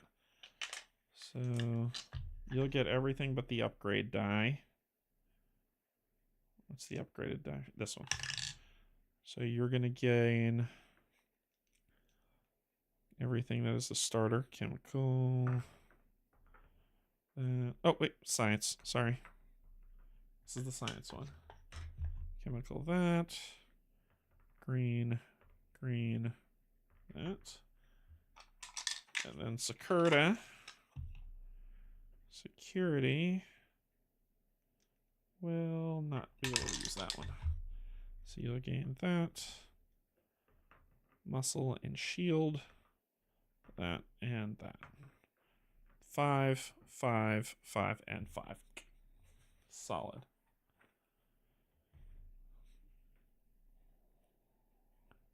So let's see. Section dice may only be placed in matching colored slots. Slots depicting a rank are only available if the crew member is of that rank or higher. Okay, if you have more section dice than available empty slots, choose which one to use. Any remaining dice. Oh, okay, so I can place these. Okay, gotcha. I can place these. So this can go here. And this can go here. All right. And engineering gains that one. And you gain that one. Solid. Okay. Each section player creates a section deck of at least 10 cards from their section cards.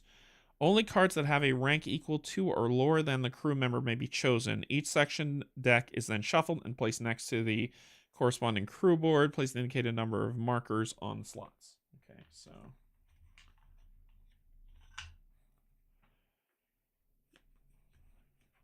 1, 2, 3, 4, 5, 6, 7, 8, 9, 10, 11, 12, 13, 14.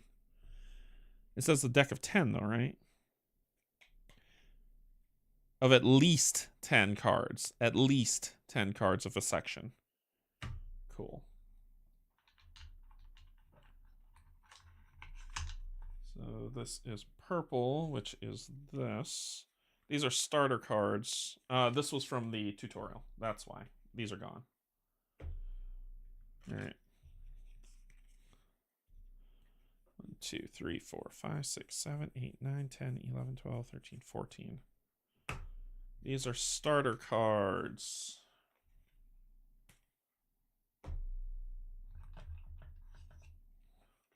One, 2, 3, 4, 5, 6, 7, 8, 9, 10, 11, 12, 13, 14.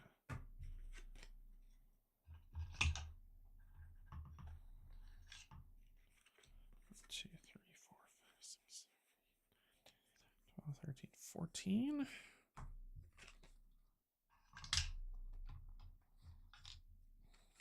1, 2, 3, 4, 5, 6, 13, 14. Okay. Boom. All right, I'll shuffle those later. All right, so then each section player creates a section deck of at least 10 cards from their section cards. Only cards that have a rank equal or lower can be. Each section deck is then shuffled and placed next to the corresponding crew board. Place the indicated number of markers in the charge slots of the crew board.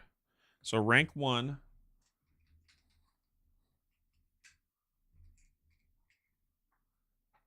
Give you 2. You gain 2, 2, 2. Okay. 2.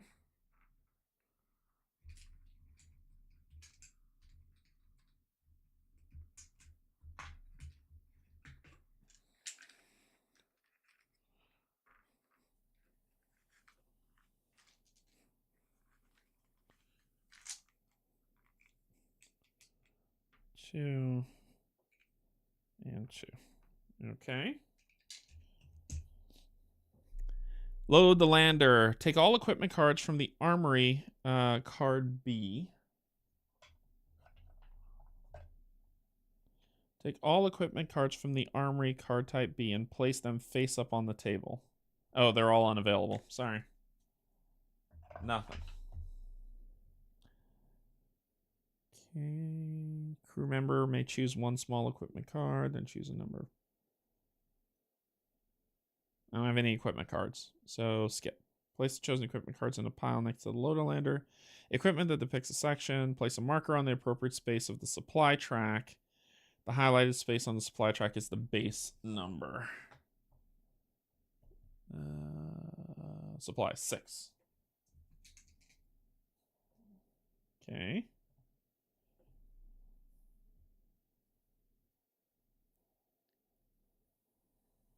The number of supplies and lander equipment limit can be modified by lander loader cards. Strap in. Hey, Sir Devo. Devo. Check the upper part of the landing card. It contains a number of the log with a briefing. Go to this entry in the logbook to learn the details of your mission, then perform the landing sequence of the planet described in the logbook. Once landing is complete, the instructions will guide you back to the following part of the shipbook if necessary. Wait, what? I thought we're embarking.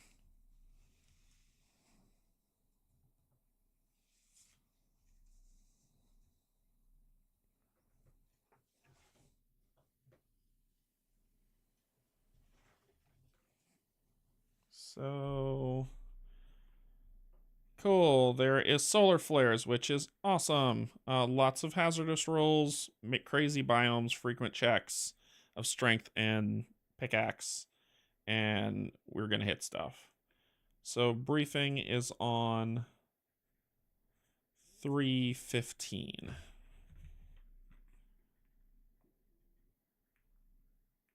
Uh-oh. That's not good. I think our game has been made for us. Yep, my battery died. Yeah, I think that's where we're gonna end it, folks. I can read out the book. 3:15.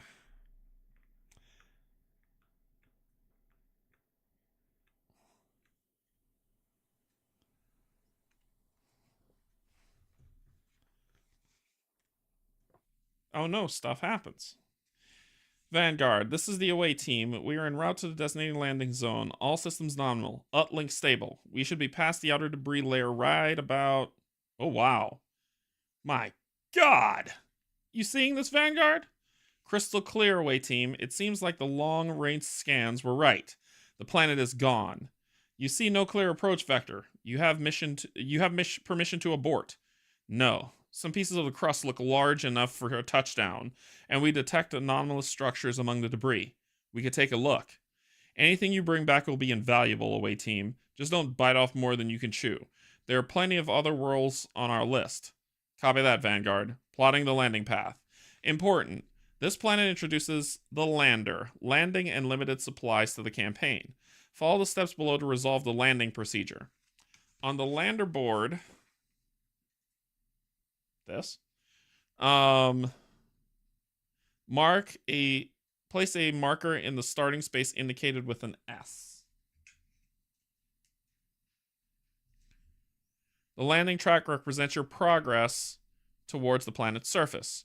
Roll the danger die and apply the effects corresponding to the rolled result in the table below. If your result is not listed, the roll has no effect. So we're going through debris and we can crash and die. Gotcha. If more than one option is available, choose one. You cannot choose an option you can't fully resolve. For example, one that causes you to lose supplies when you have no more supplies to lose. In rare cases where a crew member would gain a fourth injury, ignore that injury and injury die. Progress the landing track. Progress the landing track. Move the marker one space to the right. If the marker reaches the landing successfully, space of the landing track, go to 317. Otherwise, go back to step 2. Cool. We're about to die. Let's do this. Let's do this. Nothing happens. So what am I supposed to do? So we roll the die. and apply the effects corresponding to the roll in the table. If your result is not listed, the roll has no effect. Then progress the landing track. Okay, then just keep doing it. Then just keep doing it. That's a blank. And debris impact. Choose one. Expose the cargo, lose 4 supply. Reduced by something. Symbols I don't know. Oh, it's probably the thing to protect it. That's why. It's probably the thing to protect it. Armor. So... Or brace for impact. Each crew member gains an injury. A wounded injury. We're going to lose 4 supply. 1, 2, 3, 4 going to 2. And then move this forward. Landing successfully. Go to 317. You arrive safely at your destination. Important. This planet introduces leads and discoveries to the campaign. If you trigger an effect that asks you to draw a lead before the leads mechanic is introduced, read the leads and discoveries rules in Chapter 3 of the rulebook. Important. This planet introduces threatening injuries. Keep in mind that gaining a 4th injury will trigger a forced evac. Whenever in doubt about the injury rules, read the injuries and ending planetary expedition rules in Chapter 3 of the rulebook. Now open Planetopedia page 4-5 Pellicid, then open the ship book at page 24 and perform the begin planetary exploration procedure.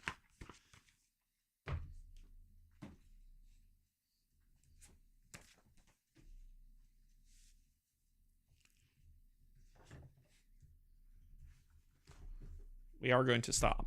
I just want to get to a stop point. So that's Pellicid.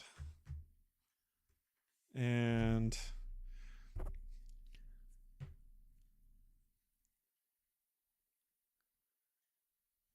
I think this is where we're going to stop. Yep, this is where we're going to stop.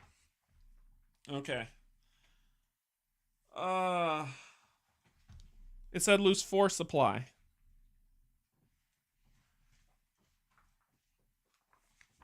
The book thing said lose 4. What do you mean lose 2? Lose 4 supply. Reduced by armor. Oh, my armor is 2. So I should be at 4. Yep, I see you. I see you. Yep, 2. So we only lose 2 supply. So we're down to 4. I follow. Oh my gosh, that was a lot. Yeah, I thought armor was an upgrade. So that's why. Alright, let's head back up to the top. Oh, that was a lot. That was a lot. First initial thoughts. It's okay. The tutorial just felt heavy.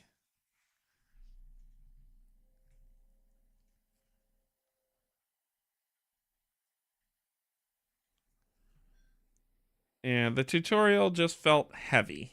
But I think that's just the tutorial. Like, there was a lot of read, video, read, video, read, video, do some stuff, read, video. So I like the planetary exploration. It just felt... Yeah, I think that's the thing, Adam. I think that's the thing. I think that's the thing I don't fully... I need to get more used to. It's just more that it was the... Like, the thing said, don't read the rule book, go through these steps, where it handholds you through the first mission. And it gives you, it was doing really great with the information, and then it just kind of drops off with the information when it comes to the ship book. So if it wasn't for you all in chat, I would have completely been lost. Yeah, it just feels super... Ugh. If that's the best way to put it. And so I'm hoping... I'm going to play it again because I want to play it without the tutorial. And I'm going to try this and see how it plays. I don't feel I don't feel either way about it. I'm not like, oh my god, this is incredible, or oh my gosh, this is terrible. I think it's just more, I feel like I was at the mercy of the tutorial walking me through things to try to teach me the game, where that can leave a, and I think I said that before. I think I've said that before with when I've talked with Steve, where we both hate when games take the game over from you, and that's what it was. All right, well, roll this. Well, you got this. Well, I don't. Okay. And then when I started playing, that was fun. When I was on the planet surface, that was fun. But then I got to the ship book, and I was like, okay. And if it wasn't for you all in chat, I would be completely lost. It's like, should I go to page 1? There's a success pool. There's a bag somewhere that I can't find for some reason. And so I'll have to look around to see what those things are. But so far, it's okay. It's a pretty game, but I want to see what it has to offer in mechanics. That's gonna sell me. That's gonna sell me on this. Mechanics will sell me on this game. And if it can hold tight to those mechanics, then I think I'll be happy about it. Yeah. And I think that that's the thing, Adam. I think that that's correct. I think once I get into doing stuff on my own, I'll feel better about it. I'm curious about the resting crew bit. Like, when do I get them back? It would be what I'm more curious about. Because I'll always recruit members. I'll recruit until I'm full, and then do stuff around the ship. But I just want to see how that works. Overall, I'm okay with it. Let me say that. Overall, I'm okay with it, but I need to keep playing. I can't let the tutorial define how I feel about the game. So we'll see what happens. Other than that, this has been a very long playthrough. Holy crap. Almost 5 hours. Yeah, this has been a very long playthrough, so I'm going to call it and go get some dinner. And I think that'll be that. So, anyway, what's coming up Thursday? I don't know. I don't know what I'll play. Resting crew come back shortly after returning from planet. Okay. Just be patient and read, and you will see it really does explain it all. And I think that's why I said, like, imagine this. Imagine you're first getting into a game and a book says it's going to teach you don't need to read the rule book. So it handholds you, you're still confused, you're picking up stuff here and there. And then it's like, all right, we'll follow the ship manual, and it sort of kind of does the same thing. Sort of kind of. And so then it's like, okay, you're heading down to the planet, but you're already 5 hours in before it lets go of you. And so it's like, but I do not hate this game. I just need to get through the tutorial so that mission 2 will be better. And I think that's what I did. And that's the reason why I went through both now, because I want to get over this tutorial hump, get over the ship manual, and go straight into the next mission. Do the next mission, see how that lines out, and see what I feel about it. So I'm going to schedule this again for next Tuesday. And we'll play through this to see how it goes. Yeah, I think so too, Adam. I think so too. So we'll see how it goes. Okay, I'm gonna get out of here. I'm gonna go have some dinner, and I'll figure out what I'm gonna do Thursday. Game of Palooza's this weekend, so I will be over on the Co-op Guild site with Steve and Kim, and we're gonna be playing games all day. We're gonna be playing games half the day on Friday, all day on Saturday. And I may stay later to play games on Sunday. So we'll see. I haven't talked to them yet about Sunday, but we'll see. But it's going to be a big old Game of Palooza. I got a lot of games to take over there, and we got a lot of games to play. So I will be over there starting Friday and going until Sunday. So we'll see how that goes. Check out Co-op Guild if you haven't yet already. They're amazing people, and I'll be over there hanging out with them. Until then, I will see you all later. I love you, and there's absolutely nothing you can do about it. Bye, everybody.